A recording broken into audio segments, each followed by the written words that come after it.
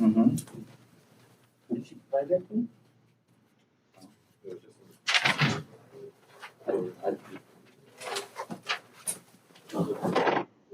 August. Workers. Well, that's 2019.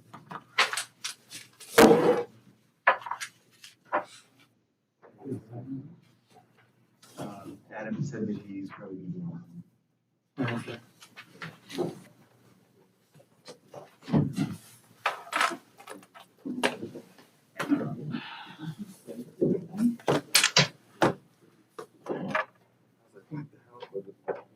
I was thinking about that thing.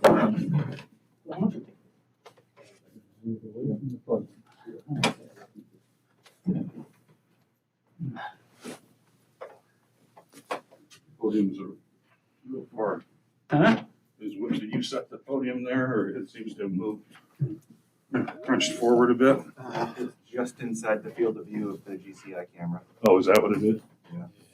Okay, all right.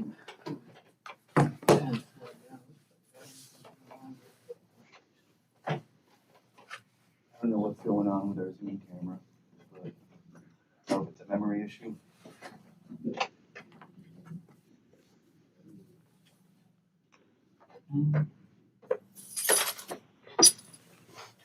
Are you available for a call with Julie tomorrow there? Yep.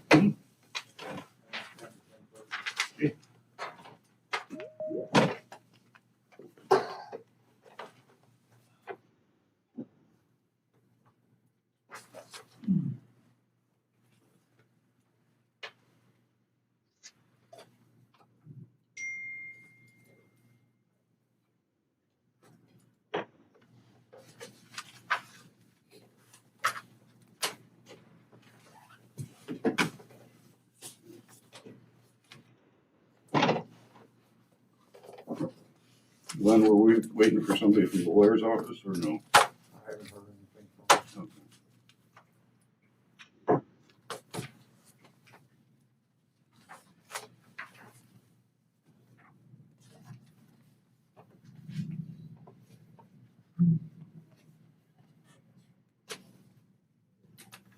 He didn't give us any.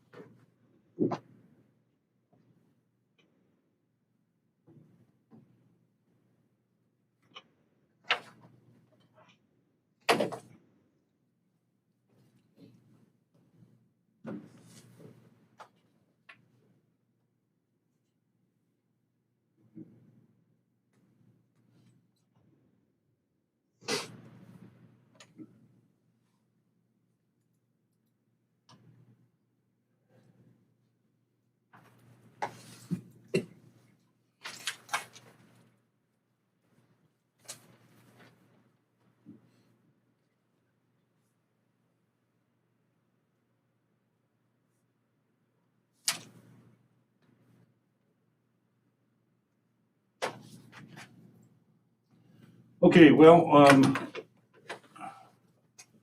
it's a little past 5:30, so we might as well get going. Happy holiday, Martin Luther King Day to everybody, and thank you for taking time out of your holiday to come in on this matter. On the phone, we have Councilmember Doug Johnson. Looks like Councilmember Adam Martinson has joined us as well. And the third bubble is our Finance Director, Nikki. The item we have tonight is, for discussion, is with regard to package stores. Every year, usually some kind of a license comes before the council for renewal. and an opportunity to make comment on it if the council so chooses. Normally, we have not made comment if there has not been anything noted by police action that has occurred and is documented. This year, in December, we had club licenses, regular dispensary licenses, and this 1 out of 4 package store licenses come up. Councilmember Henderson asked that there be some discussion on the package store license before the council rendered a comment on it. And so that's the purpose of being here this evening. Renewal for the Nome Liquor Package Store operated by the Northwest Company, aka AC, has been filed and is pending action by the ABC board. So Glenn, would you make a couple of opening comments on this, please? Yes, sir. At your December 13th meeting, an issue was raised about the renewal of the Front Street store of Quick Stop / AC's. I asked the police chief, there he is, and he asked Gray to get together a list of information of activities that have happened basically on properties on both sides. But we also provided you a list of calls affecting both ambulance services and police services all along Front Street for 2019, 2020. And the last time I had gotten this information, which was up to 8/14/2021, because we also use this information to assist the Housing First project so that they could show the number of calls that were happening on Front Street. The question has been, this has been an ongoing issue. The city has been involved in negotiations or discussions with the various organizations in town, which Mr. Mayor, you and I have been hosting, trying to get this issue addressed. How do we provide activities, or how do we address the ongoing problems that have been happening on Front Street, which I can date back to 1950, a news article where they had targeted 15 people or so that the city council at that time said you could not serve liquor to. So here we are now. Most of the calls are related to alcohol-related situations. You'll also see, if you look at the 2021 numbers, a lot of them also included our facility at the Mini when we were working to house people and keep them safe up through July 1st, roughly, when the day shelter reopened in their new location. This is a problem. Everybody talks about it, and and I think the first step was with my own personal opinion was with the Housing First, but what else can we do to stem the issues of alcoholism? You have discussed before limiting bottle sizes. You've discussed limiting hours in the past in other times, and the question is that the city police right now, basically, they will arrest somebody, take them up to the hospital, and then they are released because Anvil Mountain does not have the capacity to handle this, nor do we have jail facilities as a municipality to handle this. And as you all know, there is no inpatient treatment care in Nome right now. Still outpatient. So the chief, do you have any, Deputy Chief Pruckner is here to address any questions. So is Investigator Harrison, who is hiding there in the back. Chief, do you have anything else to I would add? just ask you to maybe review the City of Nome Police Department thing that's included in your packet. I'll be happy to answer any questions we have. Obviously, we have a problem. Everybody realizes that. There's just so many different approaches to that problem. I don't think one approach is going to fix any of it. In other words, I think it's going to take the community with several different ideas to fix it. And I'll be happy to answer any questions that you have. Thank you. I guess just with regard to the statistics to which the deputy chief refers, they're in the packet starting at page 13 through 39, it looks like, or 40. Yeah, looking at page 39, what we looked at was not just the address of the Nome Quick Stop, but the addresses on either side of that, where although the issue might not be directly related, it's usually indirectly related with the sale. Just to give you an idea about how much our resources are tied up, it equates to about 3 calls per day in this general area right here for the police. Last year, from January 1st through December 31st, we had 662 calls of intoxicated persons. I guess when you consider our population size with those 21 and above, our population is probably in that 2,700 range. That's a significant amount of calls for that many people. Okay, go ahead, Councilmember Henderson. Thank you for the stats, Deputy Chief. Question, these are for essentially 4 addresses, right? Right. Sort of right in a row from the visitor center down. I think we've all sort of seen a lot of calls, ambulance calls, police calls, sort of in a much bigger area, just basically all of Front Street. And I'm just curious why we focused just on these 4. And I understand sort of wanting to focus on locations immediately adjacent to the Quick Stop, but it seems to me that, you know, that there's a larger area that's impacted. I guess I wanted to. I think the whole city's impacted, without a doubt, but this was where the main crux of our calls for service are. Did you get any numbers from sort of the entirety of Front Street? You know, Where did we get on? Just because this conversation was focused on the Quick Stop, but we can always get that if you want it, yeah. These are the calls. I mean, we That have was to for go. July. No, these are for 3 years. Right.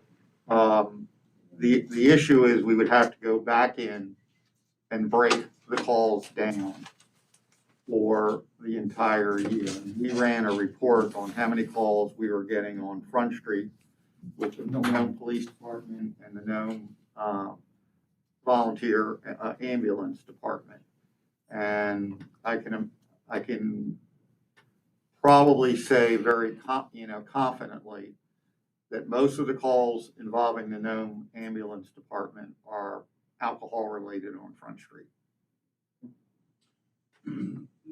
Just as far as process here, the council is scheduled to have a regular meeting at 7 o'clock, at which time we will take citizens' comments before actually having a council discussion on recommendations relative to Quick Start's package license. This session up prior to that, we're going to let people make their comments on them, but any comments that are made in this session are not part of the public record. They will not be recorded and included. It's not part of a meeting, is what I'm saying. So just to keep that in mind, not that we don't want to hear from you now, but you may be considering this your practice run and you're doing it again in a bit. And I guess, Chief, just a comment or confirmation that, these are tied to addresses, and I believe the practice is, say that somebody called and said, there's somebody down by the visitor center, that would get coded to the visitor center. So this isn't necessarily a call that was initiated in Quick Stop, usually probably not, and not related to some action within any of these facilities themselves. If that made any Right, sense. if you're looking at the address, the only calls that are from Nome Quick Stop, if you'll see in 2021, there was 125 calls for service at that location. And they're broken down at the bottom of page 39, what those calls were.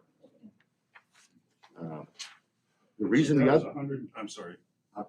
the reason the other addresses were included, because those are often indirect. So did you go into Quick Stop 125 times on calls, I guess is the question. We were dispatched to that address, and that might have taken place right out front or inside. Yes, okay. In, around, or about. Yeah, in, around, or about, thank you.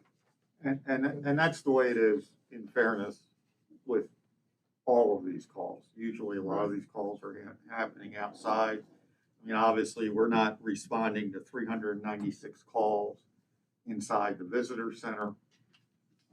It's what's happening in and around the building. And the same, this is not the Nome, this is not the bar at the Nome Nugget Inn. This is in relation to a lot of activities outside the inn and occasionally activities inside the rooms. I think the clarification is that this statistics is where it's dispatched to, not Correct. necessarily where the call is coming from. Right? These are where, these addresses are when you get dispatched. This is where the callers I say, can this is the walk away address. and make a call because I was just there and saw a fight. Right. And it could be when the person's making the phone call, it's by the Quick Stop out front, but by the time the officer arrives, maybe they're down the street farther and but that's where the initial call comes from. And I guess the ABC board website is not necessarily set up to track, I guess, or provide information with regard to a specific licensee or activities. At least I couldn't find it on their site. I just happened to click on one thing for Quick Stop that was a notice of violation, and it was somebody that their little handler's card had expired, and they found one person had a card, one person didn't, and they gave them an opportunity to correct that, and a corrective action plan was put in place. But I couldn't find anything in the search, and I didn't spend hours at it, but that really listed any violations of sales and that type of stuff that were in the ABC record. We have not been aware of any at the police department.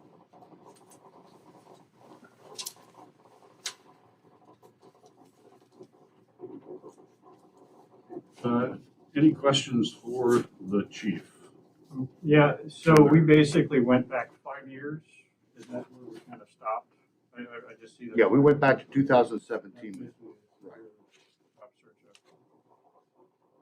And it appears that looking at it, we roughly average, I think we can take a 5-year average.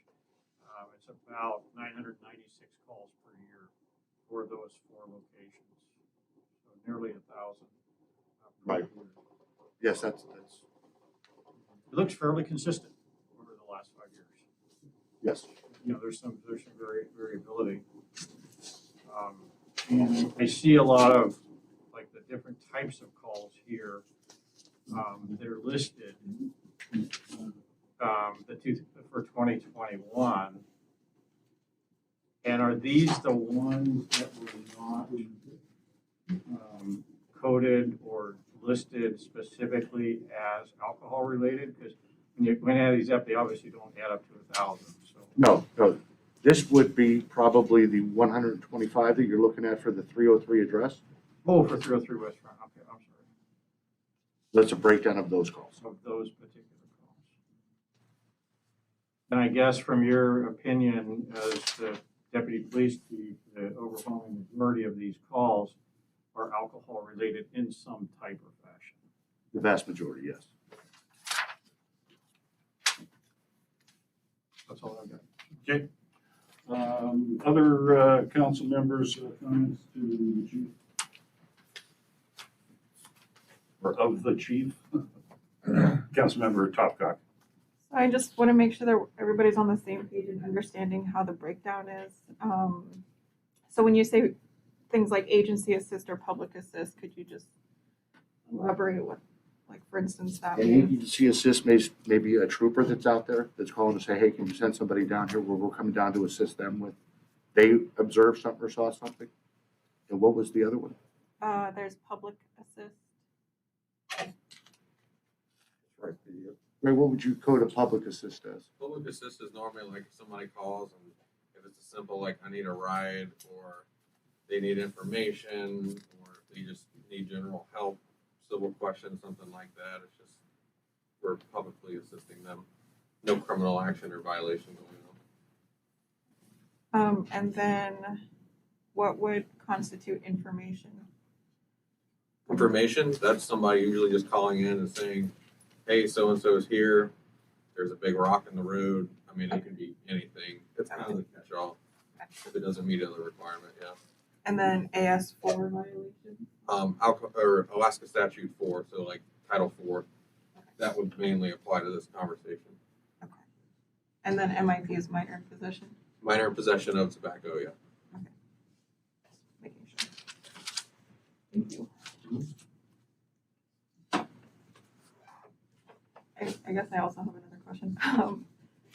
So for the most part, it looks like several of these addresses are on a downward trend, but the upward trend is Nome Nugget in, which was a pretty big spike between 2020 and 2021. Is there any? There is, through the stimulus money, we see that plus, I know Rhonda's in the room, I think Bering Strait Housing Authority has been housing folks at the Nugget since they have rooms at this time that will end actually, I believe, March 1st.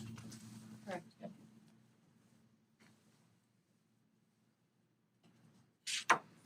Chief, are you able to respond to every call that comes in? The only reason I ask is that I've had a lot of folks tell me that they've essentially given up in terms of, and this is not a reflection of the police department, but they've essentially given up trying to call because either nobody shows up or the delay is significant because, police officers are involved on some other issue. I'm just curious I about your would say thoughts. that would depend on our staffing and what calls are in.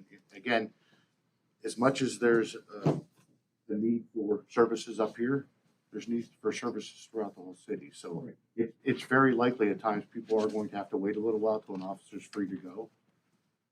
Depending on the priority of that call, obviously if there's something that's going on that's, we're going to pull whoever is somewhere else to go there. But if it's a normal thing, it might have to wait until the officer can get freed up and respond.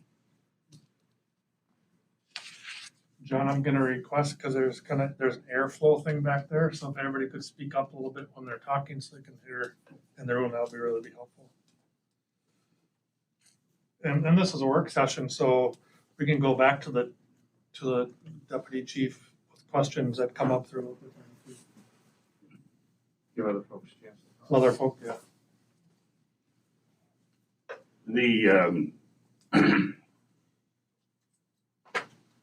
I guess just looking at the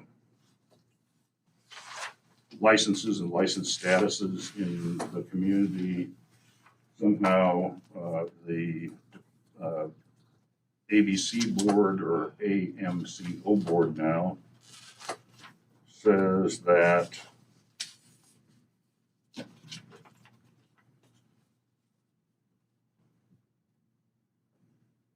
Nome has 6 bars, 4 package stores, and 2 clubs, and a couple of restaurant eating place deals.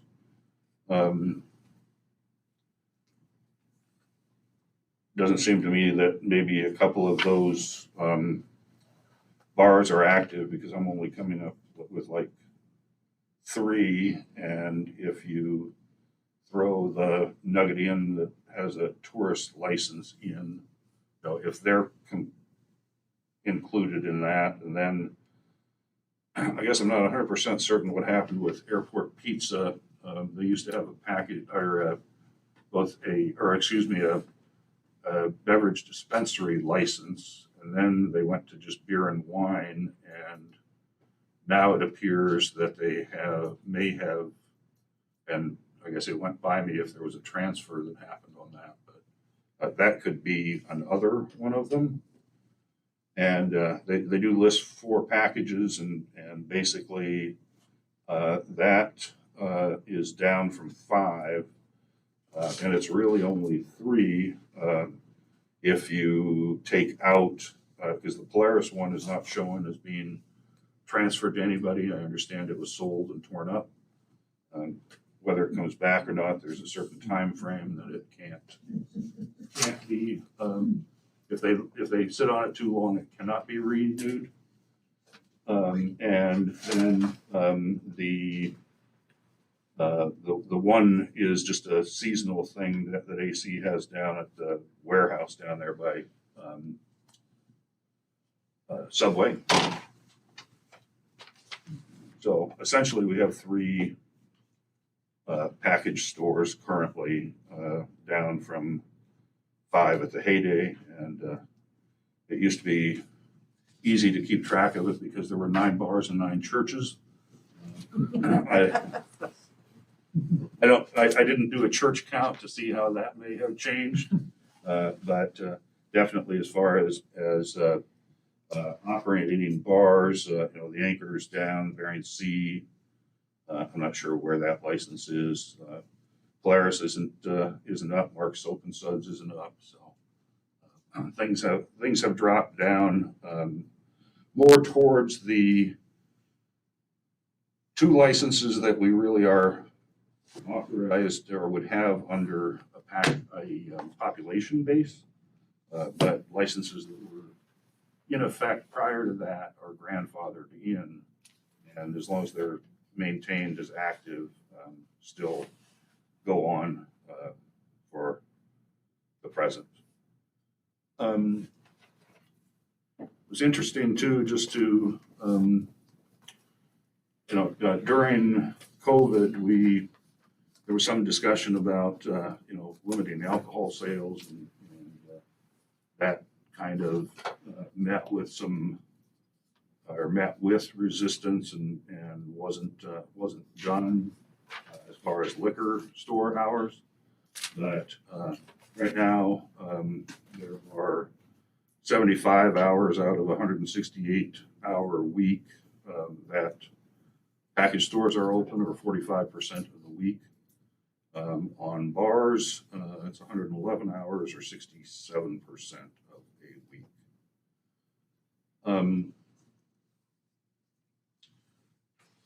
This would be happy to take comments from the public on this, and while what brought this to the forefront is kind of the fact that the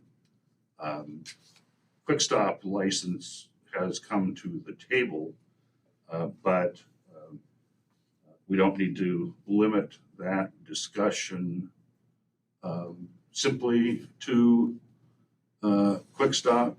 I don't think, or I would suggest that we allow, just some comments from folks with regard to package stores or, the availability of alcohol in general. Is there any objection to expanding it a little bit to that? Okay. All right, give an opportunity, council members on the phone, did you have any comments before we ask folks in the audience if they'd like to make some comments?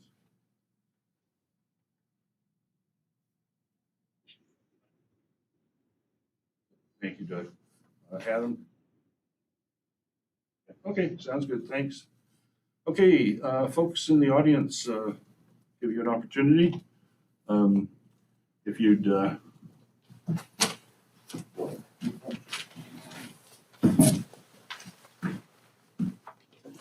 Hello, Ken Morton, longtime resident of Nome. I'm active in the fire department and the ambulance department, but my comments here are strictly my own. I don't have any issue with AC's liquor store license at all. My thoughts are that using the supply and demand approach, it's just too easy to get the liquor here. For whatever reason, won't get into any of that. Liquor store does not seem to be having the same supply chain issues everybody else seems to be having. The challenges that we see on Front Street every day involve liquor being sold in the liquor stores. It's not beer and wine sales from the same stores. And it's not liquor sold in the bars. If you go to the bar and you ask for a drink, you get evaluated before you're served. And sure, there are calls to the bars, but very small in number compared to other locations. So with that, my thought is pretty simple. It's to limit hours and days of operation. Let's make it 4 hours a day, 4 to 8 p.m. on Friday and Saturday, just to toss out some ideas. And that will cut down on the day-to-day challenges that we're seeing. That's my thought. Sure. What hours are you suggesting? Like just randomly 4 to 8 p.m., early evening. process there? Thought process, folks get off work. That's really about it. Maybe not Friday, Saturday, maybe Wednesday, Saturday, but it's just too easy now, and there really aren't all the consequences that could come to one's life based on, well, again, I'm not going to get into that. I'm just going to keep it on the supply side. Are you recommending that for all of the package stores or just this particular? All the package stores, not singling them out. If we cut these guys down, they just move to Hanson's or wherever else. And I guess just to, Scott, it was before you were here, I mean, we did have, go through an exercise on the consideration of having a different set of rules for Front Street versus up the street. That really didn't go anywhere at the time. I can't remember if it was legal or otherwise. But I guess that's why I thought to, raise this to more than just, this particular one, because, as Ken says, there's a whole lot of it and a whole lot of hours that people, if they did a little bit better planning,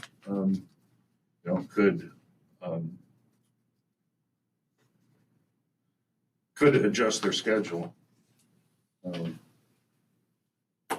I got a question for that regarding when we talked about hours in the past. I think we got feedback from the ambulance service that if it was moved back, like we talked about, not opening up till like later in the day. And the concern was then the ambulance service would be working from 8 o'clock on that evening, throughout the evening, as opposed to earlier in the day. Is that true of the police and the ambulance? I mean, do you know anything about that, or does that make any sense? It makes sense, especially if it's liquor being sold 7 days a week in those hours. But if it's limited to a smaller period, that helps mitigate that somewhat, but certainly earlier in the day is gonna create less conflict. And when you mention liquor, are you just referring to hard liquor as opposed to beer and wine? Or, Just or, huh? Just liquor, not beer and wine. So your recommendation from your standpoint would be to allow beer and wine during a regular hourly, whatever hours are set for the Yes. business, and liquor would be limited to certain hours for certain days. Yes, because I don't see the challenge that we see on Front Street as being a beer and wine problem. It's liquor. And you don't think more people would just buy more liquor in that 4-hour window than instead of stretching it out for a long time? I'm sure they would. Of course they would. But if you are used to buying a bottle every day and you're limited to Friday and Saturday, I would argue that most of the people that are having the challenges on Front Street aren't going to be able to make that work. And I also understand is Quick Stop currently only selling like one bottle per person? Is there a limit on the amount of bottles? Currently a 1 bottle limit. Yeah, so the chance of stocking up, you'd have to basically get somebody else to assist you in stocking up for a period of time to do that. So that would be kind of difficult to do, difficult to plan out. More difficult. that way. I'm sure that you could probably figure out a way to. Got 3 strategies at this point, yes. So instead of a line at the Quick Stop at 10:45 in the morning, it'd be 3. I'd have to tell John that I'm leaving work early. I'd be in the line. Thank you. Thank you.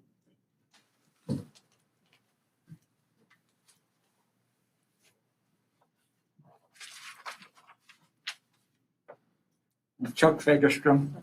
I would like an explanation on, once the city gives a license to a package store, how much control does the city have over that package store? And how does the city's authority versus the Alcohol Control Board mesh together? I think we would all appreciate just how these entities function. Thank you. Mr. Mayor and Council, I did speak with our attorneys. Obviously, the Alcohol ABC Board controls the licenses and whether they're renewed. You have control over the operating hours and some other issues, maybe limitations on bottles, but you also can make recommendations to the Alcohol ABC Board. For instance, in light of this renewal, maybe you want to put stipulations and you send that to the board, and the attorney said the board would probably most likely take them into consideration. So basically, the range of options that we have, obviously, they come up for renewal every 2 years.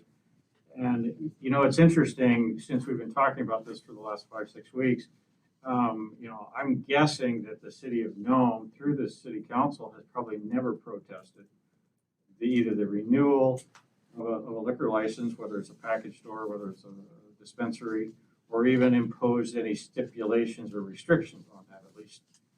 I'm not aware of any.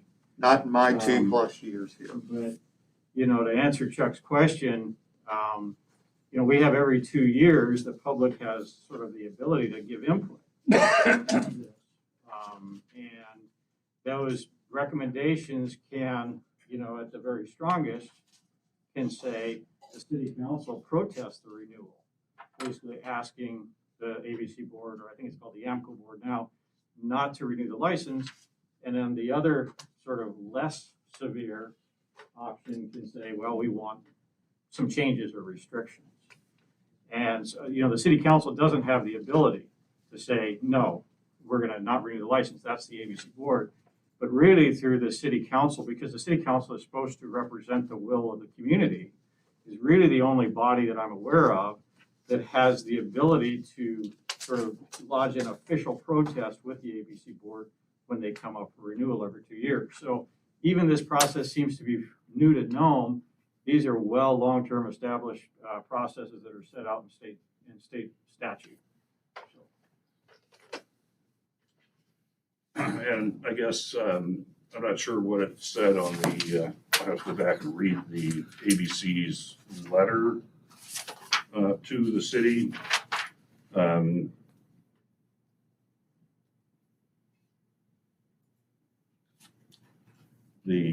Let's see.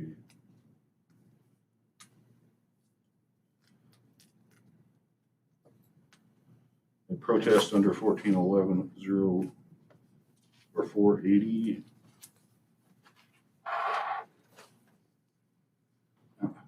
So I guess that's a question we're gonna need our attorney probably, or the ABC board folks to give us some guidance on, because I guess I am not 100% certain on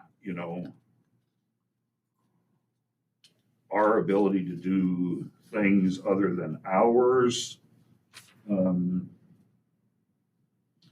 If indeed we can take and put a quantity restriction in, so it's just universal across everything. If we can indeed limit the type or size of packages that are sold, how a thing such as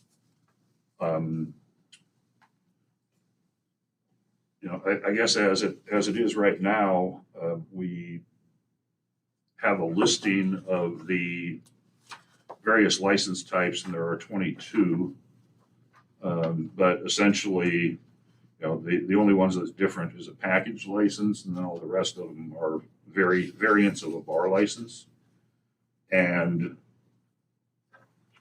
so we list,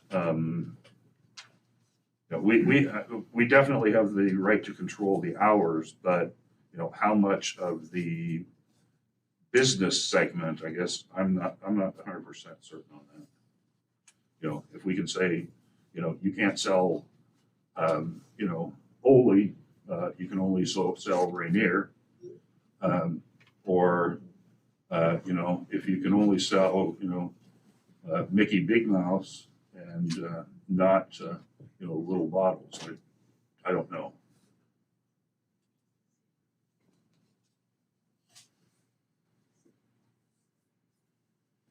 And it seems like those recommendations or restrictions would be something that potentially fit within the city's ordinances.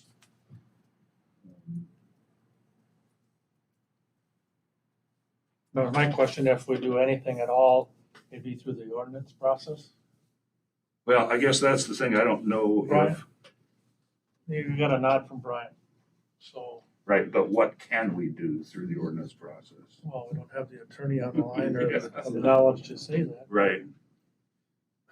So I guess I'm a little confused or puzzled by this, because I thought sort of the one of the roles of the city council is to obviously take input from the community, and we're supposed to represent sort of the wishes of the community, which is why I requested this work session last month, was because I had a lot of people come to me and said, basically, you're new on the council. What are you going to do to help? And so I thought it was, at the expense of sort of listing the same arguments that probably councilmen that have been on and women that have been on this board for a long time have heard, I thought it was good to take a fresh look at. So my understanding is the city council, not through an ordinance process, has the ability to protest the renewal of the license or impose certain restrictions on it. That's what we're doing here. That's the city council's prerogative. And, and again, those can take any shape or form that the council wants based on what the will of the community is. For example, and I don't want to get into sort of, AC because I know their representatives are here and I don't want to sort of drag them into this before they're ready to, but, you know, Bethel, I use Bethel as an example. This was a very, you know, when the Bethel liquor issues were going on, you know, and their transition from a dry to a damp community, and then they went through 3 or 4 years, and then I think they transitioned back to a damp community. The city council was very active in sort of, you know, protesting certain things, whether it was locations of stores, whether it was the actual renewals or the new applications. For example, one of the cases that I looked at was when the city of Bethel, through the city council, protested, I believe it was a second location for Alaska Commercial. And one of the reasons that they used to protest it was the amount of police activity or police calls. For example, in the location, one of them was in the preceding year, I think there were 94, 99 police calls in a particular location, either at the existing current location or proposed location. And there were other issues, I think, but that was one of the justifications that they used was the amount of police activity or ambulance calls or so forth to the location. So I guess I'm a little puzzled to understand why we have to use the ordinance process to protest, you know, or to impose restrictions on the renewal. And Go ahead. Scott is actually very correct on that. You can, the bottom line is, whether it's this store where the alcohol is coming from, or maybe now will be Hanson's, I don't know. A lot of city services are directed in a very narrow band of the city, where we have sexual activity because of alcohol. We have people using the rocks and everything else as public bathrooms. You know, no community wants to talk about this, but these are the challenges. And we know, you know, frankly, anecdotally, that a lot of our sexual assaults are alcohol related. So how do we, as a community, and I think, you know, that's where Council Member Henderson is coming from, how do we as a community try to address that issue? You know, yes, if you want to regulate the hours of bars and restaurants, it has to be done by ordinance. If you want to charge an additional tax on liquor sales, that may require a referendum. Or we might have some room in I'm looking over to Brian, under our ordinance, which I'm not exactly sure. But this is what this discussion all was about. The demand on city services, which impacts virtually everybody in the community when it comes to the payment of property tax. And, you know, while there are 2,700, 2,800 people, it's only a small segment of our population that are the people that we are finding ourselves, whether it be the ambulance service, going down and responding to. And then that makes it an issue for the volunteers because the problem doesn't seem to be going away. And these are a lot of calls for a community our size. And I guess that's where I'm trying to, you as a council, after listening to the residents, need to tell us where you want us to go. Whether that's having a letter delivered to the ABC board saying we protest the renewal of the license, period, or you say we're going to allow them a chance, and they obviously have not spoken yet, but we would like these addendums being placed or limitations. So if I've helped set the argument up for some more. Yeah, no, that was I just thank you for clarifying the process for me. So thank you. You know, staff doesn't make policy here.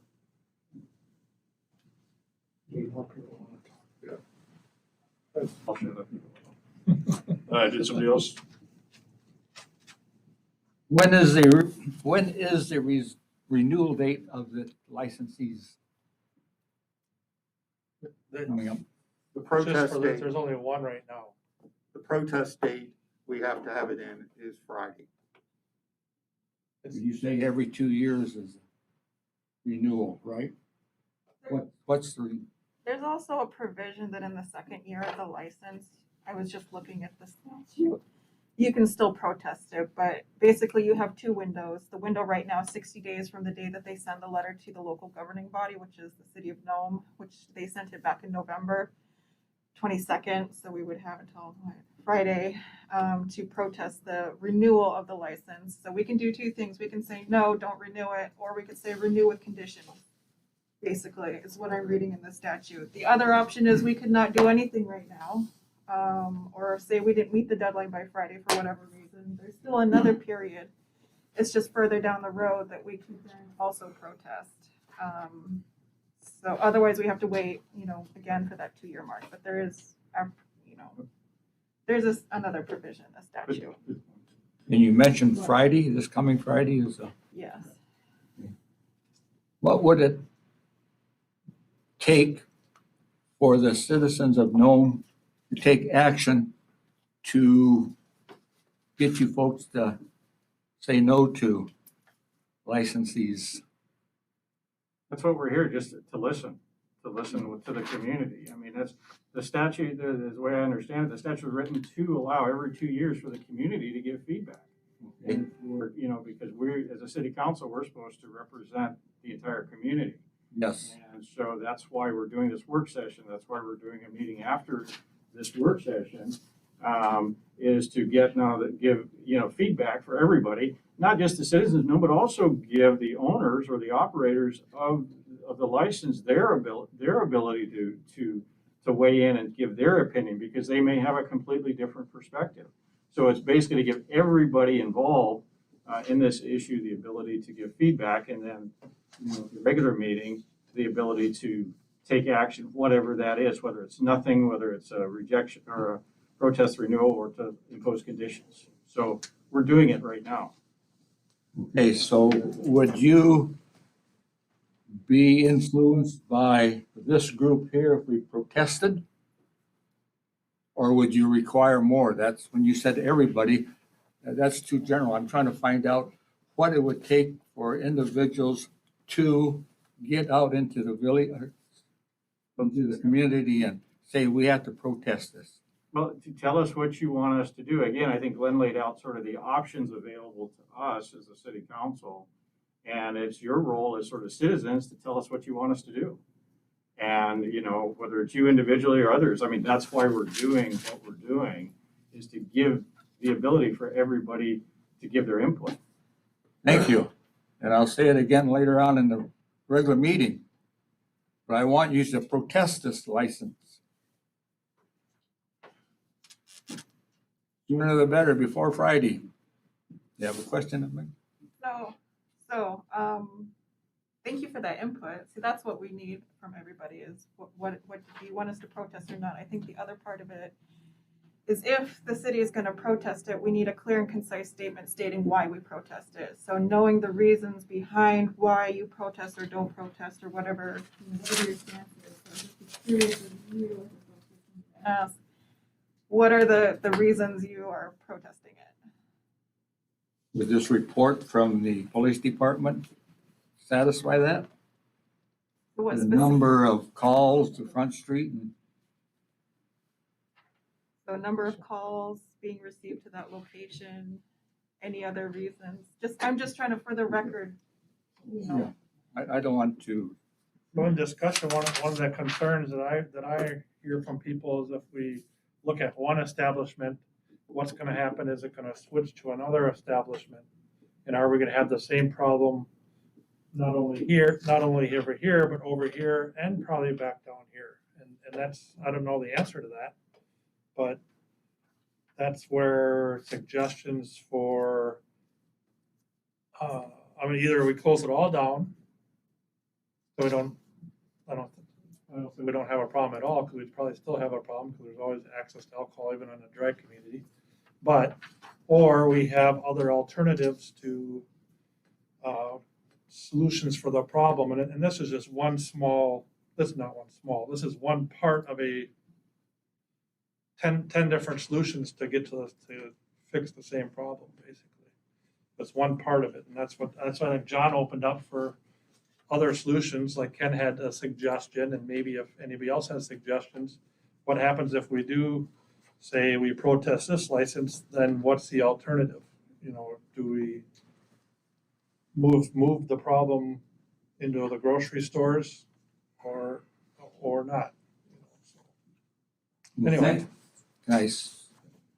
It's open dialogue. Thank you for saying, close them all down. And that's what I'm in favor of. Close them all down. But have the city have a city-run liquor store. Glenn just closed his eyes. Glenn just closed his eyes. How much longer are you gonna be here? Okay, No, I think we have to put the joking aside and speak very seriously. We all know we have a serious problem here. And it's not going to go away if we allow what's happened here X number of years. We have to grasp this by the whatever and say enough is enough. We have that ability. We have to reunite. We have to excite everybody else that isn't here. And I wish we would have had an overflowing situation here. And I think the advertisement of this work session wasn't enough to get people down here. So I think you have to grasp the responsibility and say, hey, we got until Friday. If you people want to protest this, get down here and speak your piece. Thank you. okay, so this is the rest of the story, or the rest of the thing that needs to be done here. Under the 411, 480 on the protest, local governing body may protest the issuance, renewal, relocation, or transfer to another person of a license by sending the board and the applicant a protest and the reasons for the protest. And then you go down here to the bottom and,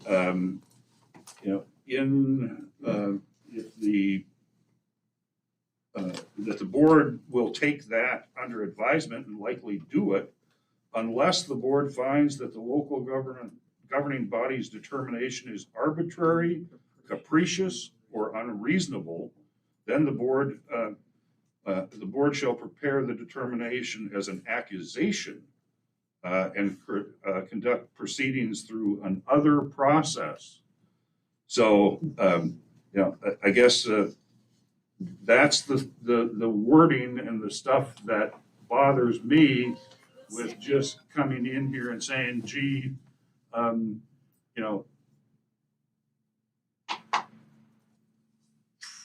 people on Front Street are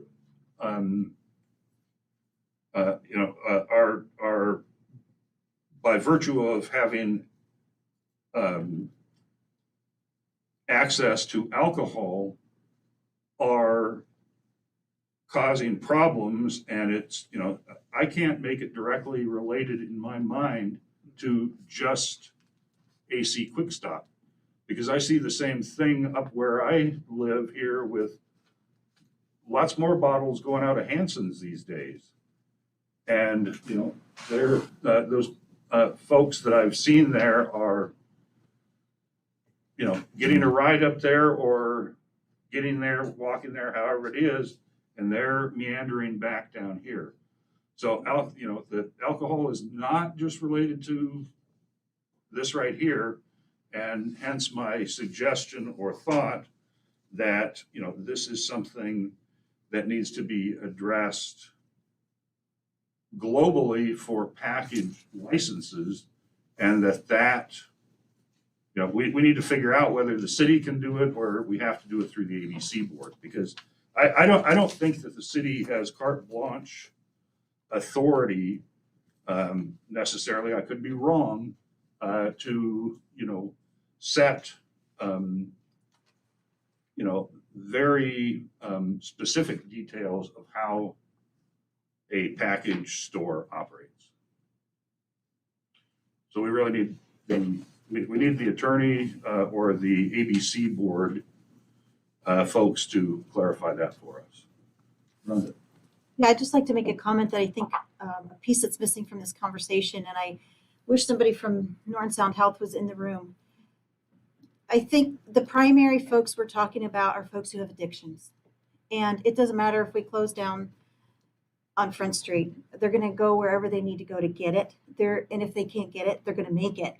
And we've seen devastating effects by trying to make, they're going to satisfy their addiction somehow. And I'd love to see a work session on attacking that, because I don't personally feel like, I don't like what I see from the effects of alcohol for people who cannot drink responsibly, and folks with an addiction cannot drink responsibly. They have to satisfy that. And so there are health implications and behavioral health and mental health issues all surrounding that. And I will tell you, they'll walk 2 blocks, they'll walk 4. If you close Hanson's, then they're going to walk out to AC. They're going to walk wherever they need to go to get it. They'll steal for it. They'll do whatever they need to do, because it's the addiction that's controlling their actions. So I think there's more to it than just closing or not approving a license. And I'm personally not in favor of the number of licenses we have. I think we should have more churches than bars and places where people can maybe make poor choices. And we see in the work that we do at Nome Community Center, some of the domestic violence and other things are also alcohol related. So it's not just the folks on Front Street that are over drinking. There are people over drinking in homes as well. And so I think a conversation with the healthcare system on what we can do to build capacity there to deal with the addictions. And I know with the day shelter, they're trying to do that. They're trying to develop relationships with folks, get them to treatment. We've seen some progress there. We've seen some people on some drugs that are helping them. We're seeing more sober people in our night shelter. So I think that's not the total solution. Yeah. Can I ask Rhonda?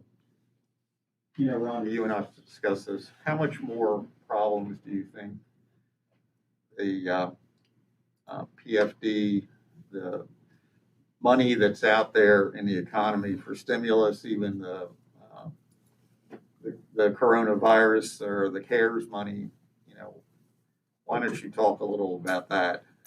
So actually at the night shelter, and Shoni's here with me because we talk about this quite often, the biggest problem we see among our increases there, so it's cycles, there are periods where there's a lot of drinking going on, there's a lot of alcohol in people's hands. I will tell you that the dividends from tribal corporations, we see the biggest spike. And we've had some conversations about that. I don't know how you can limit that either. I mean, it's their money and they can do with it what they want.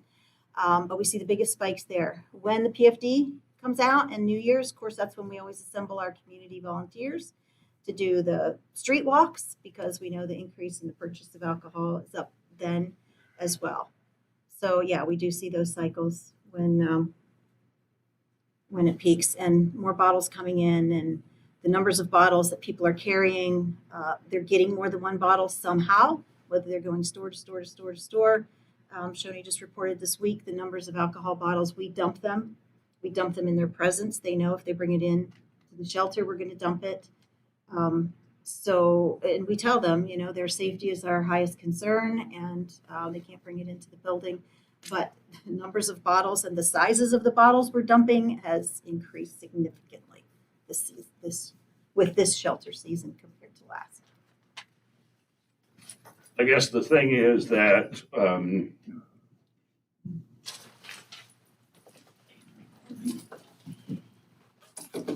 maybe supply is not the only issue, but it certainly is one of them.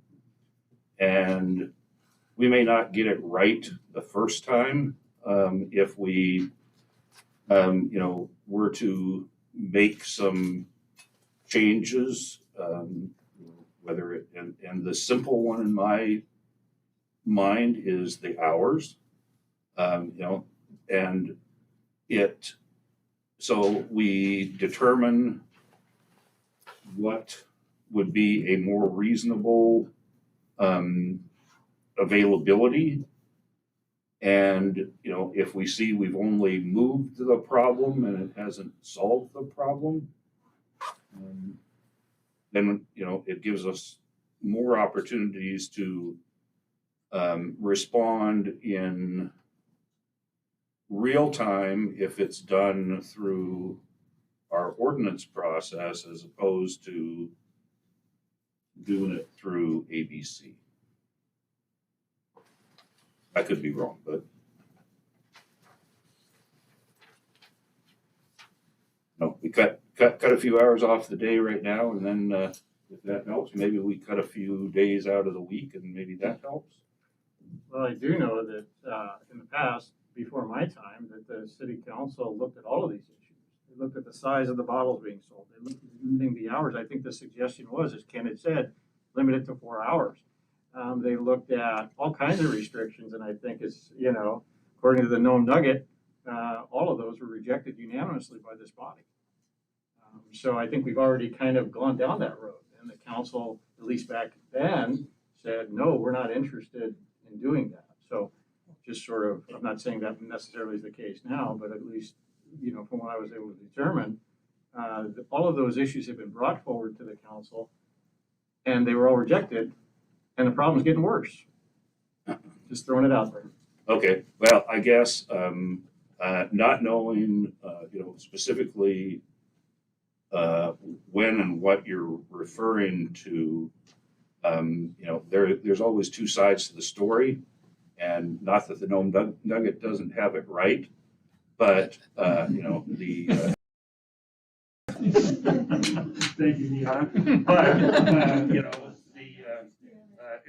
sometimes it's based on who you know, the background going into it, and there can very well be a reason why, you know, each of these things were accepted or rejected. So, Of course, I wasn't saying it. All I was just doing is saying, you know, that the council has looked at these issues before, okay.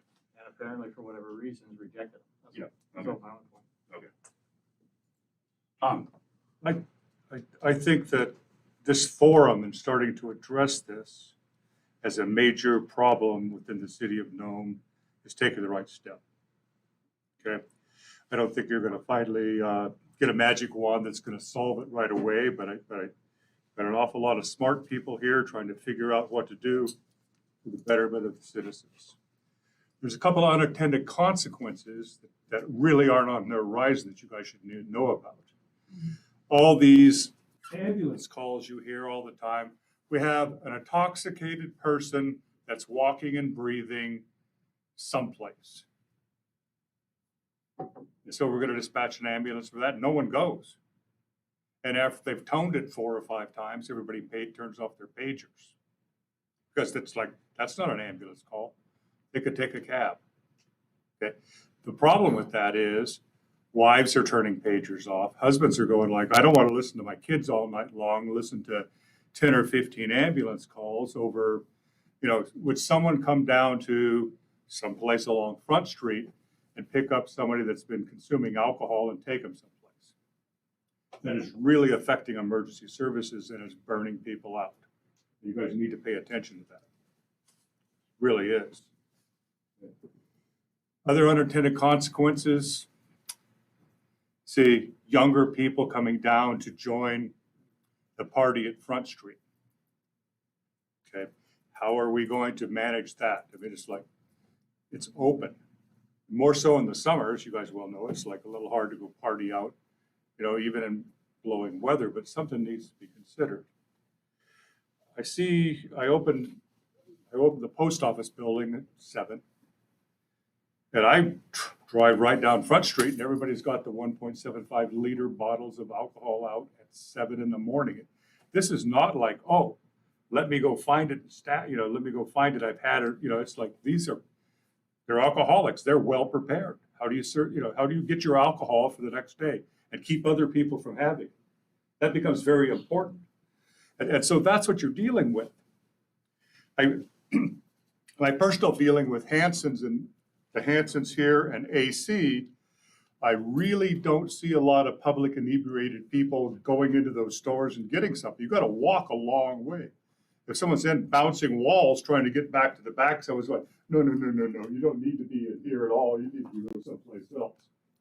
But, you know, I think no matter what you do to deal with the alcohol, the alcoholics will come through and get what they need to get. And if you've been around in the region, everybody's like Lysol, brown sugar, you know, what else do they heat? What else do people drink when you can't get other stuff? You know as well as I do. I do all the ambulance calls with you. See them drinking that kind of stuff.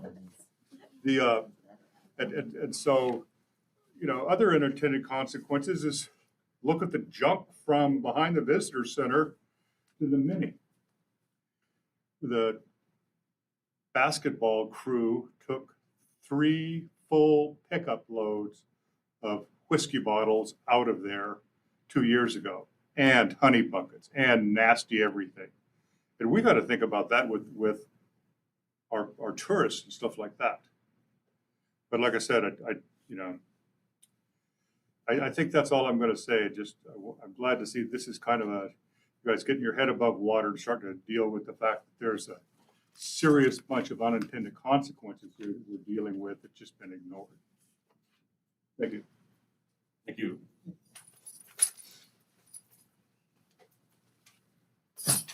Yes, Paul. Hey, Paul Costo. I wanted to thank Rhonda. Rhonda brings up a really good point, and Mark kind of hit it on this earlier, and I've said this, well, we've been having meetings for about 3 years as Public Safety Coalition discussing this exact issue. What are we going to do on Front Street? John sat in those meetings up at the hospital. Bob Estes was there. A lot of the people in this room and people that are meeting today are part of that ongoing set of meetings, and nothing's really come out of it. But the one thing that they've hit on is essentially this is a great big huge elephant. There is 9,000 different things that are going on Front Street for the 60 people that are operating, being drunk down there, having their parties, or quite frankly, there's a lot of gross stuff that goes on down on Front Street. But right now, we only have one little bite of that elephant really to deal with tonight. Some of the homeless issue has been dealt with. This Housing First program came in, and I think that that's going to be a valuable tool for part of this problem, one of the bites out of that elephant to get it eaten so it's not here anymore. Tonight, this is just another one of those little bites that we need to be looking at. And I want to thank Megan for pointing out the very important issue is this isn't an all or nothing. You can put conditions on this when you send it off to the ABC board to raise some flags. So it's you can put conditions on that. So keep that in the back of your mind that if the will is to not renew that or is not to denounce that permit, there are other tools that the ABC board allows on that. So that's very, very important. I wanted to give you a couple numbers because, and I'll give them in the public testimony. Investigator Gray did a great job for those 4 locations. When you look down at the bottom of page 39 and the top of page 40, he's able to break down by call type in there. And that's kind of important because not all calls really are alcohol related. And quite frankly, if we have a burglary, it doesn't really matter whether they sell alcohol at AC across the street or not. In about 1 minute through the RMS system at the police station, you can do a search for really any address or quite frankly, any street in Nome. So I backed away from this average of 1,000 calls for those 4 locations and just put Front Street. That's it. Just how many total calls for Front Street. Now, that's going to involve everything that may not be related to what's going on over here. So all of Front Street in 2021, the ambulance calls and stuff that are in this packet only go up to August, but the total calls for police, ambulance, and fire was 2,507 for Front Street, just Front Street. That's quite a few calls. This 1,000 for those 4 locations, not quite half. A little, maybe it's over 30%. So that's a lot of calls. Well, let's put it in perspective. So the next search I did was for all of First Ave. So when I say these, I go from the tank farm to N Street. So all, what is that, 1.5 miles, almost 2 miles. The calls for service for all of First Street through 6th Avenue, all combined, plus Bering and plus Stedman for all of 2021 was 1,668 calls. Front Street was 2,507. Something to think about. I'll give my testimony later. Thank you.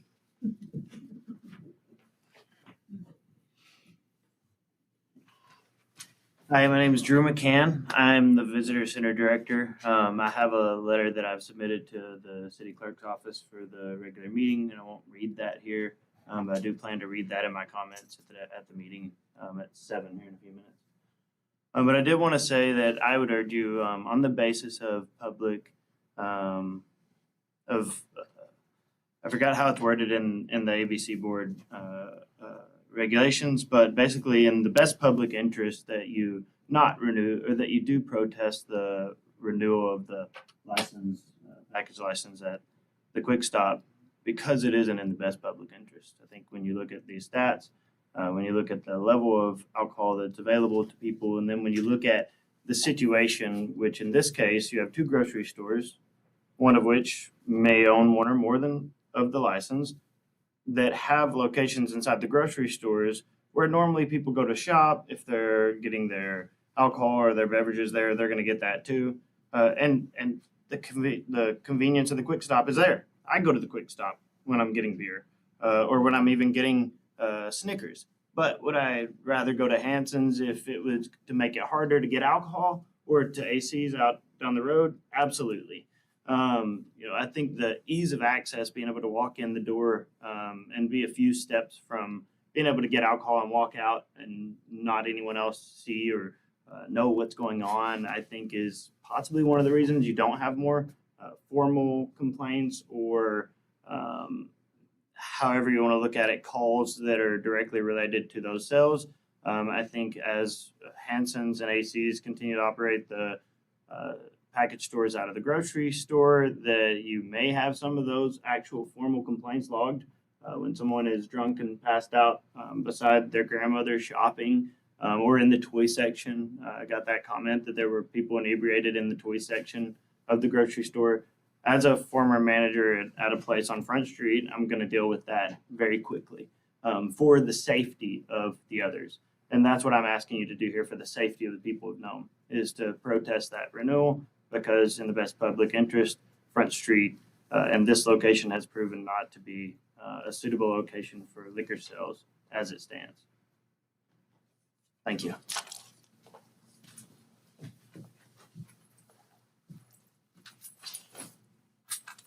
Hello, my name is James Ventris, and I'm the associate pastor at the Covenant Church, and my primary responsibilities are our youth ministry and Checkpoint Youth Center next door, your next door neighbor.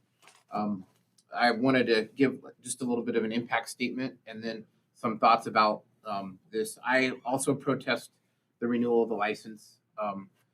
Over the course of the 8 years that Checkpoint's been open, our youth have witnessed a lot of the life of Front Street out our front windows, our bay windows right here. And of course, when I moved here, I saw teenagers on Front Street before Checkpoint was ever open.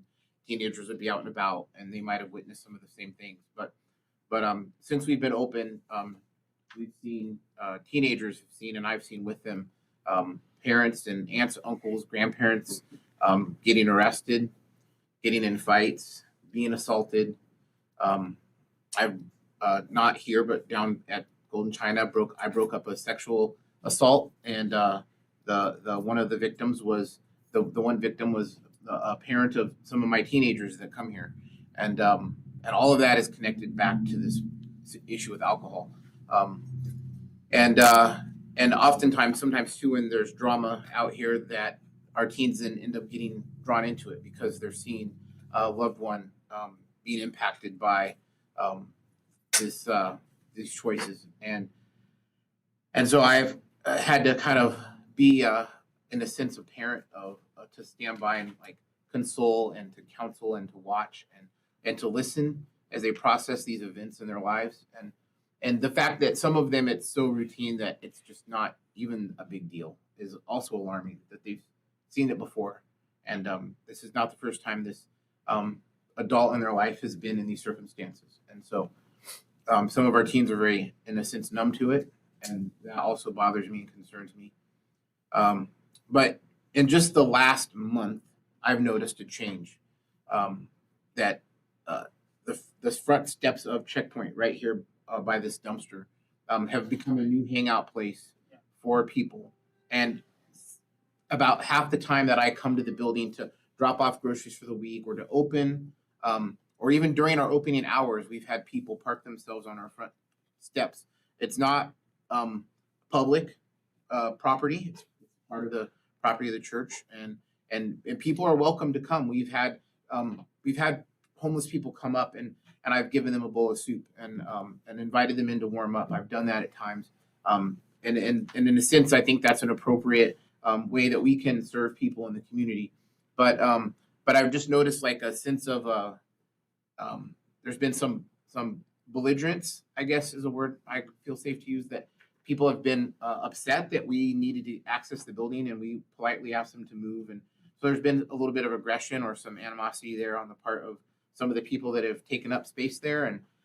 And 2 weeks ago, tomorrow night, I caught people in the act of sexual activity, consensual sexual activity on the back deck while Checkpoint was open for teenagers to be in there. And I had to ask them to leave in very strong terms. I didn't file a police report with that case, but we've caught people urinating and defecating around the building. I've called for public urination on the dumpster out here between the businesses. That all of these are things that our teenagers are seeing. And we're open for 6th grade to 12th grade, so 6th graders aren't really teenagers yet, but they're also witness to some of this. We've had people sleep under the church, people sleep under the ramp. We find bottles, of course, just like everyone else, bottles everywhere, cigarette butts all over the property. But we've had to board up things just to keep the underside from the church from being a homeless shelter in the summer in the nice weather. And we've had people passed out in places that's very unsafe to me. I want to know that this person's breathing, that they're safe, that they're not gonna aspirate their vomit. And so I've had to try to rouse people who were sleeping passed out on the back deck of Checkpoint. And this is not appropriate. It's not safe. They're out of the public eye. They're not on the sidewalk or on Front Street. So how would anybody, if I hadn't come along, they might have been there for hours, and who knows what could have happened to them. So I'm concerned for their safety. And then as a citizen, I'm also irritated and sometimes inconvenienced and even disgusted by some of the behaviors and activities that we've seen around the church properties. And I'm especially, again, concerned of things that our teens might have seen or witnessed. Some of our teenagers have been harassed and there's been aggressive behavior toward them at times that I've had to intervene and keep them safe. And so it would be easy to say, well, maybe Checkpoint should be somewhere else. Maybe that's not a good location for it. But we'll just give up the whole street then.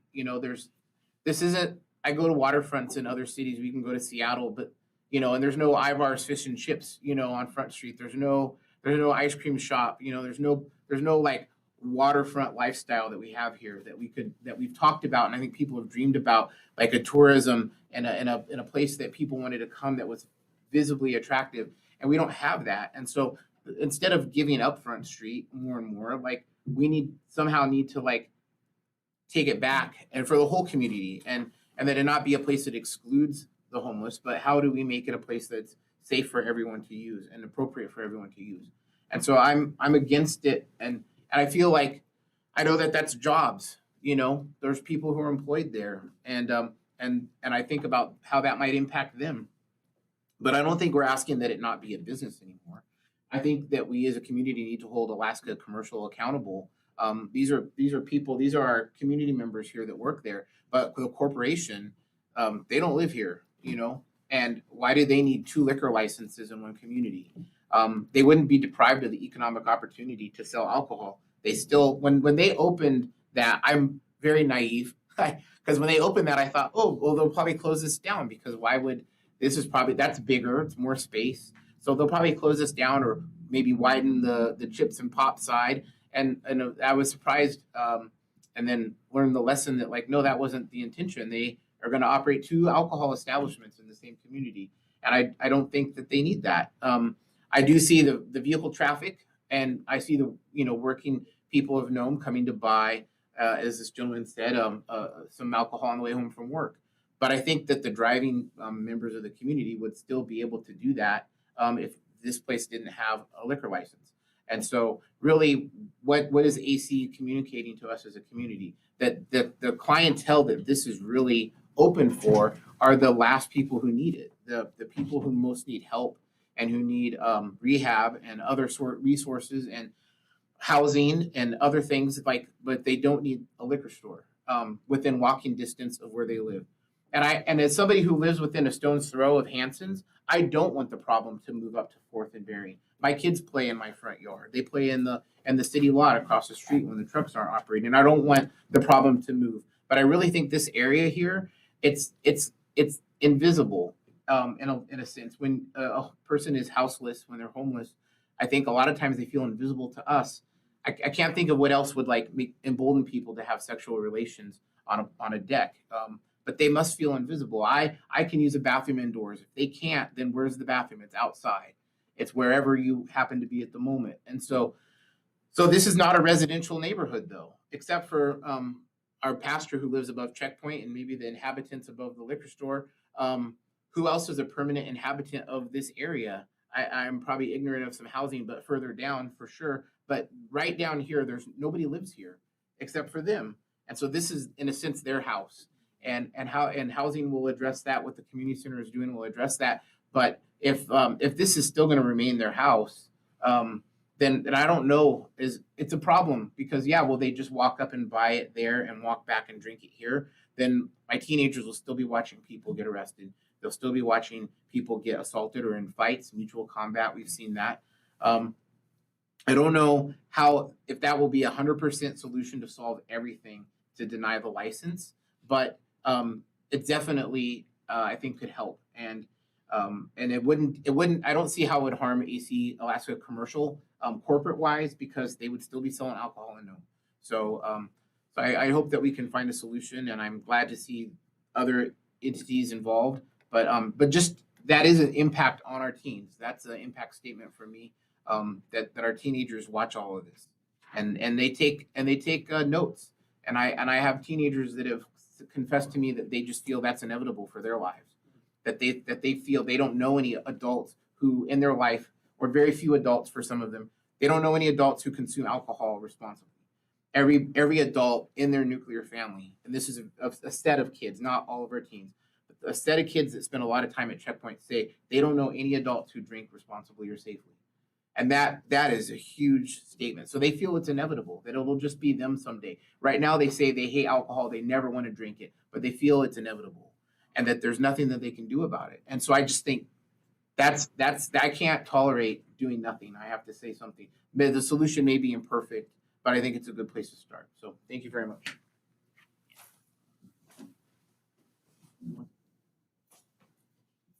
I'll make this quick. I know we're running out of time. My name is Andrew James. I manage a business on Front Street, my family's business. I want to speak a little bit more to what is a subjective issue, because I think we can look at data from the police department, and that's important. Thank you for providing that. And we can try to quantify it. But I want to lean a little bit more into some of what James is saying, which is that we have this subjective problem that we can try to measure, but it's hard to measure. About 20 years ago or so, I remember a point in my childhood, and I'm not saying this just to wax nostalgic, but to make a point about a community and having a central heart of a community. And having, in this case, we have Front Street. That has changed a lot over the years. There's been, and I think that what we're seeing now is as much a result of that, which happened incrementally, people leaving, people, when we built the museum, that didn't end up on Front Street. It became this vacant spot, and we're still down there. We've been there for a long time, and we're still there.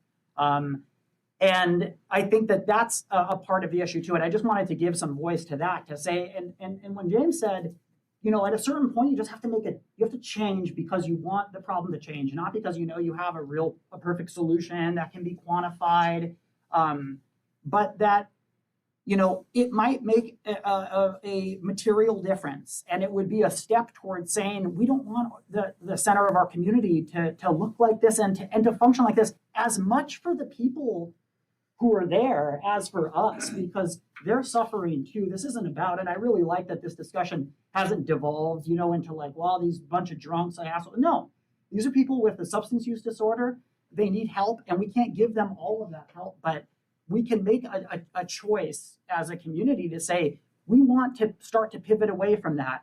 And if not having a liquor store on Front Street is a big and small step in a way, because it's a lot to deny a license such as that. And I empathize. I love that store. Like I go there every other day. But we have a community that we have to consider what the impact is. And I can't speak any better than what James said and Chuck too, this idea of, having really even pushing up back against the question of alcohol in this town. Like if we don't do anything substantive, then nothing changes. And if we wait to say, well, we can quantify how this will make this specific impact and we're assured it's going to work, I don't think we are. But to make this I'm for it. I think it's a good start to something that is a bigger and broader conversation about, which will be ongoing and should be ongoing in a community that alcohol is so omnipresent and is a problem in homes and on the street. I think this is a really good place to start.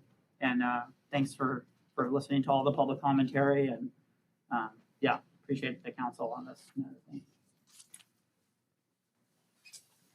Thank you. We'll take a couple minute breather here and then move on to the special meeting.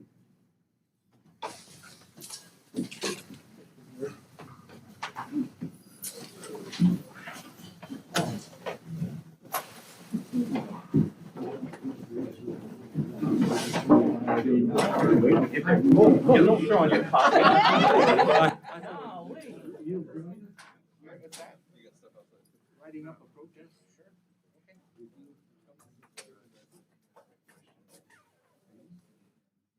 Drew, you guys are out? I'm out. Drew. Oh, okay. I mean, tomorrow night, can we meet tomorrow night?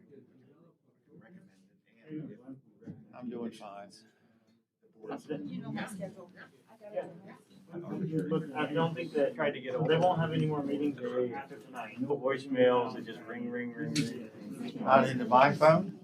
Huh? To me? No, they think whatever. Oh, today's. That's what happens with the attorneys. I wish I could stay, but I gotta go. It doesn't matter. There's mention on the record. I've already had a work session. So they can make it.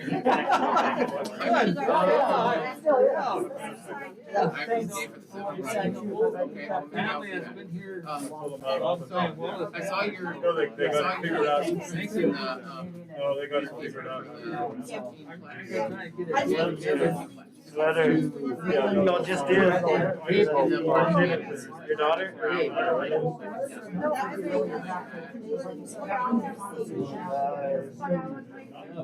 In order to get something. Okay, good. So it'll be 24 hours. That's just like, what about the home?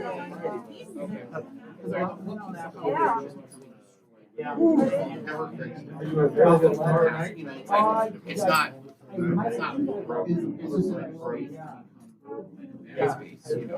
because I was, and that's good. That's a good enough answer right there. I looked at it and I was like, when I saw these, and I thought, if those were, there's no common, like there's no, they could just, the most expensive thing is the You need a different truck. Come on, that thing's almost kicking your hind end. Well, But you're doing good. I don't have to do this, right? No, you don't, but I was just gonna say. Film's vertical.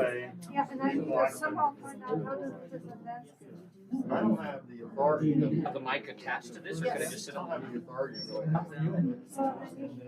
Well, no, because you're moving it around, so, yeah, which is good. I mean, people like that. You're doing a great job, but I'm sitting behind you watching. What's the prices of the members? That's what we had it on. I'm sure there was another part of it I wasn't considering. Oh my gosh, it looks like a 1970s black and white, but antennas aren't quite square. I got ahead of the ball, so You got me ahead of the ball on with the calendar. Right, yeah, I meant to, I meant to tell you the first one, but I was doing so much other stuff today. So sweet, look at it. So, But you know what? Got put on the calendar. That's down the road. I gotta Sure. Yep. So I heard about And that's something what going on. that means, is she's seeing they're doing it. It's gonna be building out shipping. Thank you. They're gonna Where's the car? Park it on the side? Park it on the side or in the front? I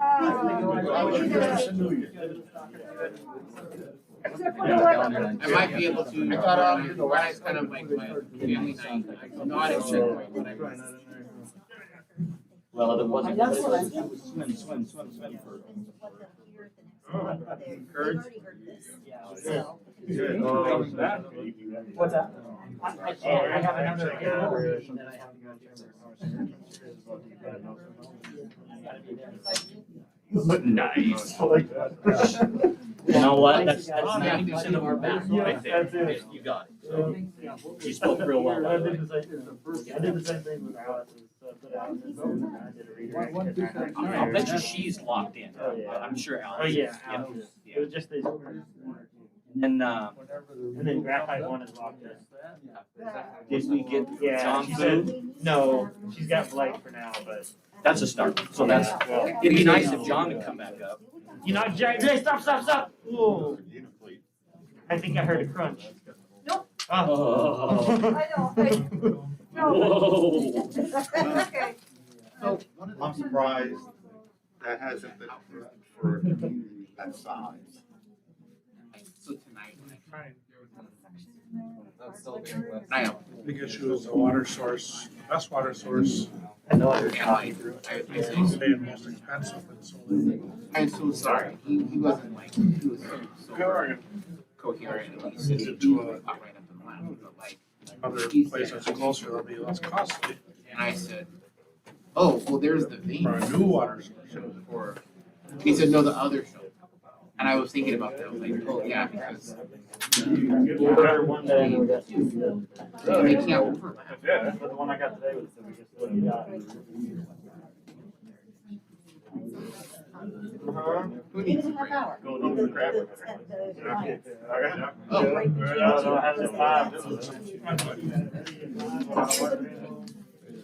Thanks. I know this is the first one, but I appreciate it. But Actually, this is hang out very on the good. It happened. I wouldn't mind to take it out.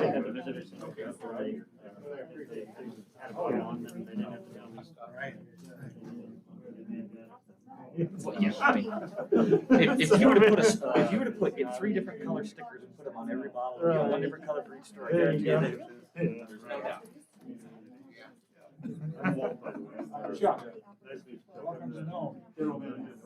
Right. You gotta, Crowd them to. I don't think it's us you wanna kick, it's the. Right. Biggest okay. pockets in town. I've got to figure out who the other guy is, because I don't know what business he's doing over here, but. I don't think it is. But they're all. Exactly, that's what I was thinking. No. Oh, okay, that's right, yeah. I only deal with, is it his mom that's running it all the time? No. Or Sue Greenlee. Several years ago. What happened to you? I thought you were. Oh, I No, I forgot went to and tell asked the you. people across the street where they got their bottle from. and The they told me. ATIA canceled in person, yeah, that's why. He would rather be going to Anchorage. I would rather be in Anchorage. I like it, there's not too many people here where sort of people's voices get drowned out.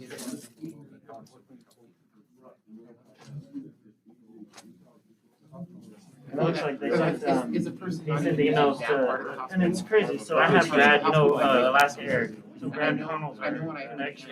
And I should have thought about that when I was having these issues with the refund, but executive that is the ATIA board president emailed Brad McConnell and refunds and told them to do it.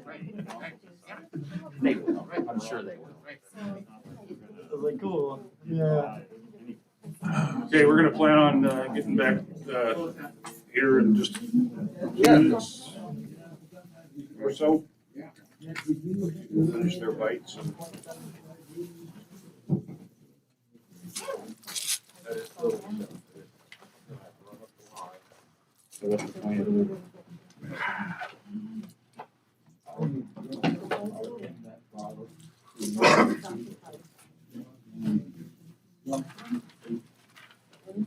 They can't take care of.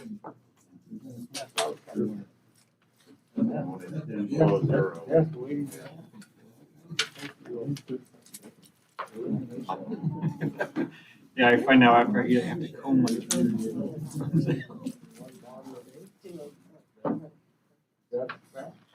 They're neatly groomed, just think out. I try to keep it short to keep the food out as much as possible, but yet still cover my double chin. Yeah. Or silver. But I also, I tried to grow a goatee one time and my mom said I looked like a baby. Right, they have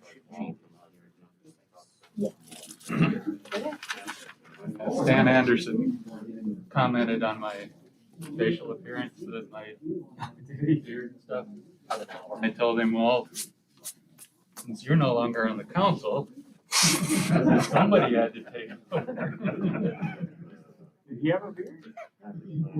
I just thought you were rebelling from your 9-to-5 corporate job. Hired you kind of like, okay. That was part of it, but yeah, it wasn't until. That's when you really started growing. Well. Growing your beard. I know, but no. College, yeah, it was actually when they went to working from home at college because of COVID. And there was really. Just so you know. Public. Wait to see you show up in flip flops and tie dye shirt. Kill small dogs and cats. They kill dogs and cats too. Was on. Be like Brian. He actually does that sometimes. Yes, they're horrible. There you go. Used to be like a 7-day or something. Just a shot. In the stomach, horrible. It does. Didn't your beard used to be really long? I mean, really. I let myself go for a few years. Rip Van Winkle, man. The weather was Over there, and then I. Okay. 3 weeks. So the question is, does it slow your swimming down? There's a lot of drag there. I know what you mean. I've seen it in Arkansas. They were on the way. Your wife can't keep up, so they don't have to go stay. And it's just.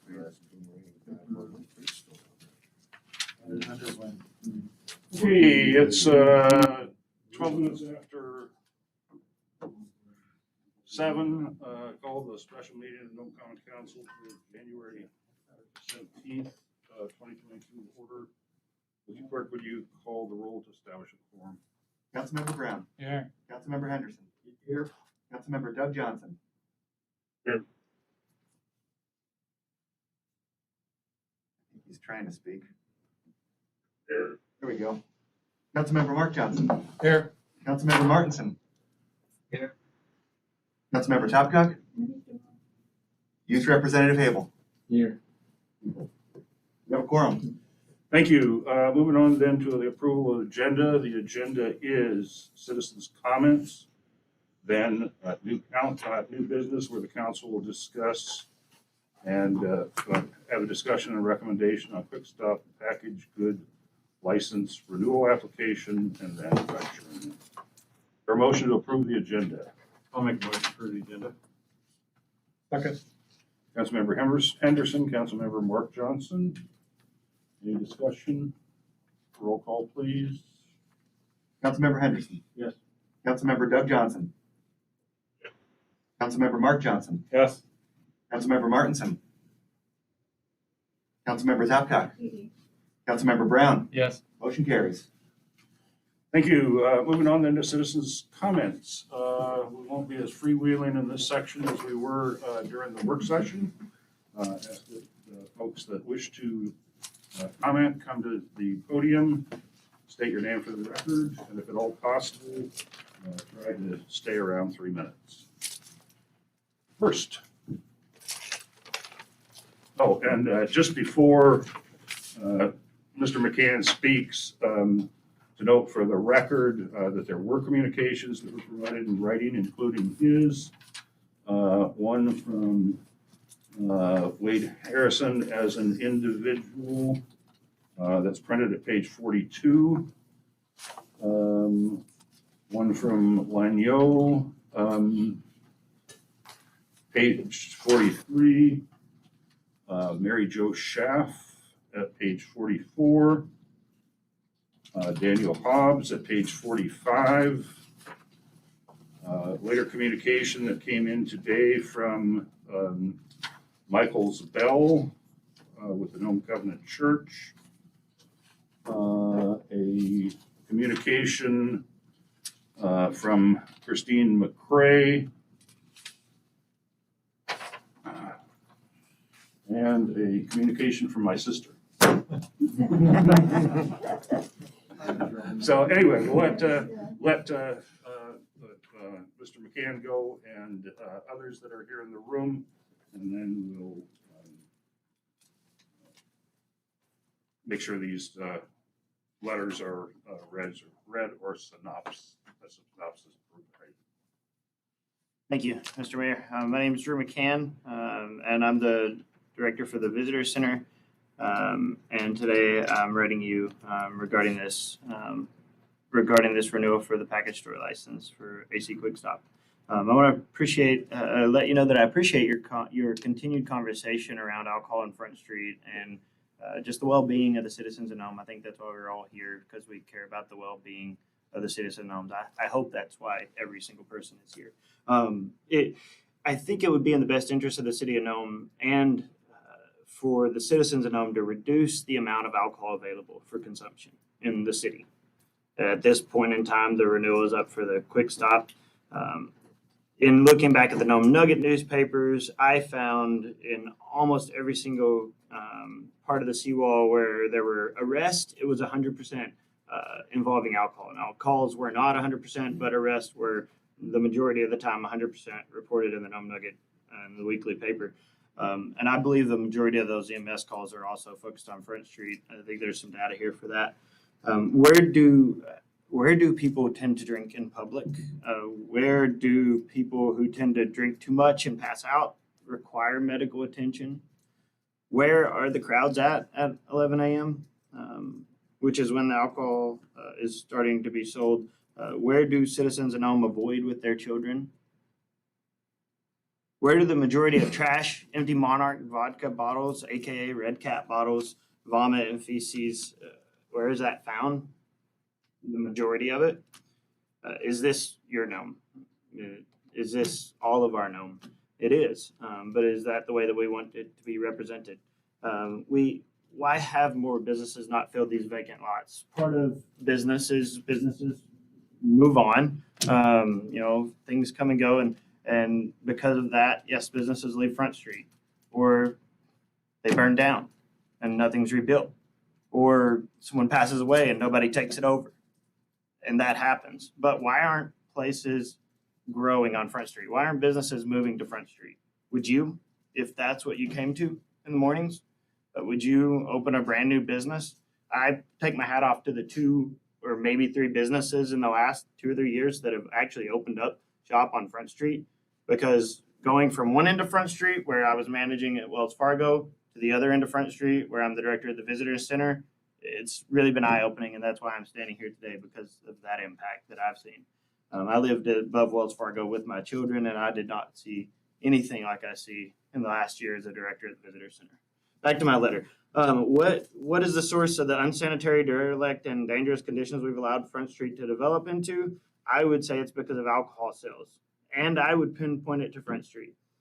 Bars don't allow their patrons to walk out with drinks. In essence, package stores are doing just that. Not intentionally, but unintentionally. When they're walking out of there, they're finding somewhere in the vicinity to open the bottle and start consuming it.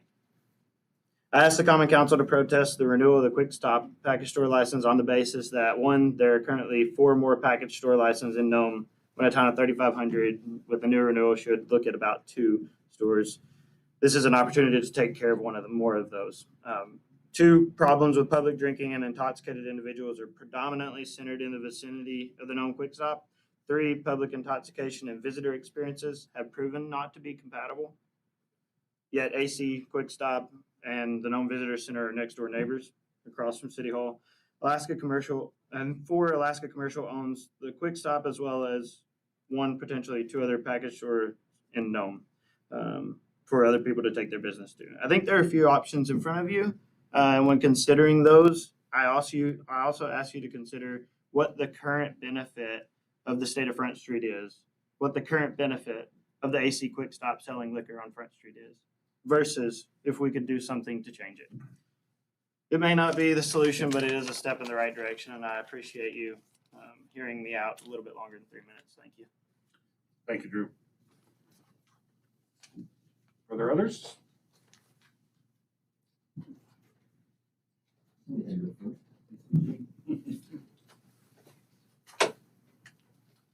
Hi, I'm Paul Costo. I've spoken many times here at the city council meetings. I always strive to only wear one hat, but this is a particularly hard topic to only wear one of those hats. I'm currently the executive director of the Nome Chamber of Commerce. I manage contract with the city to operate and maintain the Nome Visitor Center, and Drew is the director for that. I work part-time for the Nome Police Department. I'm a lieutenant on the Nome Fire Department.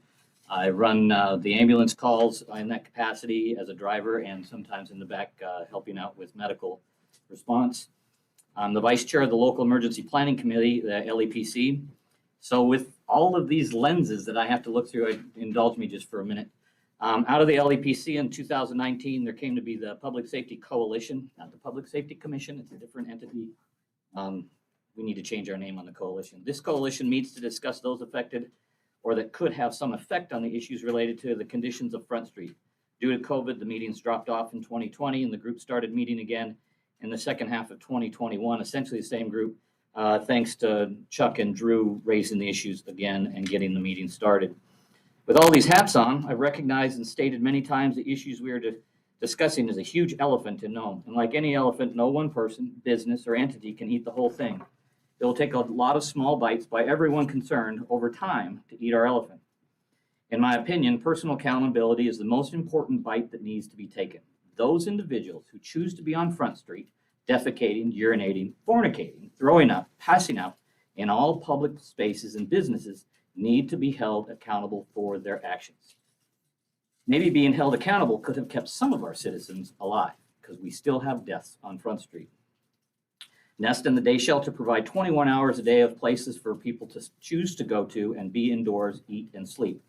For only 3 hours a day, it is not the individual's choice.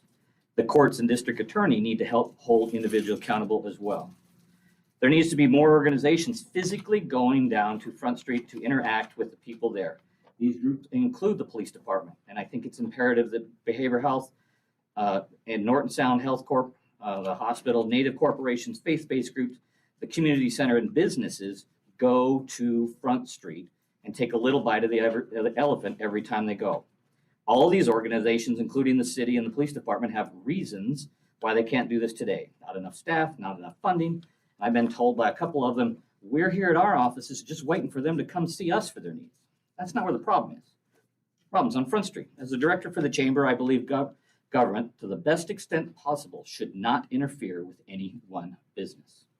A few years ago, I stood right here when there's a proposal on Front Street by this body to not allow any package stores south of, it was either 2nd or 3rd Avenue. And I advocated for the council to not draw that line, impacting at least 4 package stores. About that same time, though, I counted 360 cases of 1-liter bottles of Monarch, the red cap, in the aisle at Nome Liquor across the street. At the time, I called the manager of the store as the Chamber of Commerce and a member of that coalition I mentioned to see if they understood the impact selling all that vodka has on our community. The response was that he was working to maximize profits and that product sells. And honestly, that's his job. I watched for a couple of weeks as the pile of cases of vodka were sold off, and I calculated on average they were selling 42 1-liter bottles of vodka every single day. If it isn't the highest grossing liquor store west of the Alaska Range, it's probably in the top 2. And good for them. That's what they're in business for, and that's what they should be doing, maximizing their profits. That's what businesses are supposed to do. However, there are unintended consequences to that success. In your packet, the police department provided you the calls for 4 locations on Front Street, about 1,000 calls in a given year. But when you look at the whole of Front Street for all of the calls, there were 2,507 calls in 2021. For all of 1st, 2nd, 3rd, 4th, 5th, 6th, and Bering and Stedman, there was 1,668 calls. The mass majority of emergency services calls in the city of Nome are on Front Street. I've asked chamber members, other businesses, and citizens of Nome to give feedback regarding this meeting and our discussion tonight.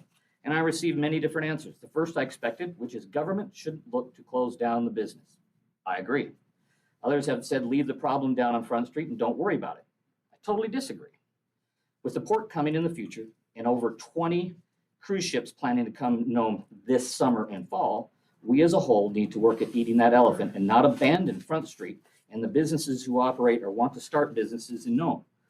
Some said Nome should become a dry community. I've been to a lot of dry villages as a state trooper, and few are successful with that method. And others say they feel 2 liquor stores in Nome is more than enough, and maybe closing the one in the epicenter of downtown would help. But in doing so, others are concerned the alcohol buying traffic would just move up to Hanson's in Old St. Joe's Park. Valid concern, I agree. However, by having the liquor in the back of Hanson's in the main AC store, it gives employees and management time to observe the condition of the customer and denies service if warranted. At the Nome liquor store, it's not set up for much dwell time for those observations. Until last week, the red cap filled the wall of shelves just inside the door on the right as a customer walked in, within 5 feet of the cash register. In watching customers shop there, and I did this with Chief Estes, there were many, many times the customer could walk in and walk out in less than 5 seconds with a liter of red cap. In the 2 grocery stores, other customers will complain, and if they have to shop with their kids and elders, if there is a concern. This council needs to recognize that the community, your constituents, are wanting changes and growth to our city, and many see the biggest change needed on Front Street. The questions that come to mind in others' minds, does the city, the other groups I've mentioned, and depending on the outcome of this meeting, the Alaska Commercial Company, have the individual and collective will to make any changes, or will they leave the conditions to continue to deteriorate? I know I didn't provide a single point of view. The chamber hasn't had time to formally poll our membership, so it doesn't have a formal stance or resolution on the meeting today. While the number of calls put a heavy tax on the volunteers of the ambulance and fire department, they do not, to the best of my knowledge, made a stance either. What I've hopefully provided is some more insight to the overall topic, which should put more information into your decision. Thank you for your time. Thank you.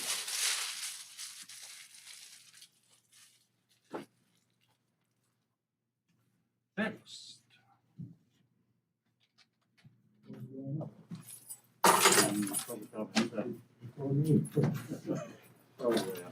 Hello again. My name is James Ventris. I'm the associate pastor at the Covenant Church, your next door neighbors. And my primary responsibility is the youth ministries of the church. And so I'm the director of Checkpoint Youth Center, your immediate neighbor to the west. And just to give an impact statement about the 8 years that we've been operating Checkpoint Youth Center and the impact on our youth and our young people.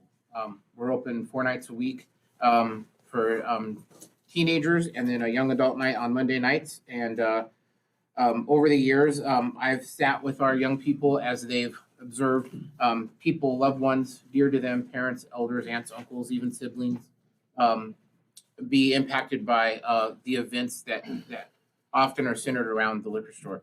And so they've watched people that are in their families be assaulted, engage in mutual combat, be unconscious on the street or on the sidewalk, get injured, get arrested, get kicked out of the liquor store, or buy liquor and consume it openly on the street. And so they've processed that in a lot of different ways. Sometimes it's been emotional, and sometimes it's been very numbing for them because it's not the first time they've seen that. But it is a significant impact on the young people in the community. And they see it when they're not even attending Checkpoint. They see it when they're out on the streets, when they're in public, riding their bikes up and down in the summers. It's an ongoing experience for them. And I think it's significant because it's sometimes behavior that they may see modeled at home, and then to see it out in public as well is a big deal for them. And I just recently, in the last couple months, though, I've seen a change.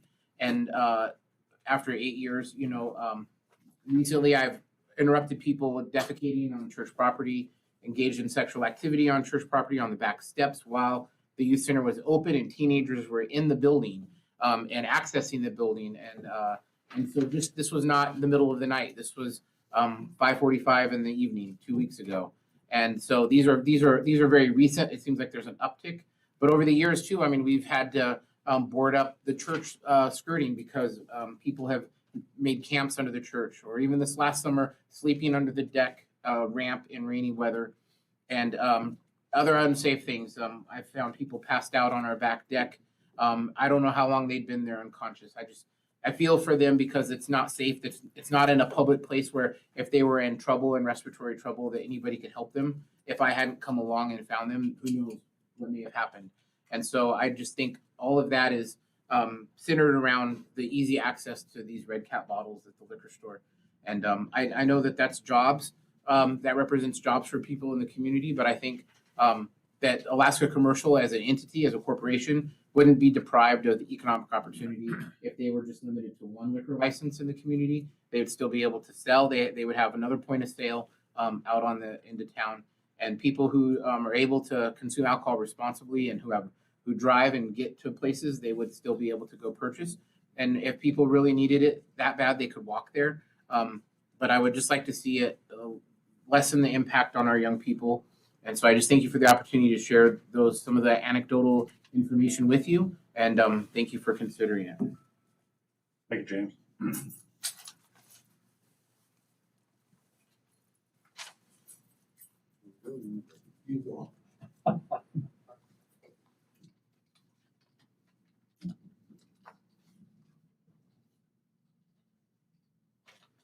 My name is Walter Pickett. I'm the general manager for Alaska Commercial Company. I would like to request removing my mask, if that's okay, just so for hearing. First of all, I want to thank the mayor and the council for giving us the opportunity to speak. And I want to thank the citizens for voicing their concerns and the challenges you face. It's not an easy issue to address. It's been brought up many times. It's very complicated. There's a number of opportunities and potential steps to help reduce the social problem of the inebriates and the challenges that they present on the resources in Nome. I've been with the company for 25 years. Again, I'm the general manager. We manage a number of liquor licenses throughout the state. This is not exclusive to the city of Nome. It's not exclusive to Alaska Commercial or Alaska. You can see the same issues in a number of even large communities. But obviously, you don't know me. And so what I have asked, I've actually asked our two store managers to come up and speak on a couple of different topics beforehand, if it pleases the council. And then I will kind of sum up our points after that fact. So I'd like Julius to come up. He's our store manager of the Quick Stop. And I want him to speak to what we are doing in a proactive method, some in conjunction with the city of Nome, some on our own to deal with the situation. Julius has been our manager. We brought him in here specifically because of his law enforcement background. He is a former police officer. He has managed other liquor stores. So by bringing Julius into this market, it was an attempt on Alaska Commercial's part to address some of the issues that we've been discussing tonight. So Julius. Hello, everyone. As you guys know, I'm Julius. I've been here before, to speak on these same matters. Just like my boss said, I did work with the police department for a while in Bethel, and from there, In Anchorage, I did private security for 4 years in places like Northway Mall, Midtown Mall, where they have a lot of the same problems that we have right here on Front Street. Dare say just a little worse, but it's not a comparison. And I also did a little bit of work with the sobering center in Bethel, actually working with intoxicants, doing experts, trying to get to the bottom of their alcohol use and get them off the streets and into treatment to live normal lives. First I want to say that I attend these council meetings, at least I've tried. I know I've missed a few. I had a baby in November, so from that point, I haven't been to a council meeting. I do apologize for that. I have did my best to be very cooperative with the Nome Police Department. When we get wind of somebody who is restricted, or if we have been asked not to sell alcohol to a particular individual for whatever reason, then their name goes directly on the list. No questions asked. I do what I can to help the community. No, I was not here during the time that, when the pandemic first started. I do know that there was a time that, the store was requested to reduce its hours. From my understanding, that did happen. And, we will always be cooperative with the city of Nome. One of the very first things I did after coming to the very first council meeting that I came to was reduce the limit or the amount of alcohol that I was allowing to go out of the building to each individual person. I remember in one of the former meetings that I had been in, the mayor had made a comment about getting a call of us, only allowing one bottle, per person a day, and that is something I feel very strongly about. I live here, I know exactly what goes on down here on Front Street. I listen to it, I hear it, and as I've stated before, it's everything is not about the bottom line when it comes to me. I believe in doing things the right way. I believe in the rules. I don't question them. I don't care why we do what we do, but when it comes to the rules, when it comes to the laws revolving around the sales of alcohol, I enforce them. And anybody who's ever been into my store can tell you that. I don't allow intoxicants to wander into my store. When they do, I stop them at the door and I send them out. If I can't get them out, I call the police to come and get them out.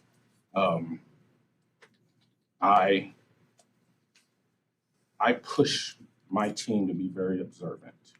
There was a comment, made that, we don't have enough time to fully observe people, and I disagree. When we get people in to buy alcohol, one of the very first things we do is we observe them from the moment they walk to the door to get their bottle or their beer back up to the register. And then even with that, we get them talking. We identify, are they swaying? Are they slump? Or, just whatever. And then when they start to talking, are they slurring? We do everything we can to identify the intoxication, if people are intoxicated. And one of the biggest rules with me when it comes to my staff is if you have to question it, if you are not 100% sure when you are making that sale that that person is sober enough to take that bottle, then the answer is no. And because of that, we get a lot of flack. We get a lot of people telling us that we're discriminating against them. We get people standing in our store yelling, screaming at the top of their lungs at us. And just even recently, this Friday, I was assaulted by a young lady because I told her no. We work hard to make sure that when alcohol goes out of those doors, that they go out of those doors into sober hands.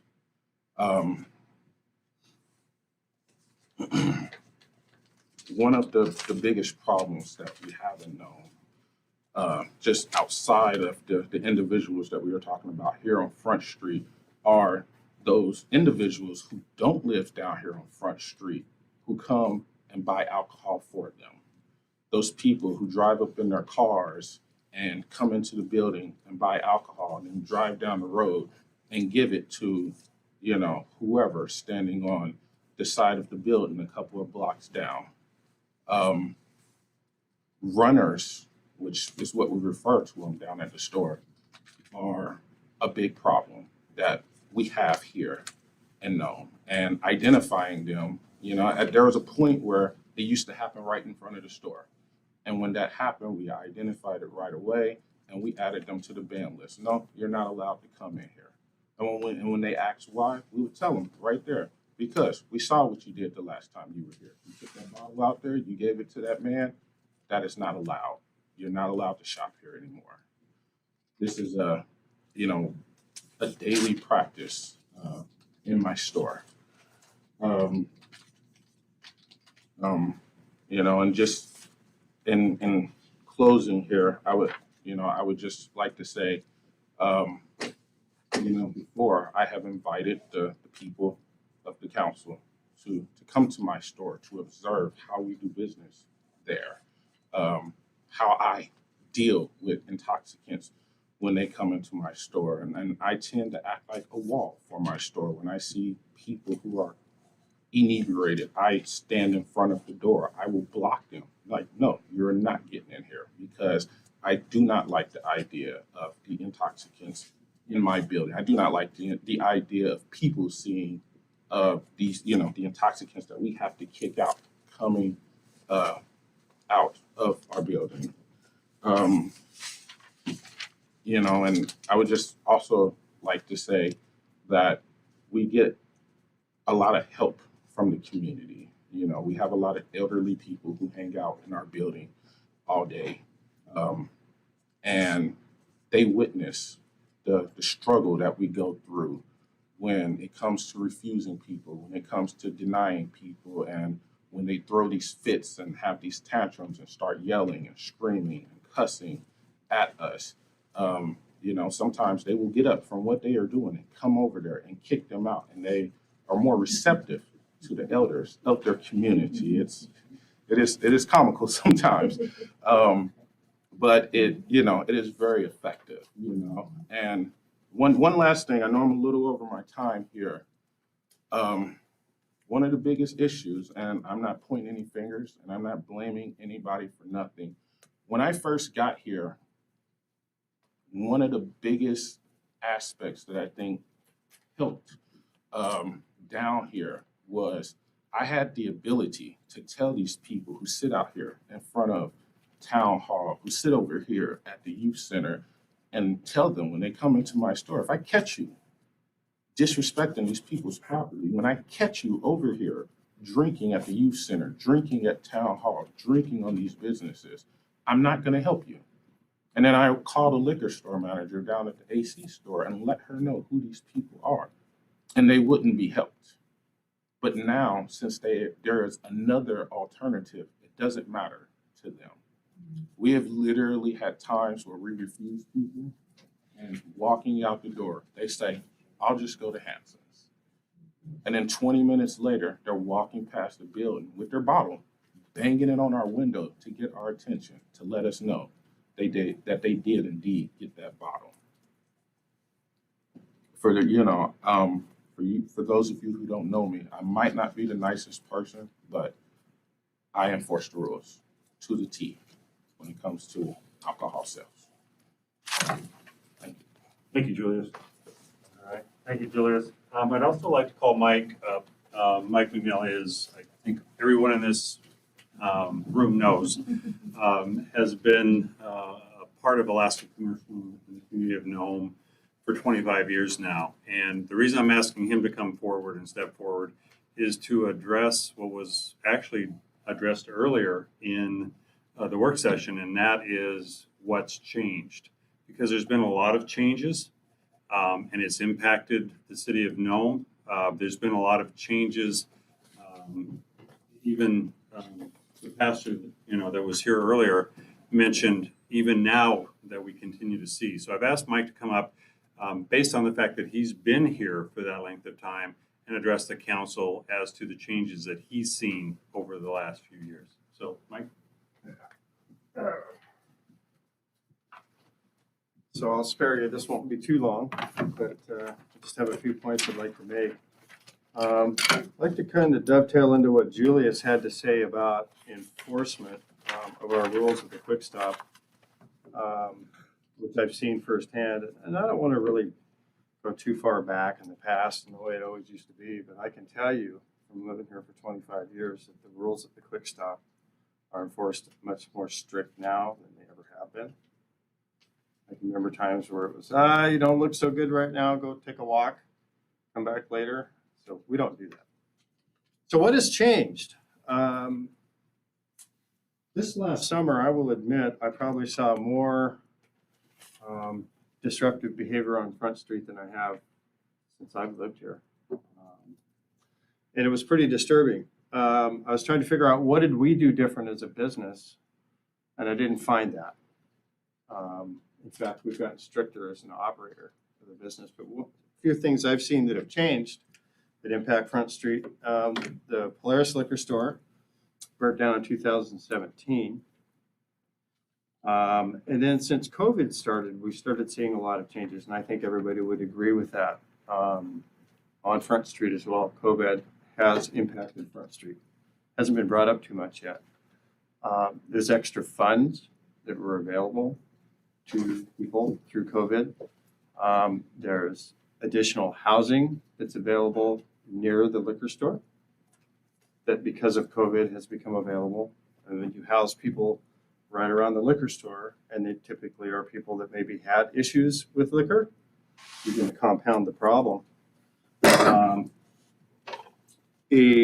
Another thing that we did also notice since COVID started, there's been, well, not just COVID, but there's been, as I understand from just different people in the community, there's a lot of people from the surrounding villages that have come in over the last couple of years and kind of made Nome or Front Street home. I don't know if that's true, but there just does seem to be a lot more people down on Front Street that didn't used to live here. And I could be wrong about that. I'm not sure. And I can also tell you that one thing that I need to bring up, when we talk about liquor sales, let's be honest with the fact that most of the liquor that's being purchased by the people that are having issues is bottom shelf. And we have seen, I honestly don't think by not renewing this license isn't going to solve the problem. It just simply may move the problem.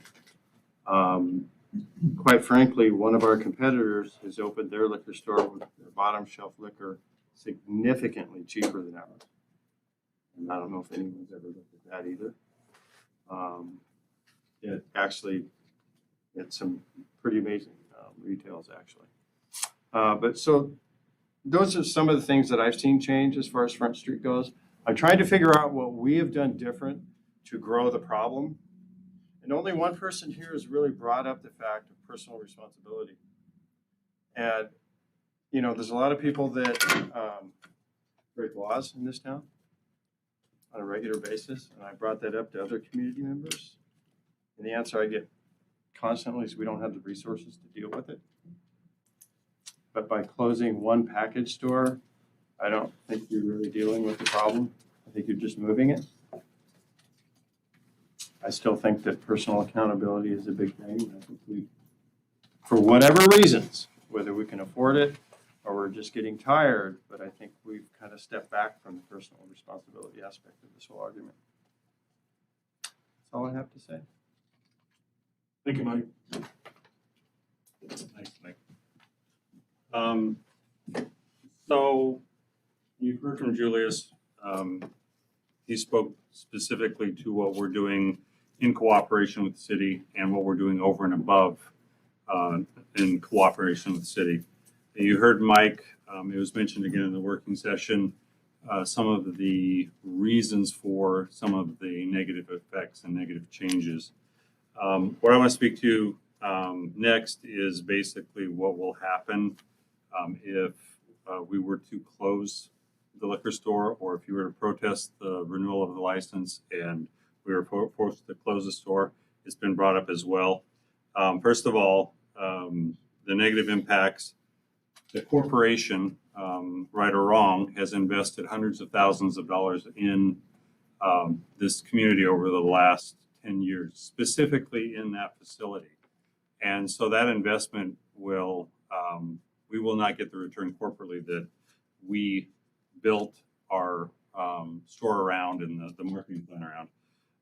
That's not a significant concern of the city of Nome, but also on top of that, yes, the people working there will be displaced. So you're going to have the unemployment factor there.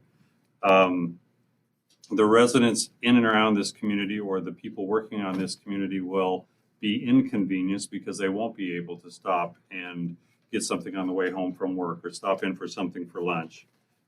For the city of Nome, it's another empty storefront. If we don't have the liquor sales in that facility and it is a convenience store, the unfortunate truth of the matter is we will have to close the store. It does not make it is not financially viable without.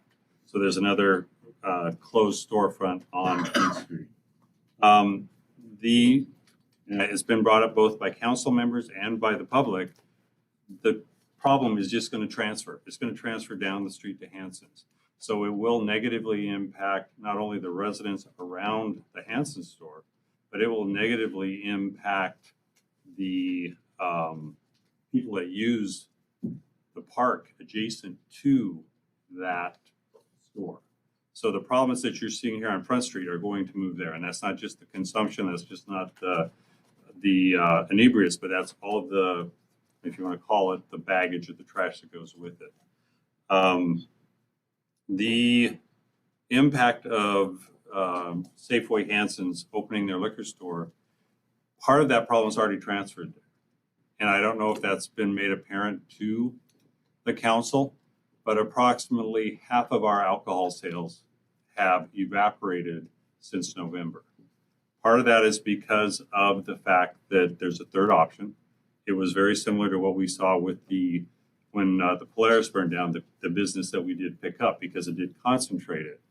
But part of it also has to do with the pricing that Hanson Safeway brought into the market. As Mike mentioned, the bottle that average, and everybody talks about that Red Top Monarch, actually when they came into the market, they dropped the retail by $5 a bottle.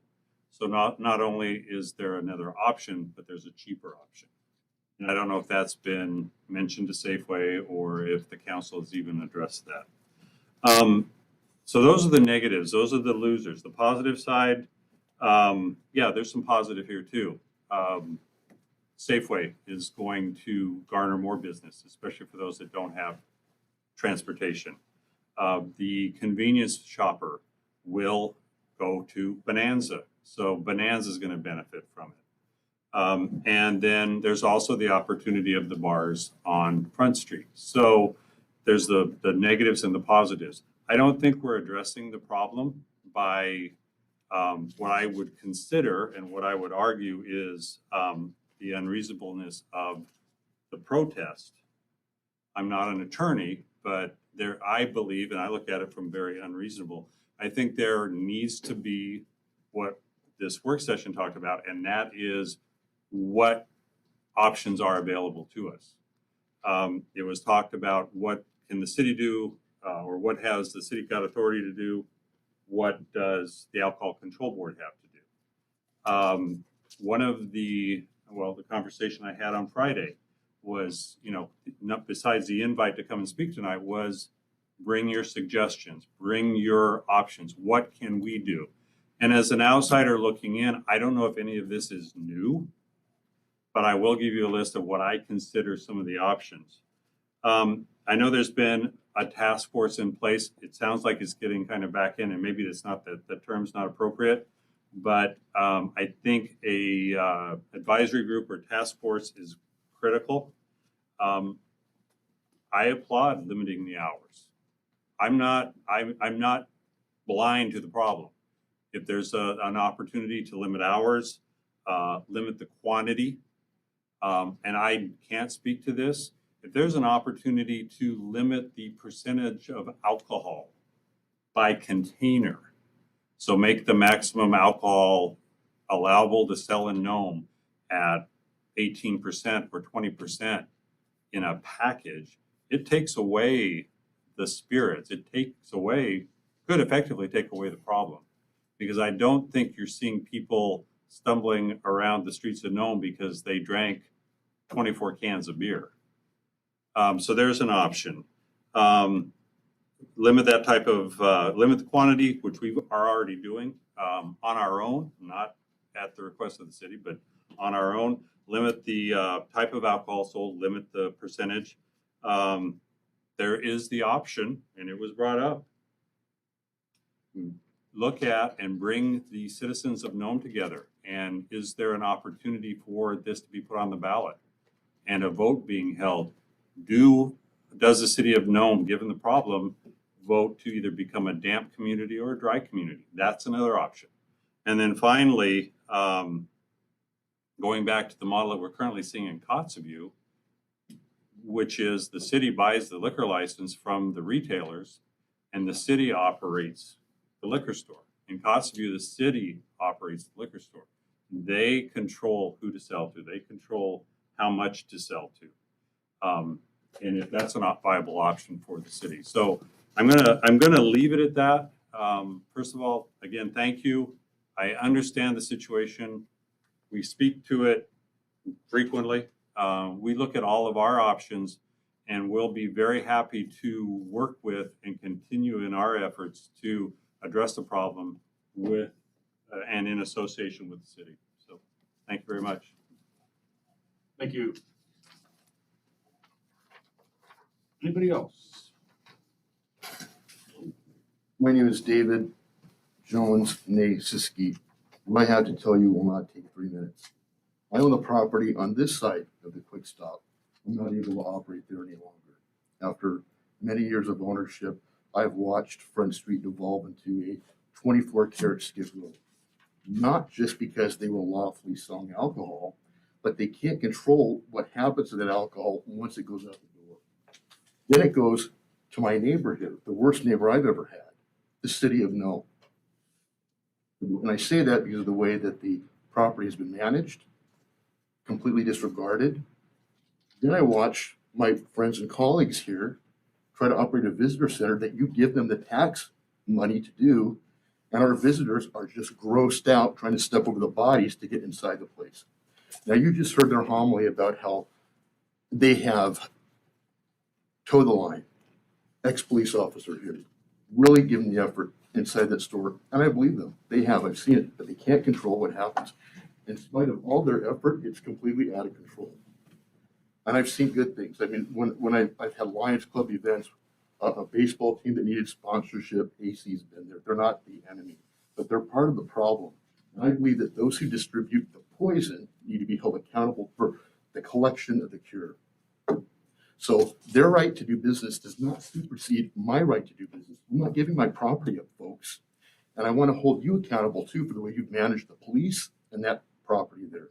So I want you to think carefully about what you do with this. The community is sick of it. And it's not just the Quick Stop. It's not just social services. We have the Nest Shelter here with no accountability to go in and flop, and it's bringing them in from out of the area. And I'm pissed. I worked so hard to pay for that property. I've owned it for 12 years. I had letters of credit for $2 million to redevelop it, and they won't touch it because of the way you manage Front Street. Now you tell us that you want to have a port, a world-class international port. You can't even manage a park. How does that look? How does that look to the world? We have had this discussion in here for 15 years. Okay, but the constituents that were elected that sat here, the pro-drinkers, they're not here anymore. So now's a really good time to clean this up. I'm sorry, I'm not trying to be scornful, I'm just really upset because I've called so many times, I've called upon you, and it's always nothing to get done. It's boarded up now. It is not the place I grew up with in. You know, this was a real company town. It used to have stores. It used to have people would come shop. It used to be fun. It's gross.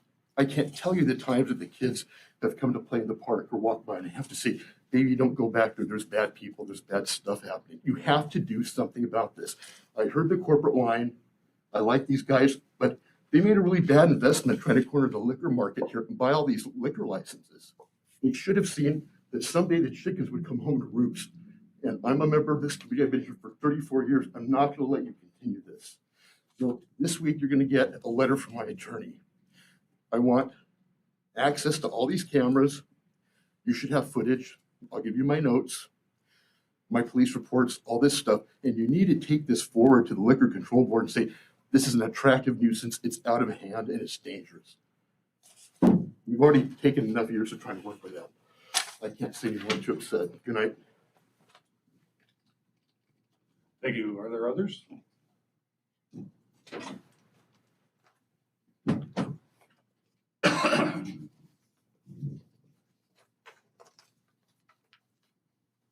Thank you, Mr. Mayor, Council, City Manager, and all the individuals that made comments.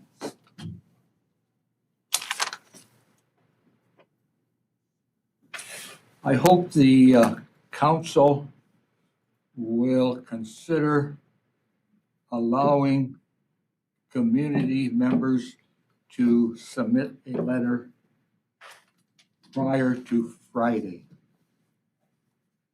I think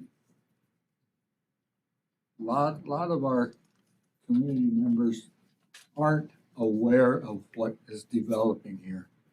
This is a very crucial thing. Whatever we do here is going to affect our future.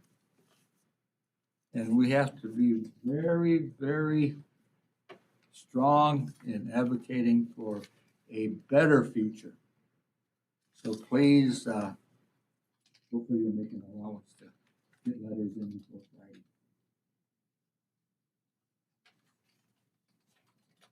What we do here tonight is the first step of control. We have to realize that there's a timetable that we have to meet. The timetable on this one is Friday. The next timetable will be protesting another licensee. So we can't cure everything in one step. This is a many-step operation.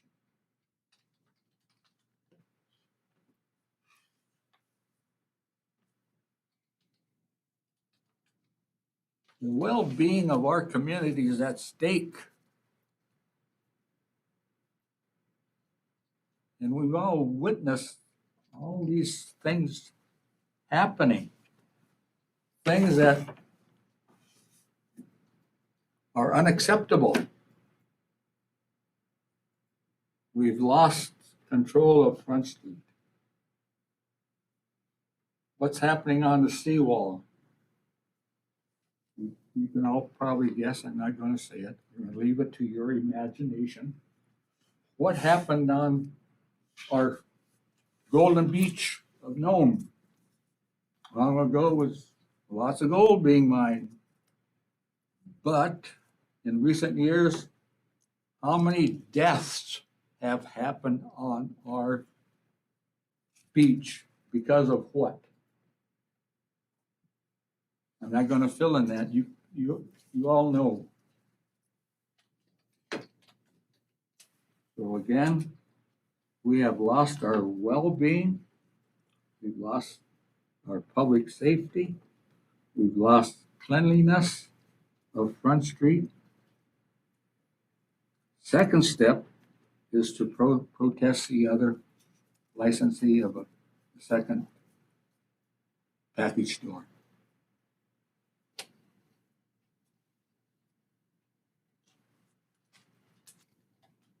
I'm going to emphasize, this is a many-step solution. And I hope it will be a very, very positive solution for this community. We have to think of our youth. What do they see? What do they witness? What is their home life because of alcohol, drugs, and whatever else?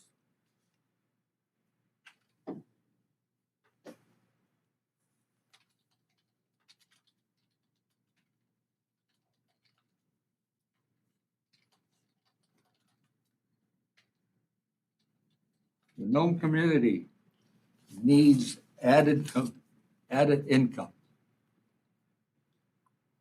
And I think you would all agree, we don't need more debt, more hardship, more sadness with this, I'm going to say, uncontrolled liquor sales.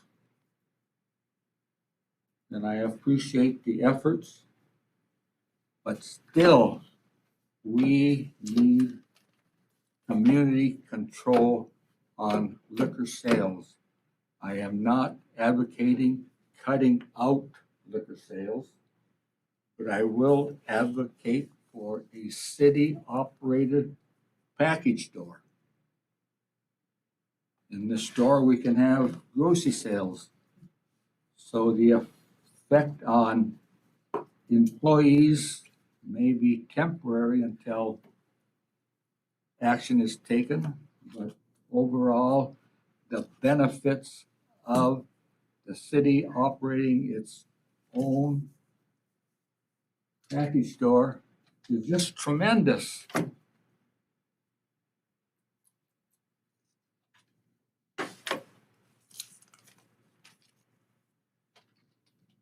The profits made by the liquor sales, and I have no idea what the profits would be. But I could pretty well guess. And I think you can probably guess too.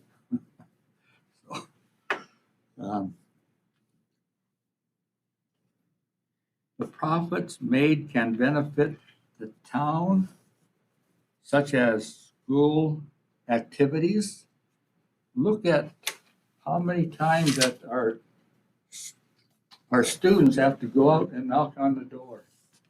We buy a raffle ticket to fund their travel, to sporting events, to visit Washington, D.C. We can help cover the expenses of Boys and Girls Club, Change Point, Nome Community Center. Even have some type of a safe home for our youth. I think we all hear, but maybe we choose not to address it. And that's our youth considering suicide. I don't have the statistics on it, but what I've heard through the grapevine, it's not a pretty thing to hear.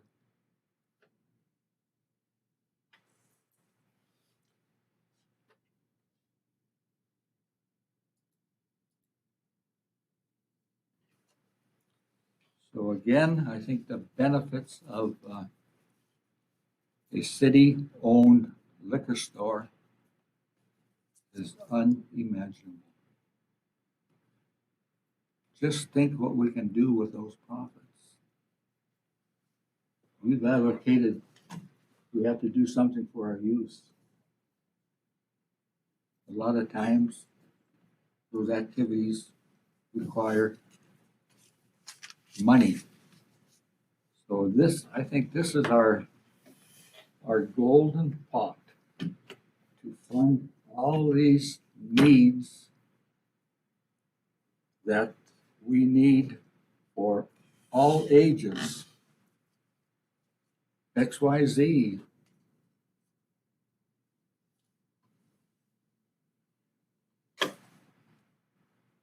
So I just feel that the benefits of going to the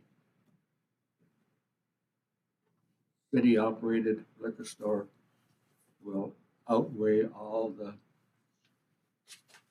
negate all the things that may possibly be adverse on some people, on some businesses. So again, option, city-operated package store and grocery sales in the same store. And we can do it. We can't go home after tonight and forget about what was said.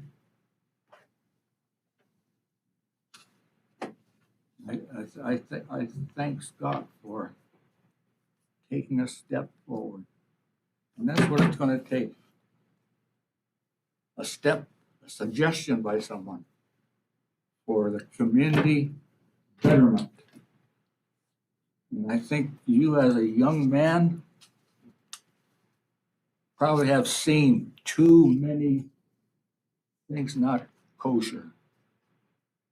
So let's adults take some step, take some measure to let these youth of our town know that we have concern for them.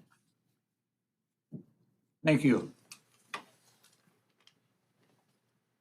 Thank you. Is there anybody else that would like to talk this evening?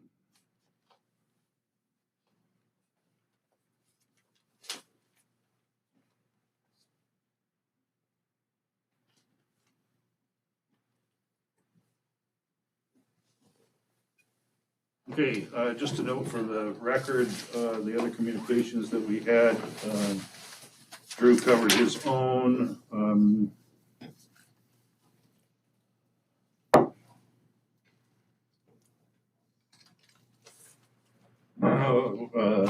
Harrison's comments, suspend the license for 6 months and compare it to see what happens.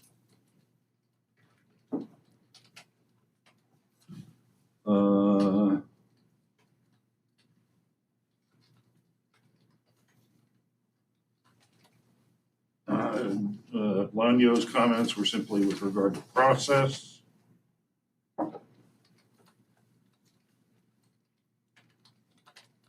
Mayor Joe Schaff, I believe Quick Stop should be granted a license. Homeless is not going to disappear.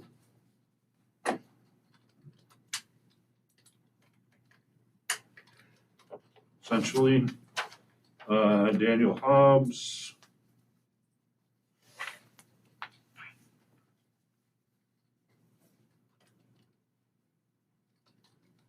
Talks about his experience as an ER nurse. Urging the council to consider 2 things. History will show there will never be enough laws enacted or licenses revoked to keep folks from acquiring enough alcohol to need the ER services. And we need the city council to increase the number of challenges to the easy acquisition of alcohol.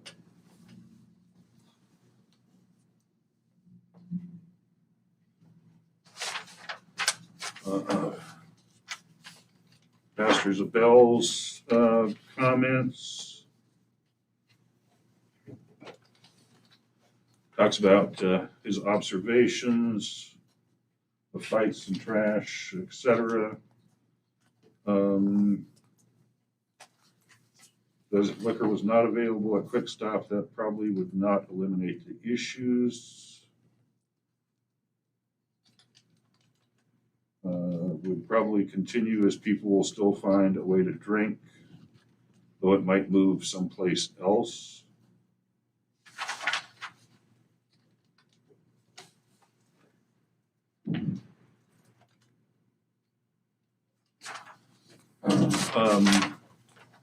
Christine McCrae, owner of Bearing Tea.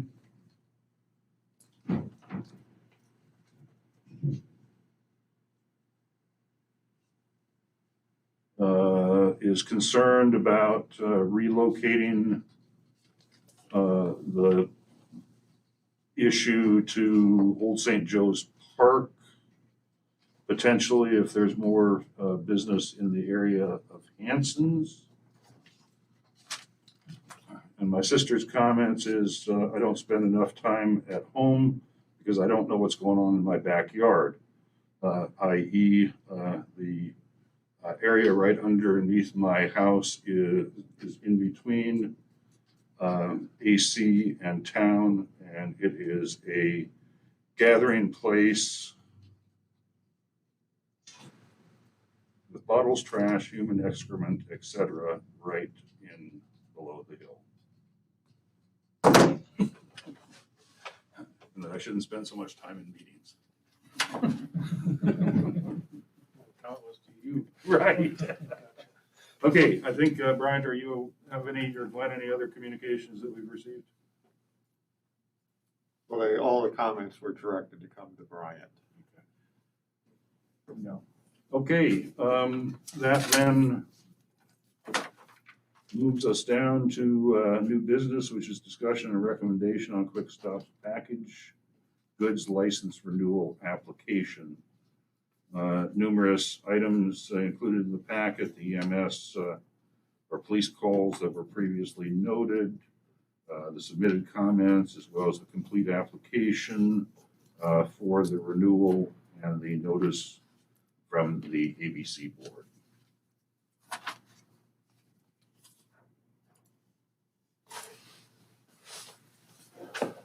With regard to somebody being able to send in letters before Friday, they can send them directly to the ABC board, even if the council has taken action or inaction tonight.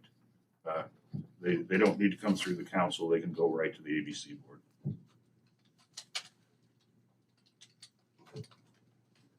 All right, open up the floor for council discussion.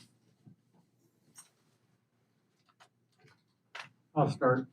Councilmember If Henderson. I take this off, so I'll make sure my voice is on the record. Before we go anywhere, I would like to address something that Mr. Pickett from Alaska Commercial made in his comments. He insinuated that somehow by looking at this liquor store license, that somehow Bonanza would benefit. I'm doing this for the record. Bonanza does not own any liquor stores. We are not discussing anything else with the renewal of a liquor store license. And I guess if there's any concerns about my role with Bonanza, and I still haven't quite figured out what the connection is with potential, renewal of a liquor license or not to Bonanza, I guess I would just ask if anyone, and probably you, Mr. Mayor, if you have any concerns or you feel that I have a conflict of interest in participating or bringing this issue forward. No, you may participate. Okay. The reference was to convenience stores and the potential benefit from that. And again, I asked. Yeah, we'll just leave it at, you may participate, and I don't see that there's any connection between the two.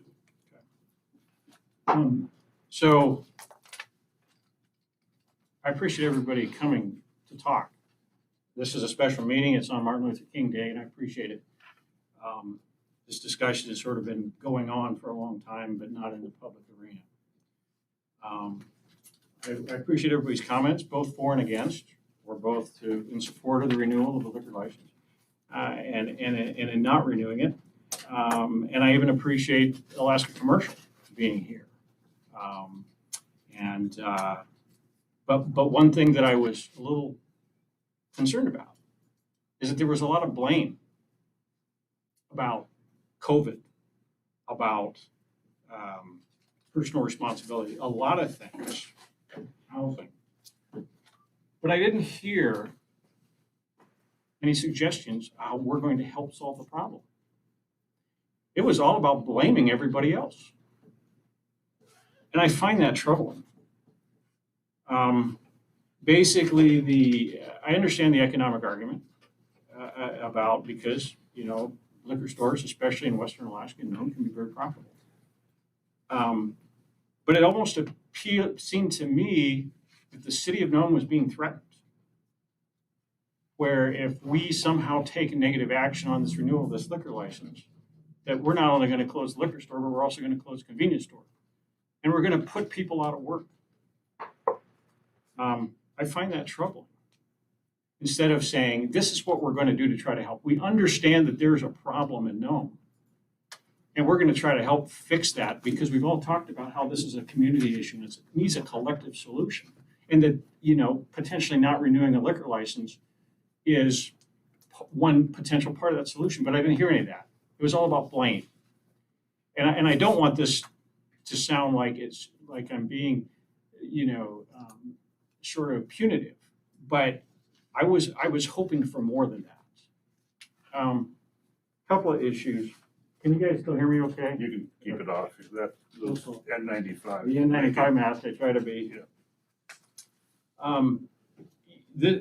So I appreciate Glenn on very short notice putting all of this together to do it, and I've gotten a lot of comments for it about it because this is a fairly new process for Nome. My guess is Nome has never gone through this process before, where we protest or put restrictions on any kind of a liquor license renewal.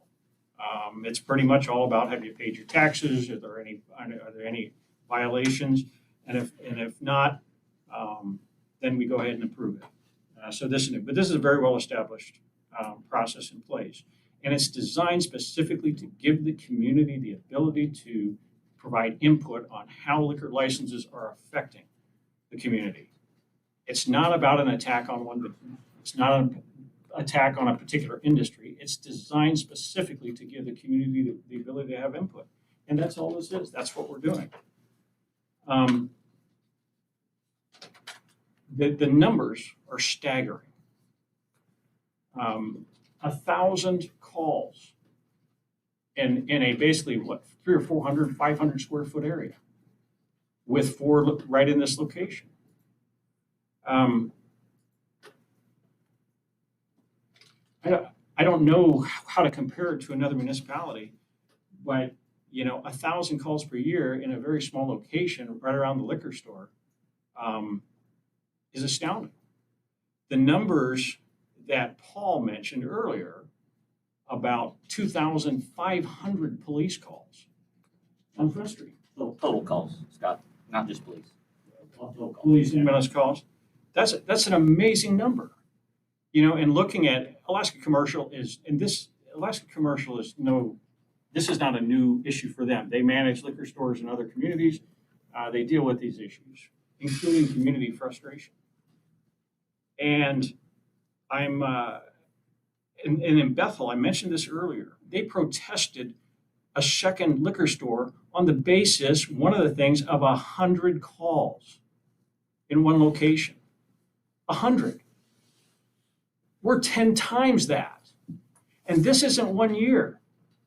This is for the last 5 years.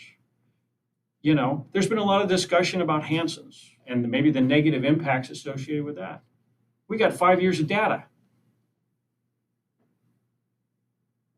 Hanson's has been open for 2 or 3 months? I don't want to take too much time because I know we're late. Some of the other concerns I've heard is that the folks will move, or the problem, we're not solving a problem, they're going to move elsewhere. There might be a little bit of that if this liquor store is closed. But I think a lot of the stuff that happens on Front Street is because, number one, folks can hide. They can go back behind the seawall. They can go back behind the visitor center. They can go back, behind the store. They're constantly in that area drinking openly, doing all the other negative things we've talked about. They can hide back there. If this liquor store is not there, there will be less places to hide. This is about making the undesirable behavior less likely or less incentivized. It's not a total solution. It's not going to solve homelessness. It's not going to solve alcoholism. But I believe it's a step in the right direction. Ken Morton said earlier when he came during the work session that It's a supply and demand issue. And I agree with that. You know, we have had the supply of alcohol increase exponentially in this community. And part of the reason, if you think about, and you can make me be quiet anytime you want, Nope. John, but Keep going. part of the problem is the actual supply of alcohol. If you think about the liquor stores before, sort of what I call the transition to corporate-owned liquor stores, and no, they were all individually owned. They were mom and pop owned. And a lot of them didn't sell that much alcohol. A lot of them had to stay open a certain amount of hours or a certain amount of days in a given year to maintain their license. AC, Alaska Commercial, tried to monopolize this liquor industry, and no, they tried to buy up every single package store license in the community. They weren't successful at it. Right, wrong, or indifferent. But if you see all of these corporate liquor stores they're well stocked, they're well supplied. They don't seem to have supply chain issues like everybody else does. I'd love to understand what their logistics are because maybe all of us could learn something by it. But they're well supplied, and they would be well supplied in any community, Anchorage or Fairbanks. So there's the sheer availability and supply of this alcohol is significantly higher than it was before this transition of package stores in Nome. You know, so I think we've all heard about the negative impacts of this liquor store in the location that it's in. People say, well, I don't want it to move to the grocery stores. I don't think it will. I think that there may be a little bit of movement of people because if this liquor store doesn't exist, I think that, you know, there will be more activity there. But the benefit of having our liquor stores, or excuse me, our package stores in a large grocery store building, which the other two are, is that there's more people to manage the problem. There's more time to actively monitor them. I use the example of competition is good. You know, right now, if somebody goes in intoxicated, and I appreciate what Julia said, I totally support him. He sounds like he's doing a great job and a very difficult job. But a lot of times, I think people that I've talked to, they don't like the problems on Front Street, but they sort of sometimes turn a blind eye and would rather keep it on Front Street. I don't go grocery shopping there. I don't go down on Front Street unless I got to check the mail or something like that. Most of the complaints you hear tonight are about people that work on Front Street. They live on Front Street. They see it every day. And they're tired and they're frustrated.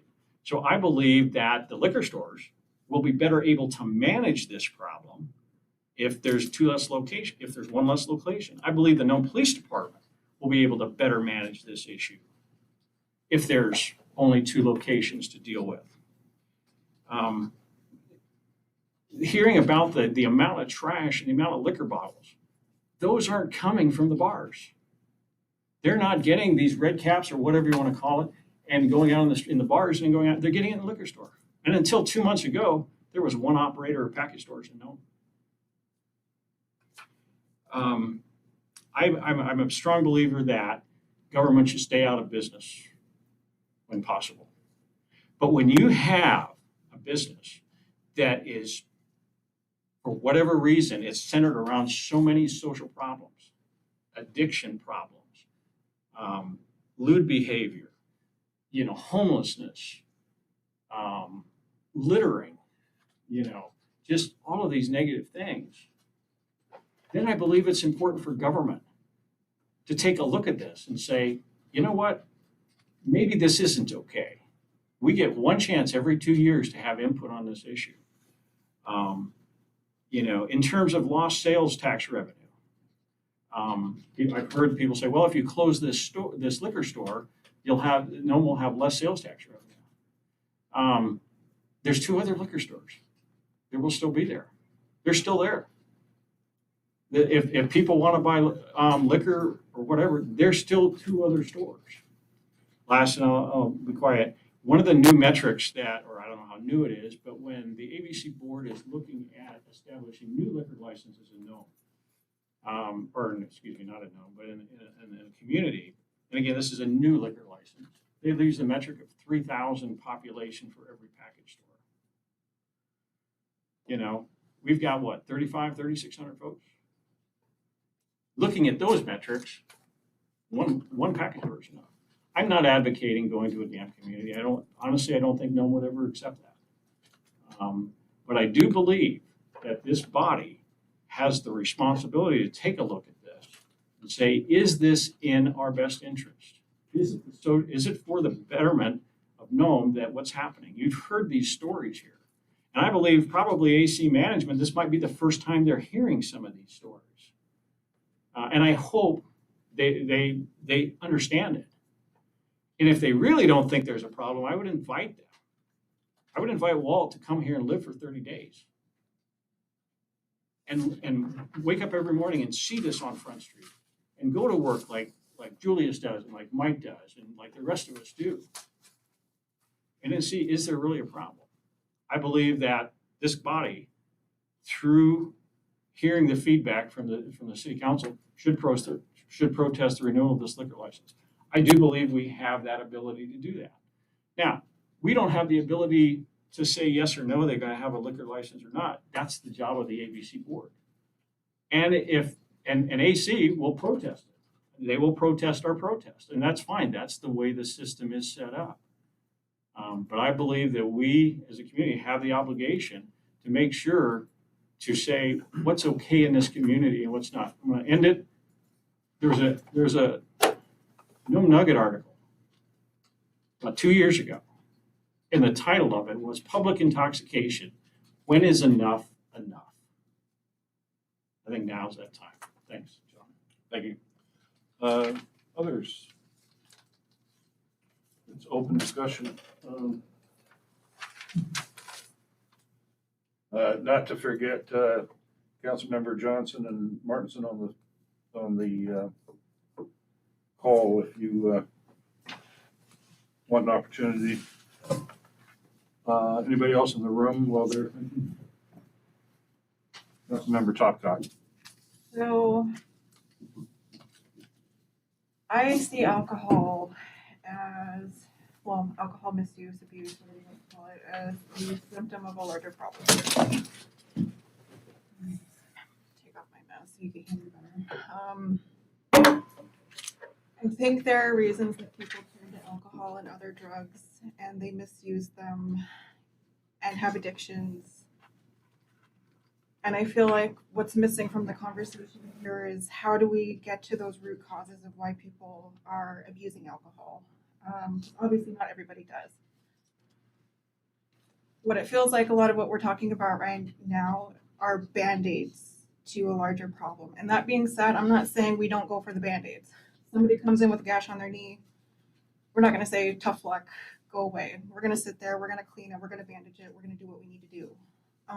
But if people keep coming in with gashes on their knees, we need to figure out why. What's causing people to fall down and gash their knee and come in with a problem? So, all of that being said, it sounds like we've heard a lot of concerns about this liquor license. We've heard a lot of concerns about what happens on Front Street. I don't know that taking Quick Stop's license or protesting it is necessarily going to fix the problem. Maybe it's one thing that we do. It's one tool in a larger toolbox that we have to address this issue. I do worry that it will just move things up to Hanson's, especially as, someone pointed out that, red tops or whatever you want to call them might be cheaper there. I didn't know that. So I hope that in all of this that we're thinking about what are the long-term solutions and what actions can we take, what other tools in our toolbox. I don't know that going to a dry or damp community is going to fix it either. We need to be talking about, and this is why I really wish the hospital and behavioral health services or the folks over on that end were here to talk about what our region, our community needs to be doing so that we don't have people intoxicated out here and causing issues and creating EMS calls and creating a burden on city services. Obviously, I don't want to see our city being overwhelmed with those types of calls and spending a lot of time and money on things that could be preventable.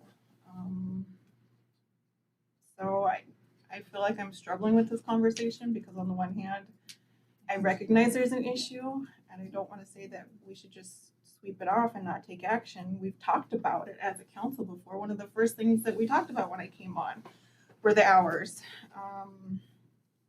And it felt like we kind of spun our wheels and didn't do anything ultimately about it. So I was hoping tonight we could talk more about what are the root causes and how do we actually address those root causes. Part of that is we need a treatment center in region. We need a treatment center that's culturally appropriate. Our community is majority Native. I think there's a correlation between a lot of the people who are struggling with addiction who are Native. There's a lot of historical reasons for that. I teach a whole semester-long class about colonization in Alaska and how it's impacted Indigenous communities. I see it in my own family, the hurts that we've gone through. A lot of people have turned to alcohol as a way to numb the pain that they're experiencing. So how do we stop people from feeling that pain, to feel like they have to go get drugs or alcohol, to have a different reality, to feel like they're not having to deal with all the problems that they do when they're sober? So because I've heard so many people come forward and say that they feel that we should protest the liquor license, I am leaning in that direction of us at least writing a letter and expressing concerns. And I hope that other people, regardless of whatever the city does, that if you have concerns, that you write that community letter, that you make those heard to the appropriate body. But again, I'll just say I feel like it's a bigger issue and a bigger topic, and we need to be really digging at the root causes. So. Thank you.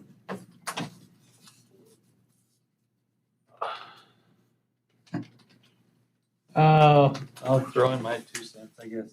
It's not going to differ a whole lot from these 2 comments. I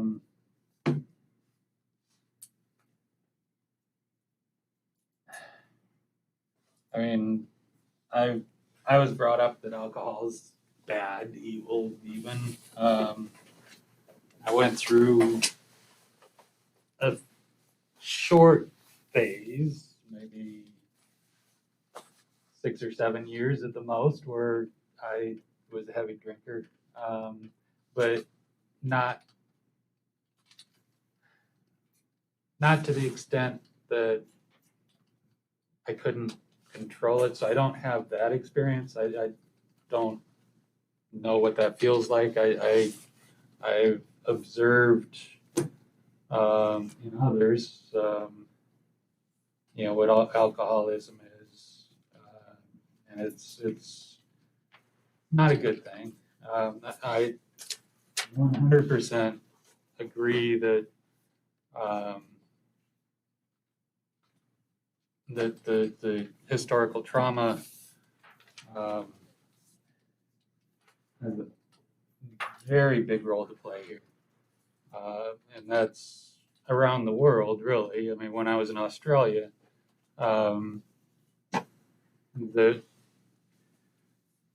you could see the same things. And I actually went to a cultural museum where they highlighted those issues while I was in Australia for several months. And that's where that kind of hit home the hardest, or first. But so I'm kind of I'm opposed to alcohol in general, period. But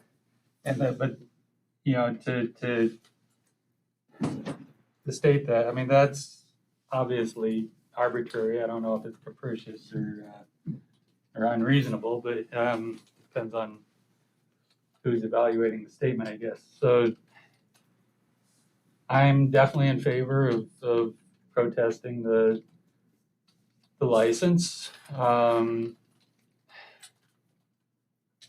I'll let other people come up with the justifications for that. Kind of, when I say that out loud, it's like passing the buck, but I definitely think that the number of police calls, the problems that we see on Front Street, are assisted by the easy access to alcohol right across the street here.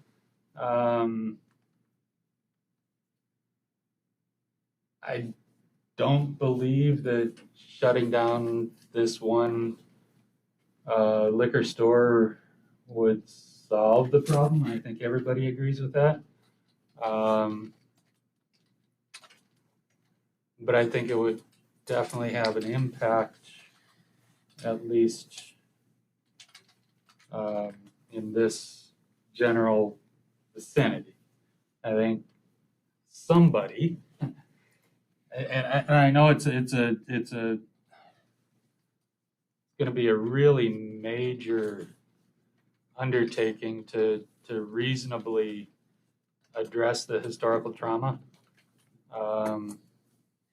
And I don't know that that's even possible, really. I mean, I think an attempt needs to be made. But I don't think society, my personal opinion, I don't think society in general, white society, is ready for what needs to happen for that to occur. But hopefully I'm wrong.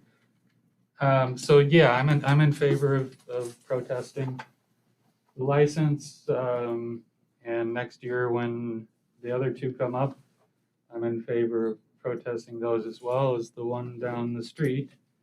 But like I say, some of that, a lot of that has to do with my underlying distaste for alcohol in general. So I just want to be honest about that. Thank you. Either one's already there. Okay, let me call on Councilmember Johnson, Doug Johnson, or Councilmember Martinson. Would you like to? I'm ready. That was a pass, Doug? Oh. Okay. Okay, no, go, you've got the floor.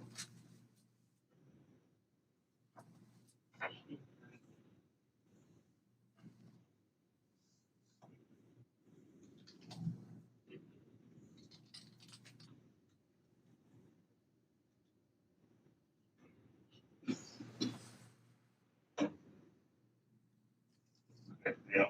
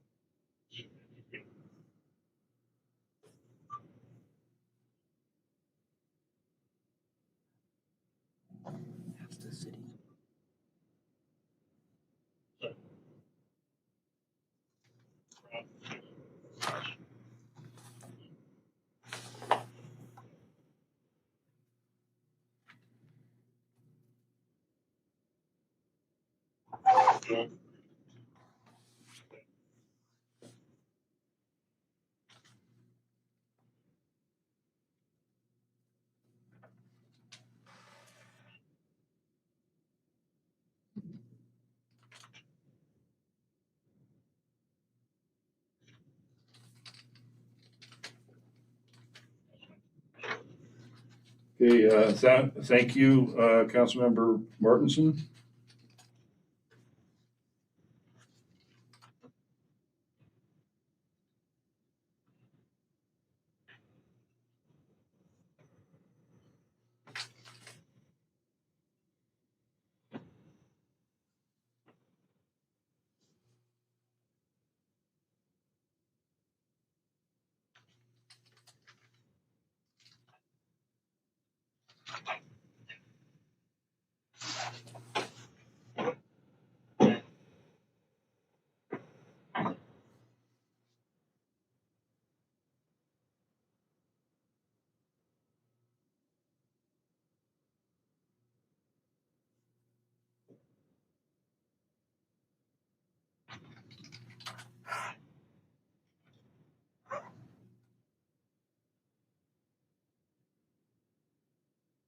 Okay, thank you. All right, now we're back to you. My 2 cents or 4 cents, if you want to take it. So I've been kind of taking some notes, and I did a lot of research. I know Scott's done a lot of research. I've talked to him personally on Bethel and other areas in Alaska, and I spend quite a bit of my time as well doing research. And I see a lot of information out there that's available for what our community is doing in order to take care of the same problem that we're dealing with here. And a lot of them are smaller communities, and there's a lot of different suggestions, a lot of different solutions out there. One of them is to limit resources to alcohol. That is one of the solutions of somehow limiting access or limiting the resource to it. From what I can see from AC, a couple things I appreciate as we look out the window, it's pretty appropriate. We're talking about the Quick Stop because it's right across the street out the window for us, at least for me. And I appreciate that they came into town and they did invest a substantial thing into our downtown. And it's not an easy thing to do because you look at the rest of Front Street and the rest of Front Street is struggling and not able to do that. And we do have, I appreciate that they did that. I appreciate that they hire people locally for the most part and bring people in. They both at the big AC store and downtown here. And I appreciate Mike and Julius working to try to make things better. And they live here, and I think that they do have good intentions and good hearts that they want to see a good Nome. And I also appreciate Walt, taking the time to come here. I know that it's important to AC because it's one of their stores, but it still takes time. Sometimes a lot of corporate people will be on the phone and call in. So I appreciate you actually coming here and being here firsthand. So a couple of things, like a lot of people have been here for a long time. Things that have changed which has already been mentioned before, is we used to have a very vibrant downtown. And that also helped with the issue that we're having. It helped at that time with the issue we're having now, because when you have full stores or full shops or little restaurants or whatever, the people themselves are help with the issue. They help. It's not a empty area where this sort of thing kind of takes place. And in fact, our few shop owners that are downtown now took it upon themselves with their own money to go board up places because they saw an issue going on in some places that were vacant, and they didn't like to see people doing what they're doing in places, so they went and boarded up and helped out. And that's not a good thing to say that we're helping out boarding up places, but that's what they did. Couple mistakes that I think that we've made as a city council, at least since I've been on here, is that we used to have at least four community service officers working downtown. I personally think that helped a lot with the traffic and what was happening downtown. And these guys are not going out and harassing or saying, I'm going to give you $100 fine. They're basically working with the people and saying, you can't do this here. You pour out your bottle and whatever else. But I think we've lost that. And we were told before you came on by a previous chief police chief that we want to get away from those brown shirts because they want to be able to have all the tools and thing to put if we have to put money, we want to put them into the blue shirts because they have all the tools available that brown shirts might not have. I think that was a mistake on our part for letting that happen, and we should have maybe pushed back or questioned that as a community to not have that. I think we should get back to that. Our police officers in the past, we all knew them by name. One of the reasons we knew them by name was they had a lot of their shortcomings that they might not have investigated things correctly. But one thing they did do is they patrolled down here. They walked down there, they stopped in the shops, they asked you how you're doing. You knew who they were, and I think that we need to get back to that. I think that will help with this issue also. So that's something as a city that we can do. I have qualms that if we don't change the way that liquor is dealt out, that we will not necessarily, I think we'll move a problem. I don't think we'll totally move a problem because I think like Scott said, the reason people are using this is because they're out of sight for the most part. Or at least a lot of town doesn't come down to Front Street now. So in that way they are out of sight, except for the people that work down here. And I don't think that that's necessarily going to change if we have a purchase in a different place. It may make it more difficult or lessen it, but I think that the same issue, unless we do something more downtown, I think the same issue is going to continue that we have. Scott mentioned that we have gone to corporate liquor stores here in our town, and that's true. But instead of the mom and pops that might have different limited thing, but the problem, personally, as he has a problem because I've been a small shop owner for a long time, is that that's happened everywhere as well. The liquor stores that are in other places in my hometown and in Anchorage and everywhere else has changed from small mom and pops to the big box store liquor stores. That's just kind of reality, and we're kind of falling in line with that. I did hear some good things that Walt said that I think we should consider. And the things that I heard him say that they would before I say that, one thing I don't like what AC has done, and I'm just gonna come right out and say it, is that we'd had this discussion a few years ago. And I know Mike came at that time. I don't remember the manager across the street, but we had a problem. We talked about it. And the suggestion was that we'll do away with the pocket rockets or things like that we'll lessen that. And I think that maybe for a short time, possibly they did. I'm not 100% sure. But what I don't like is that those little bottles that, I don't know how much they cost exactly, maybe $12, $15.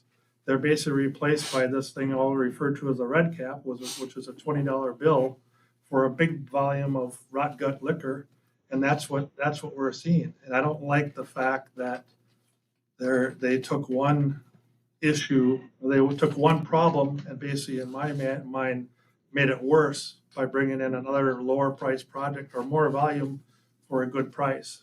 And it sounds like if we have that issue at the other store, that we need to curb that also, because it's only going to change if we do anything.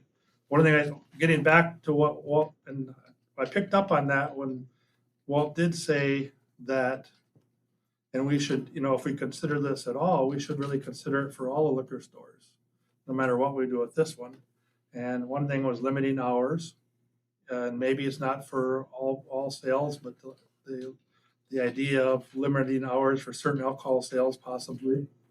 Limiting quantity, which I think they're already doing, and this is what would happen if you're a city-run thing, because this is what Kotzebue does, is that you have a set amount of liquor that can be sold, and I think that working with our existing stores, we could probably enact that or work with them to do that. I hadn't really thought about limiting the alcohol content, but that would definitely take care of what we're talking about today. I mean, it seems like it would be a big step forward. And I drink. I'm not an alcoholic, thank goodness, but I'm not a teetotaler either. So I'm not against alcohol. I'm not against business because I think, like I said, there's the fact that we have a revitalized storefront here that we should hopefully allow, all the rest of them will do that too, and that we employ people because that's what makes our economy work, is the employees. But if limiting certain types of alcohol would help that, I also don't agree that Nome would probably vote to go damp. And I don't know as a city whether we would have to do a lot of work to make it a city operated thing. So that's gonna take a while. Same as Housing First, which is a good project, is going to take a while. But what can we do in the immediate, what can we do in the immediate next, either this week or the next few months is I think we have the ability to take some of these suggestions and put them into place. And it sounds to me like I don't know that we can protest with a stipulations on there that we suggest this, or if we need to go through the ordinance process, which is basically a 2-month process. But I think that we should take some of those suggestions to heart regarding and have that discussion about whether we want to limit either alcohol, the percentage alcohol, or quantity or hours. And I would be, I guess, favorable of doing those things. Even though, like Scott, I also am not big on government stepping in to override businesses and telling what businesses what to do. However, this is bigger than just us at the city council, and it's bigger than the businesses it's going to affect because it's the whole community. So from that aspect, we got to do things that are going to be the betterment for the whole community, hopefully. We're not taking votes because there's nothing up for voting on right now, but I do think that and also I'm very sorry, and I know that this was a very short notice. Like we had a meeting last Monday, and it was mentioned there. It was put on Friday. It was on the Monday meeting, but unless you're paying attention to that Monday meeting or seeing it, you probably didn't know about it, and probably a lot of people don't know about it. And that's one of the issues I've had in the past, is that we don't want to make decisions on a 3-day notice or things like that either. My personal what I wish was here was the other service providers to help us with with some of those decisions, because I agree that we're talking about a result of a problem for people who have an addiction, and not the first part of it, of why they're in that position in the first place. And we're not experts in that area, but there are people in our town that are experts in that area. And we need to help promote, from a city standpoint, we need to help promote getting long-term residential care and find out why people aren't using the day shelter, or ask those questions. Why aren't, if those are available, why aren't they using it? And try to get people from sitting in the offices down on Front Street to come down and see and help with the solution. That's one more mistake, I guess, as a city council, since that I feel like we've made, is I think that in building the police department out on where we did and moving the museum out there, I think that we've taken away from our downtown area which is having a negative effect on us now by doing that. And as a city council, we should have, and that was before my time, but we should have, and we should still encourage a downtown presence with the police, or at least with brown shirts. And I'm not advocating for punitive type damages, but there has to be some type for people to change habits. They have to have a reason why they want to change, either personally or they have to be encouraged to. And I don't think slapping $100 bill on them or taking them to jail every time the answer, but we need to help provide some of the services to be able to give them the options to do other things and also provide some incentive that if they are breaking the rules by open bottles, we have several laws are already in place that we have a hard time enforcing. We don't want to throw everybody in jail. The jail doesn't want everybody for low crimes like this, but if they're given some incentive that they have to go to some type of treatment program or something like that as a way, or community service where they're picking up after themselves, I think we would benefit. I think they would benefit from that, hopefully, and I think that we would benefit from it. So, Thank you. I know you're waiting for me to shut up. No. But there's a lot of, it's not one issue. This is one issue we're talking about regarding this one liquor store license. That was what the meeting really for. But it's so much bigger than that. And that's the issue. That's the main issue. That it is potentially one tool. But I already like a couple of suggestions that were made that I think that we could take that would maybe not help it move down the street if we limited certain types of alcohol sales or the hours suggested as another alternative to outright closing it down. Thank you. I guess I have a few comments as well. And just about the rush of trying to get this addressed within the 60-day period.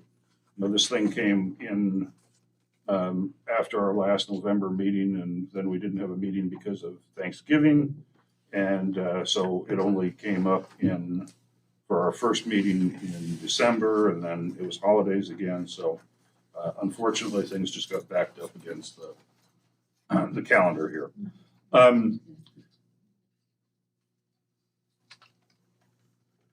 I guess, I am concerned about our process or ensuring that the processes are proper. And I guess I just don't feel comfortable at this point in time that any of us are fully versed on what our protests or what options we might be able to request of the ABC board to be imposed on a licensee.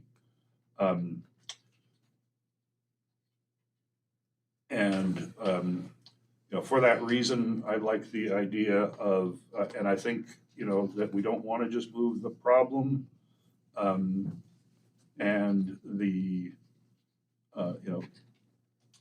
one way that we don't move the problem, unless we just outright, decide to shut these folks down, is to, put a blanket ordinance in on hours so that everybody is under the same requirement. It's not going to be shut down, assuming that this one went away, that the other two, we're not just sitting for, another year until their licenses come up to deal with this. I agree with Gerald. I think at this point in time, I made it through my more than 6 or 7 years of alcohol, Gerald, I'm having to admit. But I could just as well do without it myself, and do for the most part. That is not to say that there are others in this community that don't desire to have that availability, but certainly have the same issues of this is an issue, and we've been talking about this for months. We've had Norton Sound folks involved in it, and the treatment center, or not the treatment center, but the day shelter coming online. They see that as one of the positive steps or steps in moving toward addressing the underlying issues, and certainly, the underlying issues need to be, continue to be, taken bites on. I've said a couple of times, yeah, you guys have your solutions, and you all say that these things take time. We'll just have to wait and see what is going to happen. But we're looking for something that we can see right now. This has just gone on a little longer than necessary. I really have a hard time with, we know what the underlying problem is, and,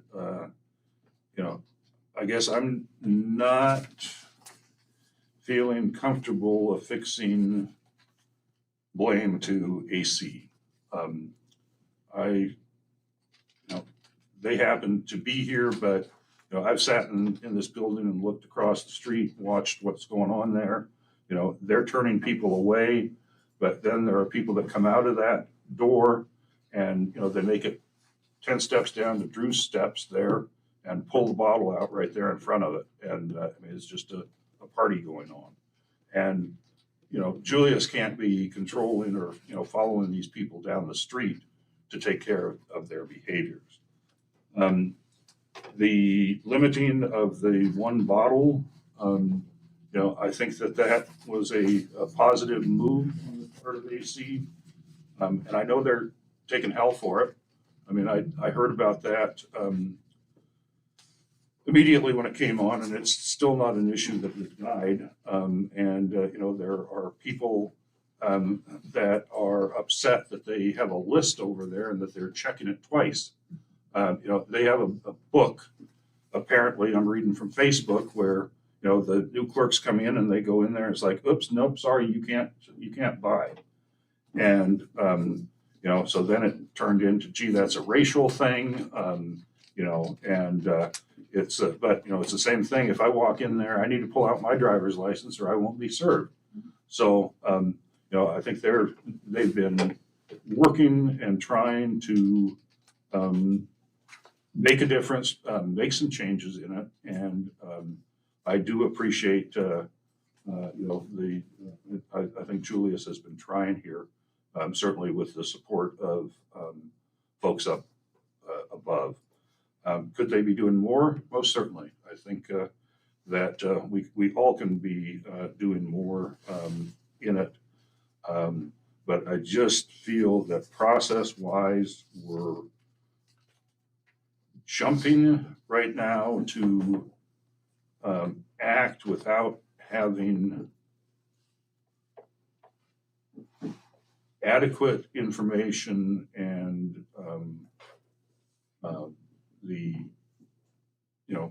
whether it be from our own council or whether it be from the ABC board, I think we need to have some more input in it before and being able to,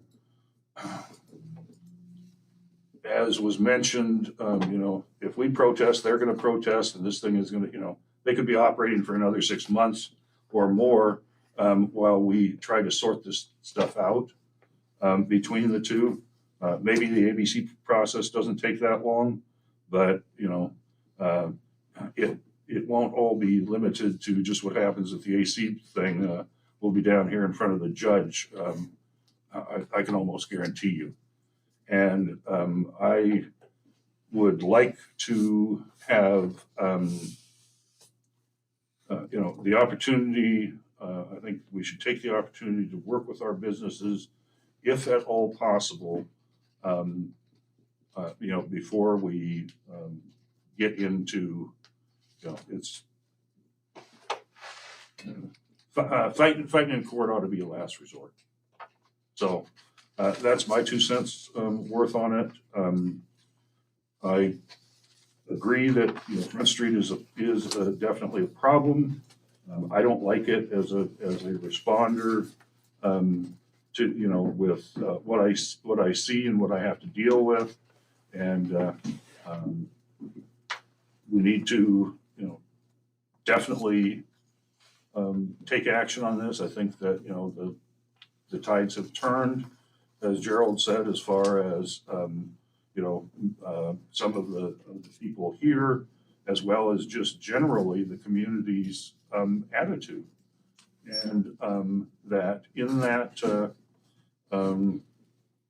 process, I guess I'm more in favor of looking at something blanket and doing it in the form of hours as one of the initial steps. And then we look at whether we can do anything with, limiting, putting the one bag or the one bottle limit into, a regulation or into an ordinance, so that it's not just applicable to them, but it's applicable to everything else down the street. And, whether it's a way of simply saying, okay, whatever, I don't know if it's Monarch or Smirnoff or whatever Red Cap is, that, that product simply is not something that will be sold in town. I don't know if we can go to that point. So, I,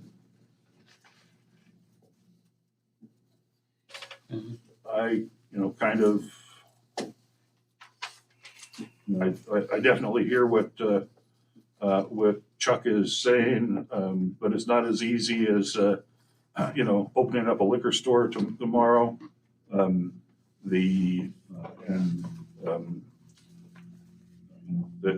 would be a long process, and again, has significant, in my opinion, legal implications. So I advocate for putting something forth here for a change in hours initially, and then see how, with the benefit of our advisors and working with the businesses here to see how we can incorporate their other suggestions, or they can incorporate some of ours, how we might be able to do that in the next very short period of time. So, Mr. Manager? Mr. Mayor, council members, I do think as you're looking at a very difficult subject for which will divide this community, I do think, you should ask or consider asking, as this body, that ACs look at putting additional security down at the store, and also take responsibility of cleaning up the property around the store that also gets into the city's property, where we are constantly dealing with liquor bottles. And, and I think this would be a good step, I would think, for ACs to at least do this while you explore other issues. We are looking at coming back with at least one additional CSO this year. Probably we'll see in your February budget amendment.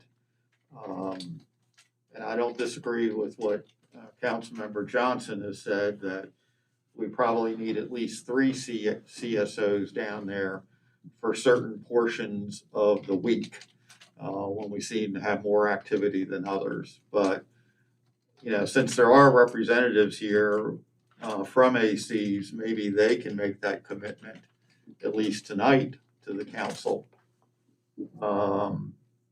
to, take a greater management of their store over and above what they've been doing.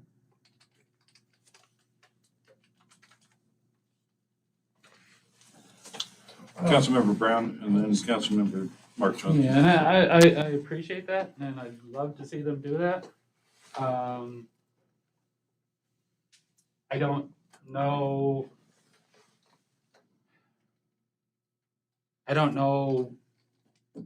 How long that might last. I mean, a commitment is one thing. Putting something in statute or regulation is something completely different. One is voluntary, the other is mandatory. What we've witnessed here tonight with the various comments and whatnot is exactly why nothing has happened in the last 20 years, in my opinion. I mean, and we've had numerous work sessions and whatnot on the issue in my 17 years on the council.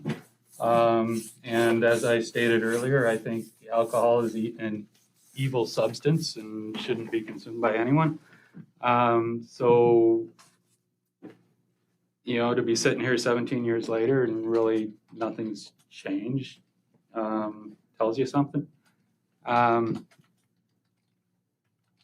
Maybe it says more about the other members on the council that have been brought up differently, and I do understand that certain cultures have a very have alcohol entwined into their culture very much more than I did growing up.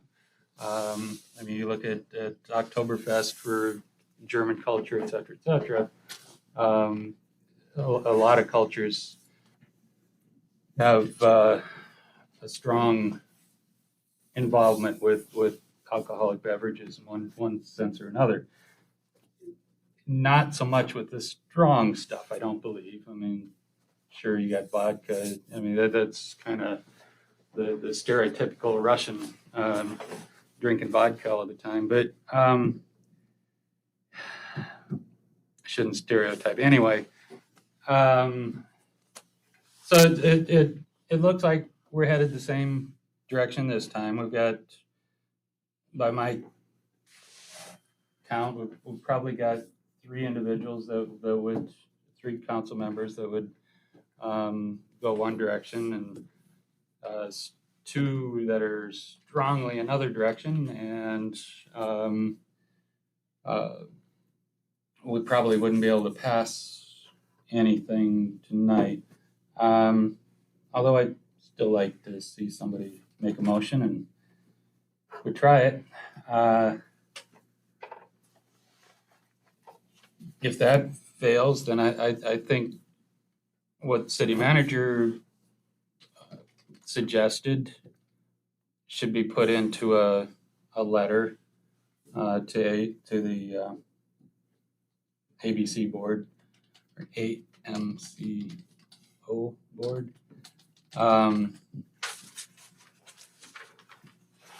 where we say, okay, we're not asking you to shut down the Quick Stop. However, we would like you to incorporate these provisions into their license. And we as a council would understand that we're also going to be working towards ordinance on some of these same things. And also, when the other package store licenses come up, we would ask the board to incorporate the same things. And it wouldn't be super severe. I mean, they're already doing it based on their testimony tonight. And that's the one bottle limit per day.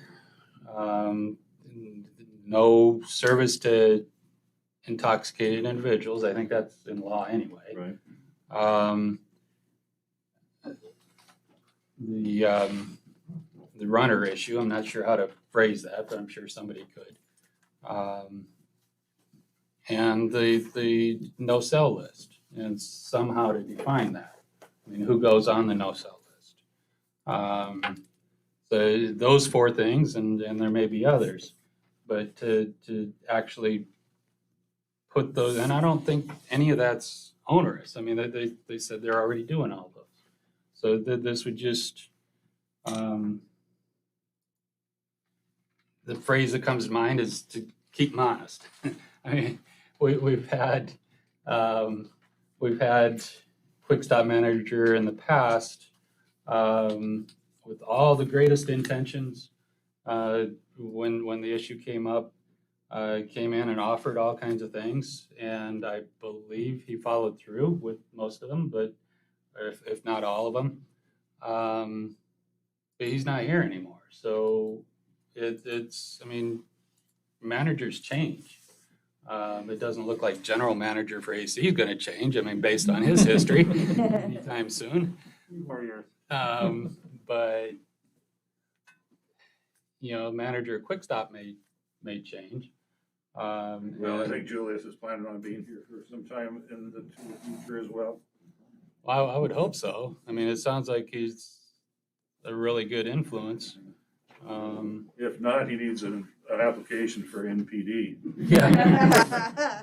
So anyway, that's where I'm sitting. I don't want to just do nothing with the kind of the promise that that we'll look at the ordinance route. I know I didn't look into the regs here on this stuff thoroughly.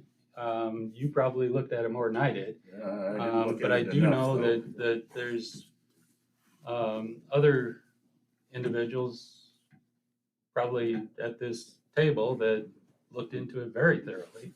And I'm sure they know exactly what we can do and what we can't do. Or at least a lot more than we're giving them credit for right now. So that's where I'm at. I'd like to see an up or down vote on a total protest because of the vast numbers of service calls to that area, compared to the rest of the city. And if that fails, then a vote on including certain conditions.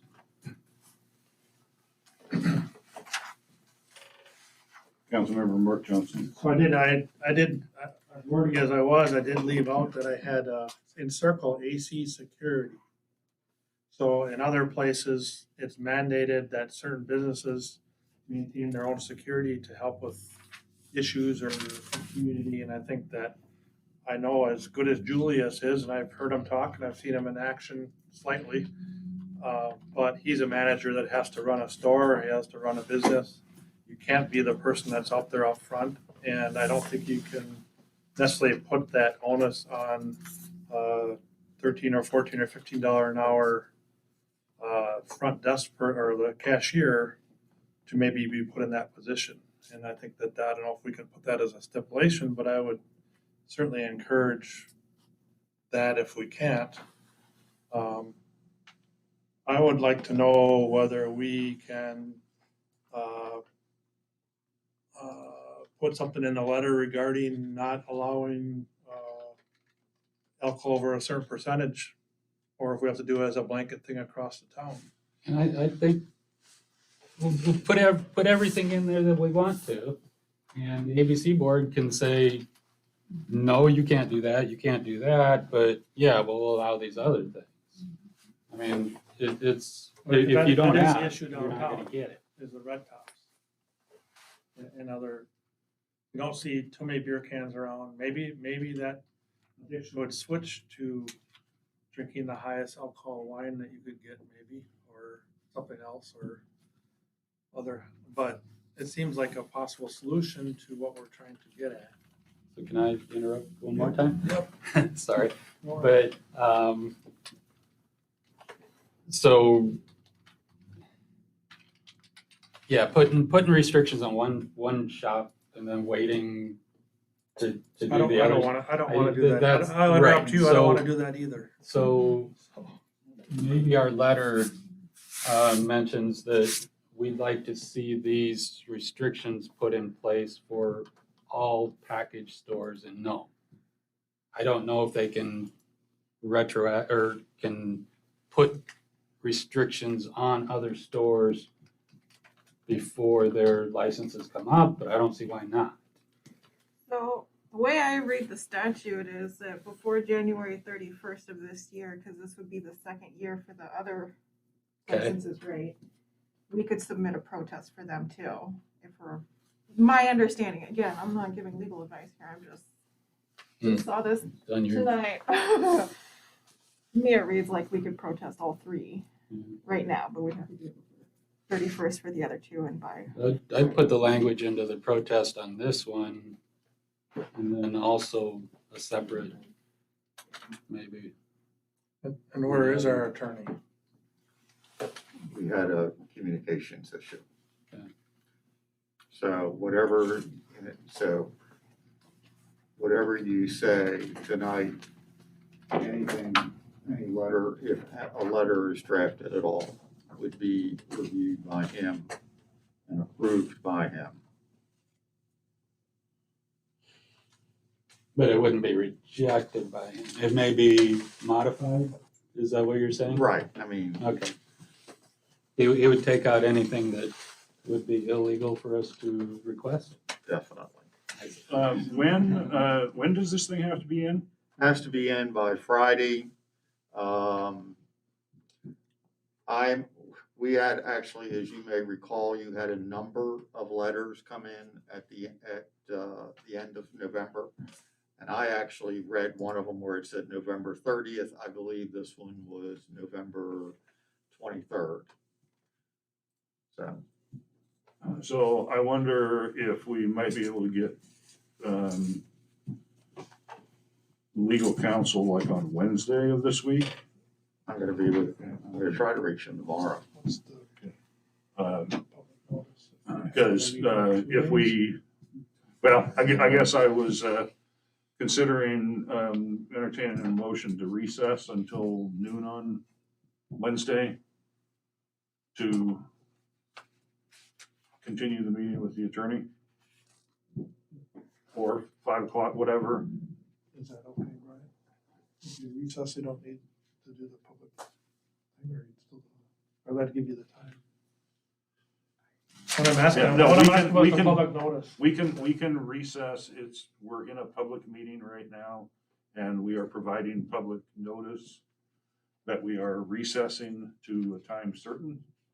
And it's actually more than 24 hours anyway, so, I mean, we could recess to tomorrow at 8 AM too, for that matter, but we don't want to do that.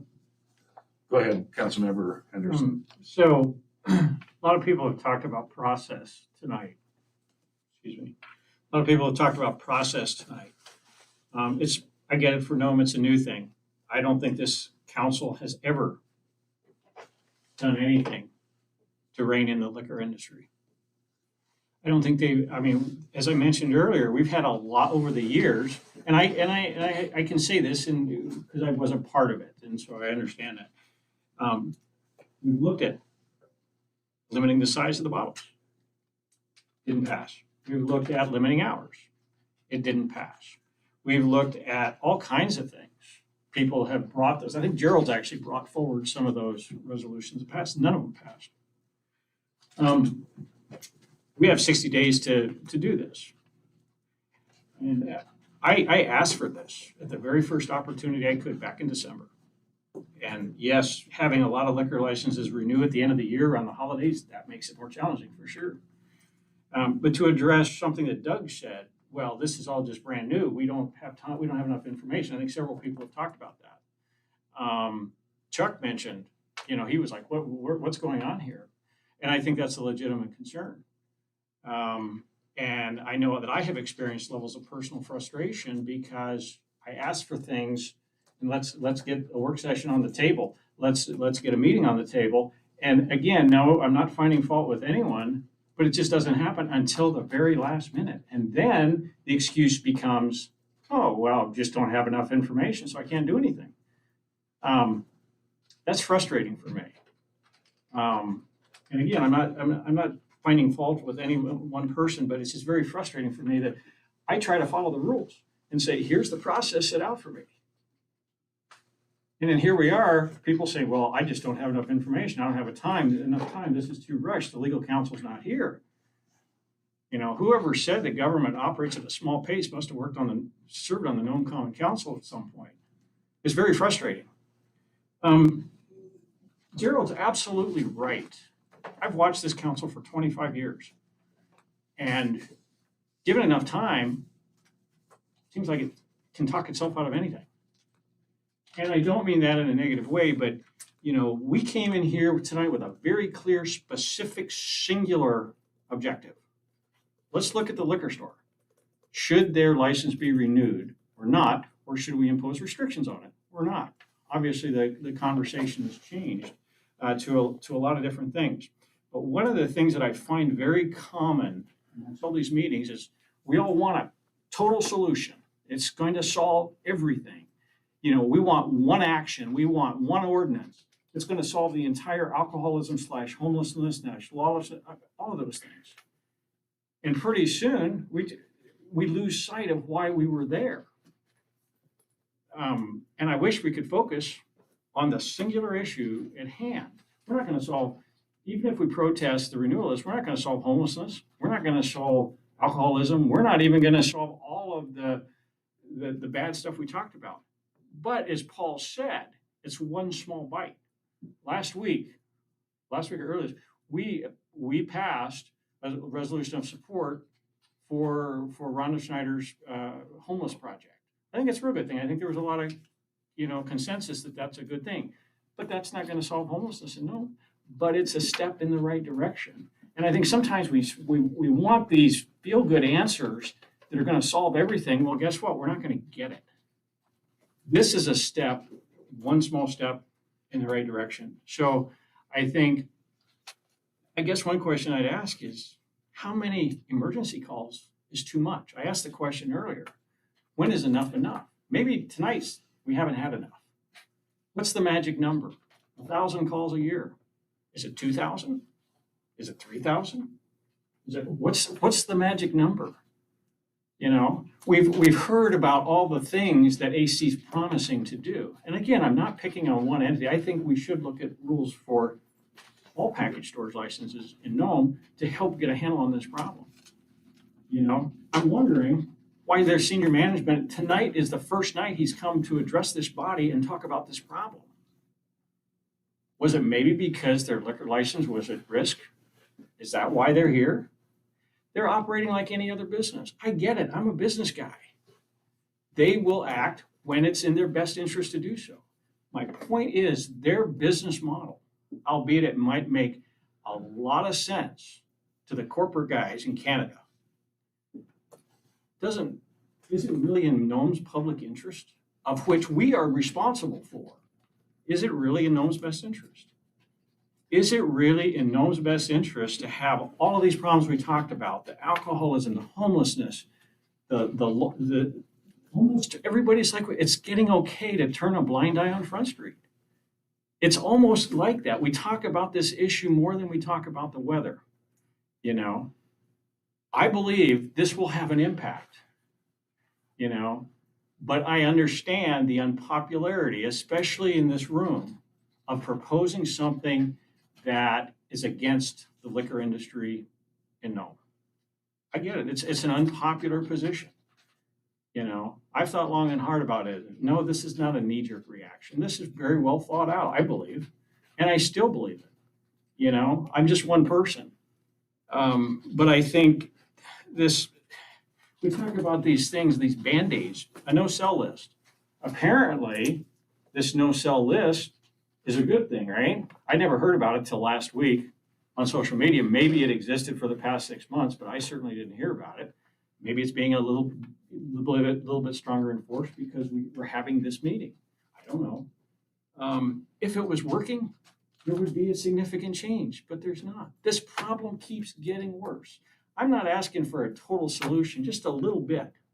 And I believe it'll help. I don't think this is anti-business. I don't think it's picking on one entity or one company. I mean, how can you pick on a company that has 2.2 in sales revenue?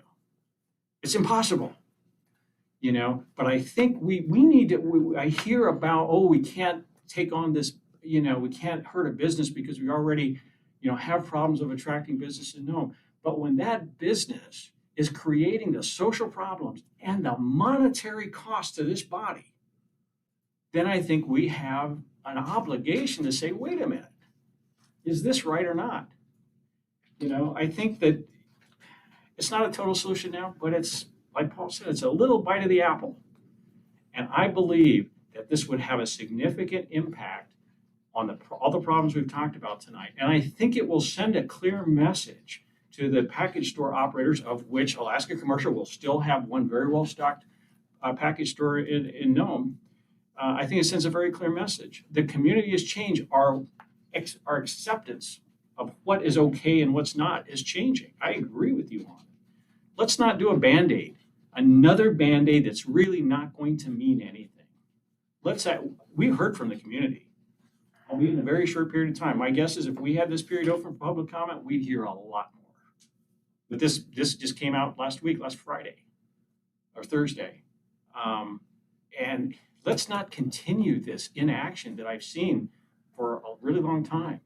Let's do something concrete. Let's do something meaningful to this community and not let this one particular location just fall by the wayside and turn a blind eye. I understand what people say is, oh, I don't want to see folks, walking around in the grocery stores where I go shopping. Maybe that's part of the problem. We've turned a blind eye to Front Street. It's okay on Front Street, but not where I shop for my groceries.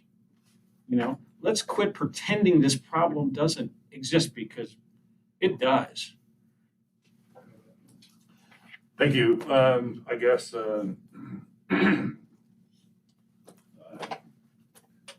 In discussion, go ahead. so your suggestion is to protest one place. Because that's the one Because place that's the that's up place for you see it, renewal. but don't you see? Kansas is not up for renewal. Okay, but don't you see a bigger issue? I mean, if we limit the percentage alcohol, What do you mean by limit the percentage of alcohol? as adjusted by Walt, and I didn't think about this before, but if you limit the percentage alcohol being sold in liquor stores in Nome. You mean like the proof? Yeah, like nothing over a 34 proof or something. You wouldn't buy any vodka, gin, or rum in Nome anymore. And I don't know if we can even do that. So you're telling a liquor store not to sell liquor? Exactly. Beer and wine stores. Again, it's, Right. I get the feeling that sometimes the council's afraid to make hard decisions. No, I'm just saying, let's look at the And we bigger look picture. for these lesser. Okay, well, let's not argue here. No, we're not arguing. Okay, We're not arguing. one at a time then. Okay, we won't argue at the same time. And you could argue. Somebody's got kids. So I understand where you're coming from, because I do understand. You know that I understand that. I'm glad you understand. Okay, so what my concern, like other people's concern, is moving it from one place to another place, what the effect of that would be, and whether there's a different way to kill the bird with changing the rules and how they play, as opposed to shutting it down completely. Fair question. Yeah. Fair question. So let's just pretend for a day that there's no liquor store on Front Street. Right? What's going to happen? I don't think the world's going to come to an end, first of all. But what's going to happen? Well, people that are buying liquor, they're going to buy liquor somewhere else. Okay, where will they likely go? One of the other two Like the stores. Hensons. So one of the concerns I've heard from people that work and live on Front Street is that there is, in spite of Julius, I'm sure Julius is a great guy, I've never met him, but he's tried really hard. But it's it's like you're trying to almost solve an unsolvable problem because you're right at the epicenter of all of these problems that are going on. And he might be watching, one customer and another comes in, and it's very difficult. So what would happen? There's no store on Front Street. So people are going to go up the street. Maybe you're going to walk in there. So right now you can step literally from the epicenter of the problem, which is the Nome Visitor Center, Nome Liquor Store, and about 6 steps from the sidewalk on Front Street. And you've got whatever your bottle of choice is, right? Put a $20 bill on the counter and leave. It's really that easy. In the grocery stores, not quite that simple. You got about, a couple hundred feet to walk through. Number one, more people are watching. Right now, if somebody goes into that liquor store and buys something and they shouldn't be buying it, is anybody going to complain? No, it's out of sight, out of mind, because nobody's paying attention. They go in the grocery store and they try to buy something. I guarantee you, there's going to be a lot of people watching, and there's going to be a lot of people that complain about it. And there's going to be people that say anything, and that's really going to force the store managers to step up their enforcement game. Not that it's not already trying to be done here, but it's going to be much more effective. So we talk about people hiding on Front Street and sort of doing the things they're not supposed to do that they wouldn't do out in the open. It's going to be much more difficult to do that. So in my mind, the store man, because it's a competitive issue, because you've got a liquor store, we got it owned by two very well-financed corporate owners, that they're concerned about their grocery sales. They don't want customers to say, well, this store lets, intoxicated people buy liquor or whatever, so I'm going to go to the other store. It becomes a competitive issue. And I think I'm not saying that, that the Front Street store is not trying to do everything that they can, but it's going to require, because it's going to be a hugely competitive issue. And I think, honestly, managers will really make sure, and Walt will be really focusing on making sure that their stores are clean, that they don't have sort of the problems that people are saying are already starting to be present in Hanson's. So I think there'll be a little bit of migration of it initially, but I think that will resolve itself fairly quickly. Okay, I don't know that I agree with your comment, but I don't need to, that folks are afraid to vote against the liquor industry. I don't believe that to be true. The liquor industry and the liquor lobby that existed at one time is not the same group, nor is the council the same. And I think that there's, with the couple of 3 bars that we have left, that they are, more reasonable than some of the folks that used to get together in their block and come over here and beat the table. So anyway, just that comment. The other thing is, and I know nobody cares about this, but usually, at least in the legislature, when they have some kind of a bill going through, there's this thing called a fiscal note that goes along with it, and it's an estimate by the departments, for those that aren't familiar with it, as to what the cost, budgetary cost, will be on the deals. And, there are some things we just do because we're going to do them regardless, and it doesn't matter what the cost number is. But, I think that, that we should have some information in making decisions such as this. Maybe it'll cut down, from our $3 million police budget. Maybe it'll cut down on our $600,000 budget from for EMS. What will it take out of sales tax? There's the 2 sides of the thing, and I think we just need to have that information in front of us. Not that it's going to maybe change the decision, but I think we have the obligation to go through that part of due diligence as well.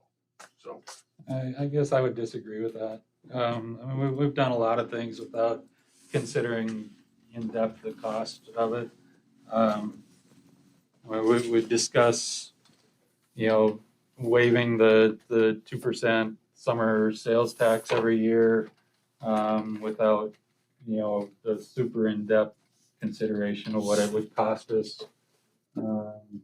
We'd do a lot of other things. The police budget, talked about adding, CSOs. We didn't really talk about the cost along with it. So I think this is more of a social type issue. We also don't talk, when we're, there's certain things that we do just because we should, just because it's right. We make sure the streets are plowed, to the best of our ability. Not because we've got sufficient money in the budget to do it. I mean, obviously this year we're gonna exceed the budget, I'm pretty sure. Already have.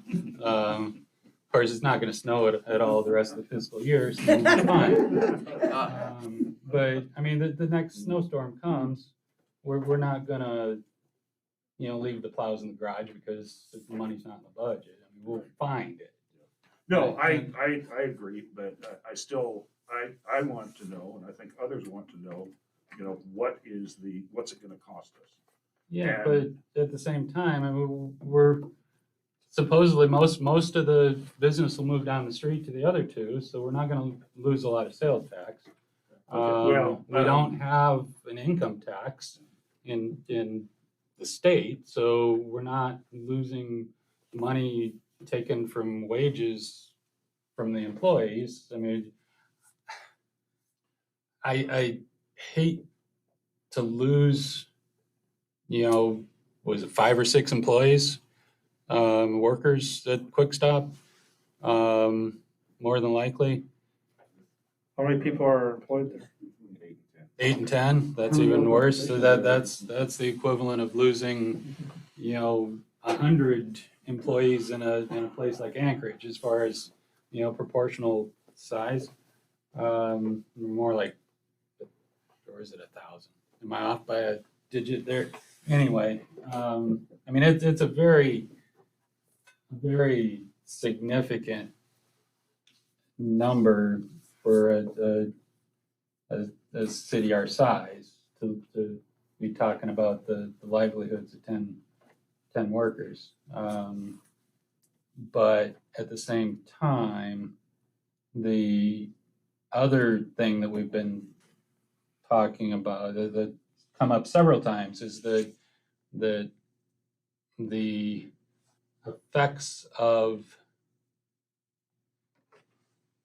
easy alcohol acquisition on Front Street and the problems that go along with that have discouraged numerous other businesses from opening up on Front Street and probably in Nome as a whole. Also, tourism is way down. Not that I think we should, make our decisions based on tourists, people that don't even live here. But I do recognize that is a very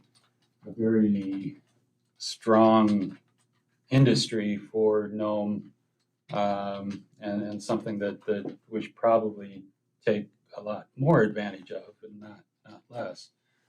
So making the town more amenable to tourists is a good thing. But I don't know how you quantify all that, and I don't think we can quantify all that before Wednesday. So it, quite frankly, and you're one of my 2 or 3 most favorite people in the world, John. So I consider things that you say with a very strong consideration, but I don't think that I don't think you're right here. I mean, and that's my personal opinion. I appreciate that on all regards. I think somebody should make a motion and we proceed. And then regardless of what happens with that motion, I still think we need to follow through in the next few months with the other ordinance-based solutions that Mark and others have been talking about. And I know Sig had Yeah, something to say. we're gonna recognize Mr. Evil. Yeah, I just wanted to have a quick word before the end of the night. I wanted to say that just by like sheer numbers of calls in only 4 buildings of the entire town have 1,000 calls out of, what was it, 3,000 total in the entire town, including Front Street? Yeah, it's closer to 4, Okay, so, well, a little over 4,100.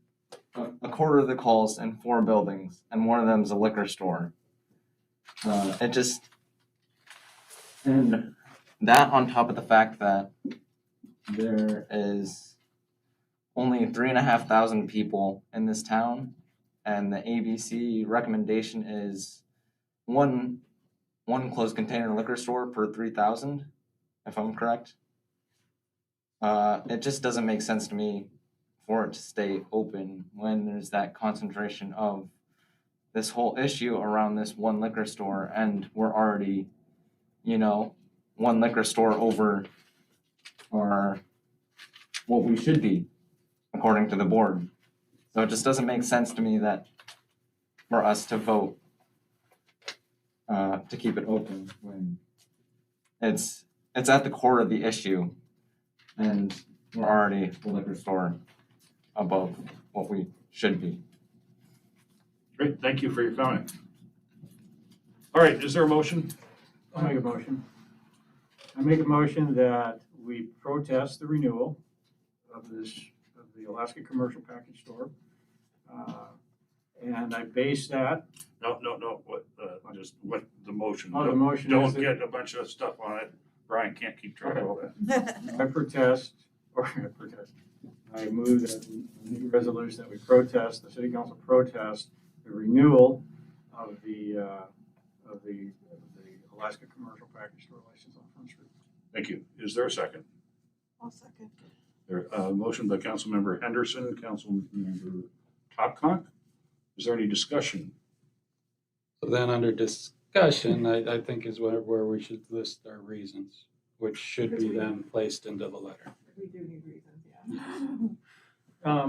Well, the first reason, the main reason, is the extraordinary level of police and emergency calls to this location, and the location is in the immediate vicinity. Over the last 5 years, as an average. Okay, so that could have been part of the first, you started saying a bunch of other stuff. That could have been part of the motion. Any problem with adding that? It doesn't belong in the motion. No. It's supplementary. I'm anticipating there may be 2 or 3 more things added to it during the discussion. Well, Scott, Councilmember Henderson just finished his motion. I cut him off when I thought he was going Right. somewhere else. So the second concurred, and would you read it back? Sorry to ask you that. The motion is to protest the renewal of the AC Package Store license on Front Street for the reason of the extraordinary number of police and EMS calls in the vicinity. Thank you. Okay, is there any further discussion?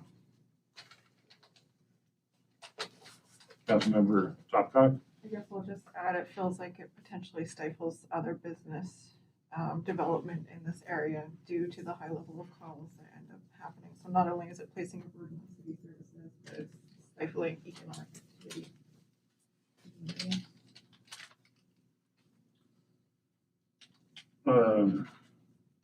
Okay, so that's a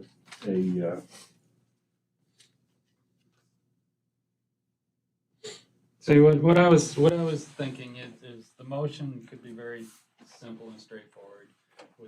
That doesn't list the reasons, but then we list the reasons during discussion, and that gets incorporated into the letter, as opposed to having to make 6 amendments to the motion to add more little bits and pieces. I think that would be, Unless that can't happen. yeah, it can. It would be much simpler. So it stifles the negative aspects of the alcohol sales on Front Street are stifling Other economic activity. other economic activity. I never know how to pronounce that. Dialectal differences. On Front Street. Okay, any others? I make a motion to amend the original motion to put a stipulation that will approve the renewal with, no, I don't think we'll do that. I wanna put some I'd like to renew it, but like to put some stipulations on the renewal. And those include, applying limited hours, applying limited quantity, and applying limited, percentage of alcohol that would be allowed to be sold out of that location. I think we need to be more specific on that. Because it's not up to the ABC board to decide what the quantity or the hours or whatever is. So if we're not gonna be specify those. That would come up under discussion. I mean, the statute does say that we can protest and suggest conditions. I guess I would say that process-wise, what makes sense in my head is that we would consider a full protest, no stipulations or conditions, and then if that fails, have a motion to protest, but only in the sense that we're putting conditions on it, not that we're saying don't renew it at all. Can I make a point of order? Do we have a second on this motion before we discuss?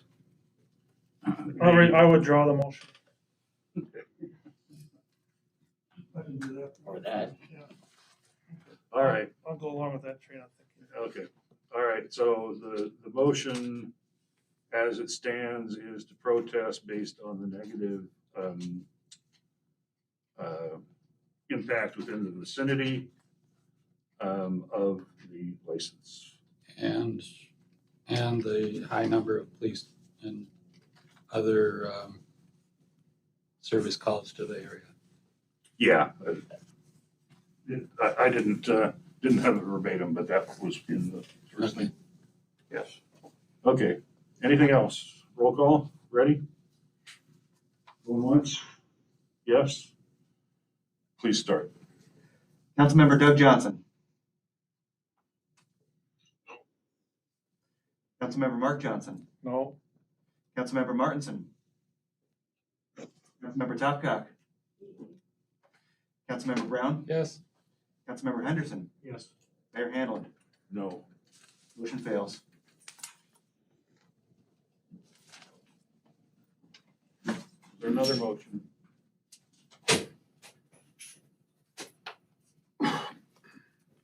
No. Thought I heard the word better. I like, maybe, I guess you have to make a motion to discuss, but I'm not sure how to make the word the motion. I'd like to make a motion. Well, so I would move, if I was making a motion, I would say I move to recommend that the license be renewed with conditions. Second. Thank you. I know, you weren't actually making it. Yeah, sounds good to me. Okay, so Mark moved, I seconded. What, this thing can't have one? She said if, she didn't say. I didn't know if Mark wanted to make that motion. Speed up the process. Okay, I'm what- not either way. It sounded very good the way you said it. She was providing friendly, not legal advice. Exactly. All right, so the motion is on the floor to protest with conditions. Recommend that it be renewed with conditions. Oh, recommend that it be renewed with conditions. Thank you.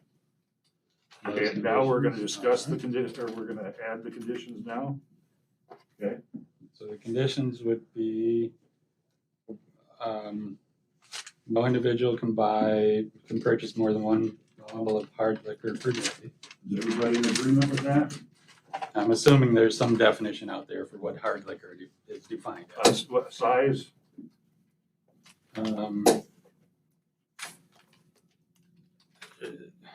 Yeah, so what was there was a One bottle of what recommendation size? as far as this. Do we wanna put a size limitation on it? We tried that several years ago. I'm not sure what the result was. I mean, it was voluntary. Yeah, and I think it was on the lower end as opposed to the upper end. 1,000 milliliters. Liter or? What would that be? 1 liter? Liter is a problem right now.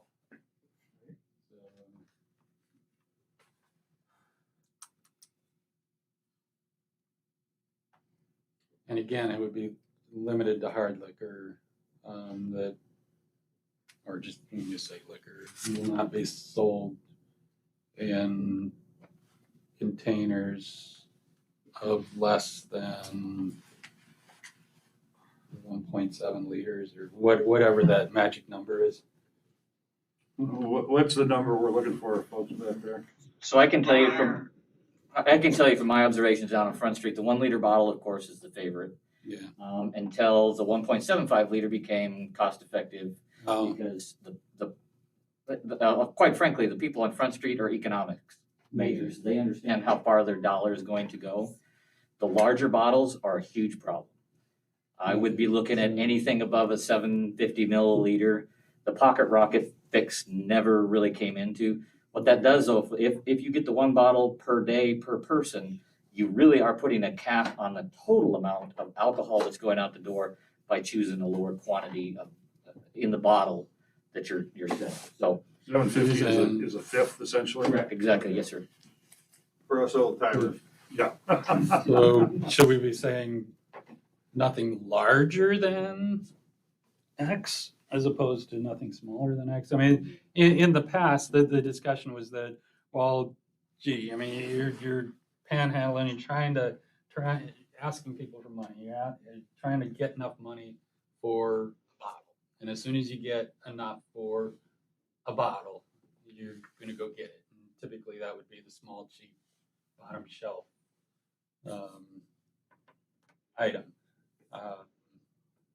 And so the thought was that, okay, if you don't let them buy that smaller one, then they're not going to be as readily able to purchase anything because they got to come up with more money. But it sounds like that's not the valid thinking to use. Would Quick Stop survive as a very nice wine and beer store? Are you asking that of me? Yes, sir. Well, again, the challenge, and this is, I think, what the mayor brought up before, is the Alcohol Control Board is going to look at it by those 3 standards. And so if it were passed to limit the percentage alcohol or to limit it to what is considered beer and wine, it should be community-wide. Otherwise, it puts an undue burden. So would it, as long as it was on an equal footing with the other 2 active licenses? Absolutely. But and again, I'm being very direct and honest here, if there is spirit sales at either of the other 2 locations, those individuals will go that are reliant on that or dependent on that or addicted, however you want to call it. They will go to those other 2 businesses to buy their higher alcohol content drinking choice. Why don't we try the no greater than 750 milliliter deal? The size of the red tops? They come in all sizes. Yeah, that wouldn't stop Red Top. The wall of Red Tops across the street is 1 liter bottles. And thousands of them that we pick up and put in the back of pickup trucks are 1 liter bottles. And it's actually turning to the 1.75, which is, people call it a gallon jug, but it's not a gallon. It's a half gallon.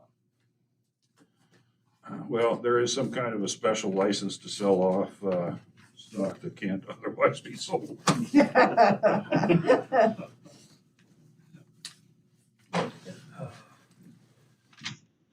don't remember what you mentioned security. You could incorporate that in. I don't remember what the other issues were. It's after 10, my brain stops working at 10. I don't remember what they were either.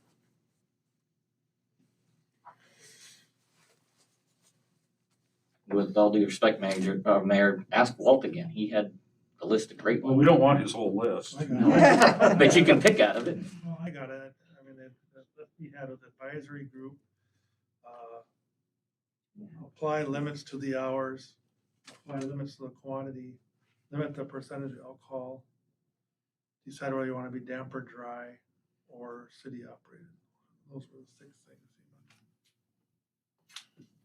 things. So, out of those, I think we should, the other one is hours, but we ought to do that for everybody through an ordinance.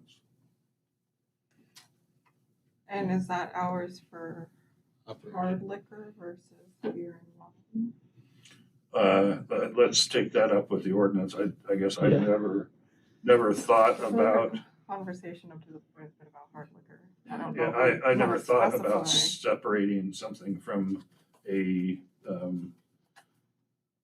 license number 8, which is what they have, further breaking it down underneath. Well, that was Ken's suggestion, is to limit the amount of hours that hard liquor is sold in town. And that-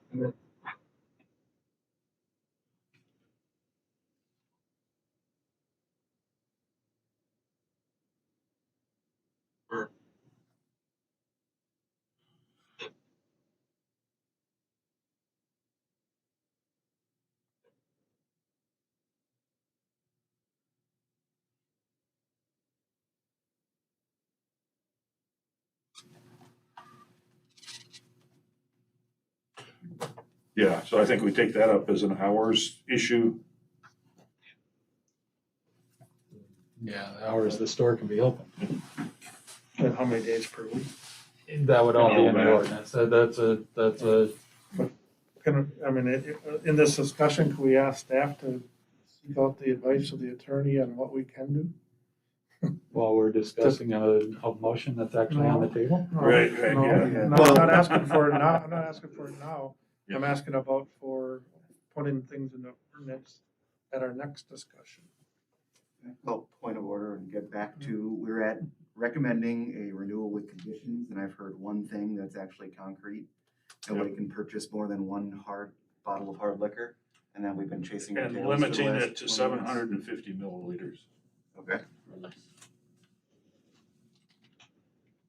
No more. No larger than 750 milliliters. And we'll put in a letter of security thing? Or is that outside the scope? Like I said earlier, I mean, I think we could put anything in there we want, and then it's up to the ABC board to say, no, you can't do this one. Or no, we don't have the authority to regulate this one. And then, I mean, I don't think they're gonna say, oops, you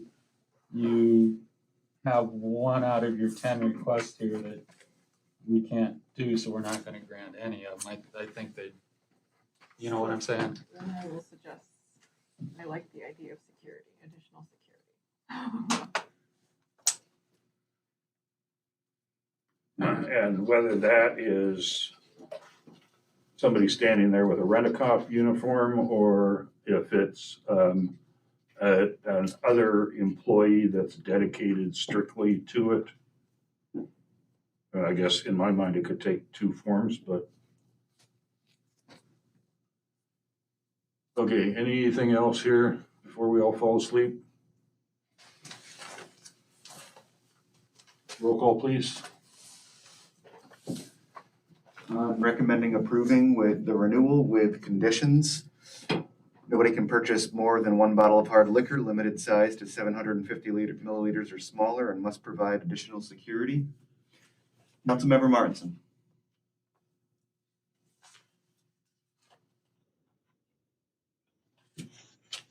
Councilmember Topcock. Councilmember Brown. Yes. Councilmember Henderson. No. Councilmember Doug Johnson.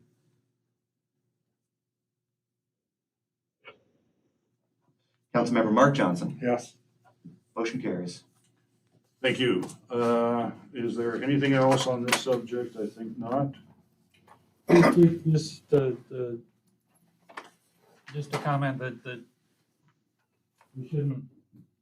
we shouldn't let it die now. I mean, we shouldn't say, okay, we did something, we don't need to do anything else for, you know, another 17 years.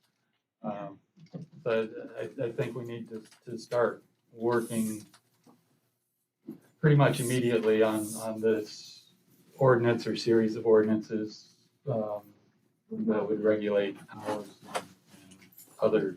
Well, other things. let's see about getting, Brooks or Charles or whoever up here, to actually meet with the council. Yeah.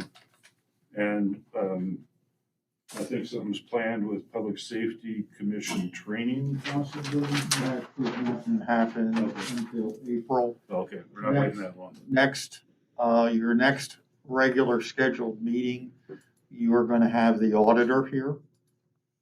And,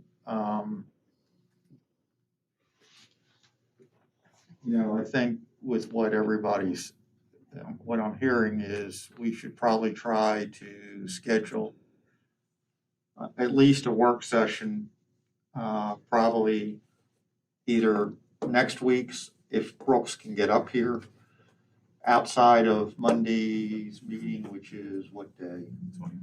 24th, or we schedule a meeting for the 31st, when no one has meetings on the fifth Monday of the month. But I think it would be much more beneficial and helpful to actually have the attorney in the room as opposed to trying to do it over Zoom. Okay, we'll figure out when the attorney is available and. Well, does anybody have a problem with January 31st? I'm gonna be in White Mountain. I'm sorry. It would help if I had some dates that you all, and then I can be available. How about February 1? I get back from White Mountain that day. Theoretically, I don't know what time the flight lands. Okay. I can't guarantee it 5:30, but.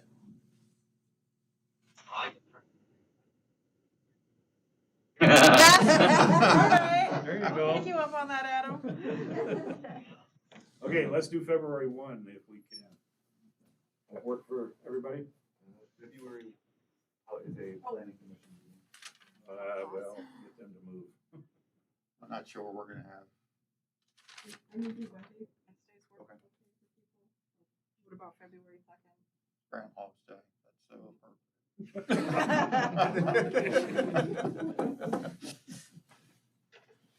Does February 2 work instead? Scott?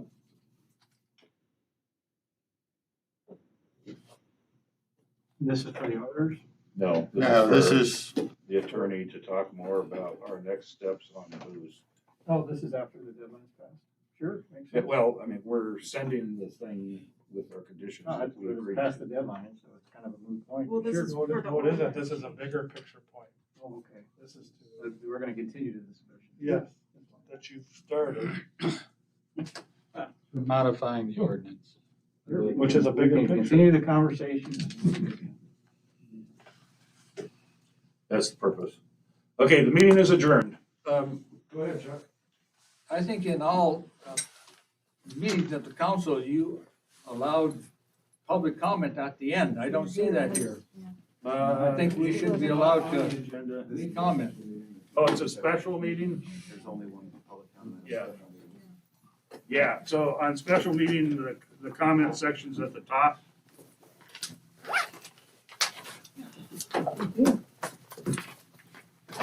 But we'll listen to you, Chuck. Will you? Yeah, we'll listen to you. Thank you.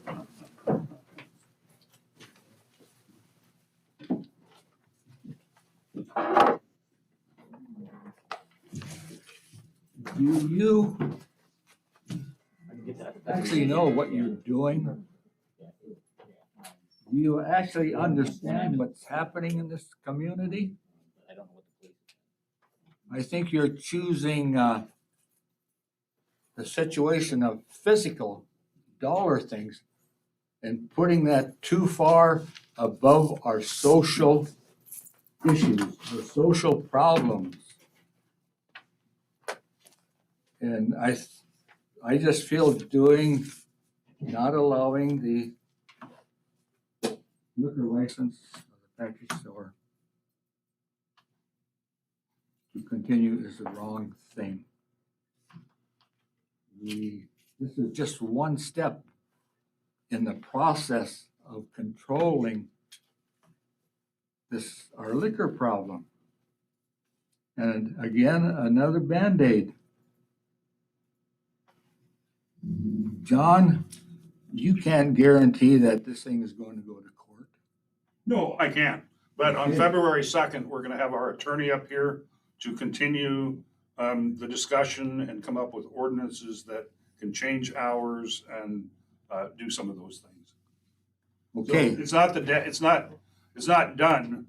I know, but you in your comment said, I guarantee you, this is going to go to court. Okay, well, guarantee was probably a strong word, but I can almost guarantee you we would be in court.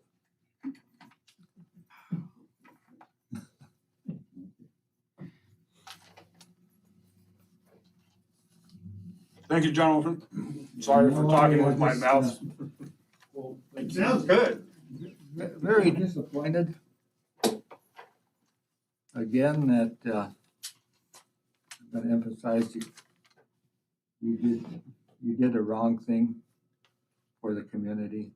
You say you listen to the community members that come down. I think most of the community members pretty much spoke out against it.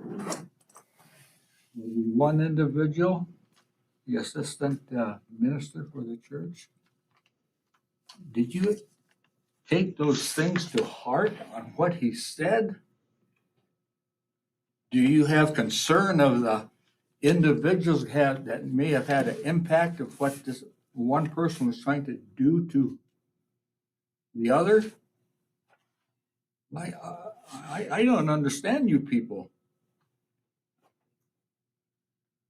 And I wish you had suggested tabling it because of lack of knowledge. But you go ahead and approve this. You're saying you have lack of knowledge on this. You should have tabled this. You have some kind of responsibility to us to have that knowledge before you make a decision that's going to affect this whole town. I fault you on that. Each one of you. Thank you for saying your piece. Thank you. Thank you, Chuck. Back on February 2nd, Chuck. Come back on February 2nd. Hopefully sooner than that. Well, I'd hope so. Okay, Mark, thank you.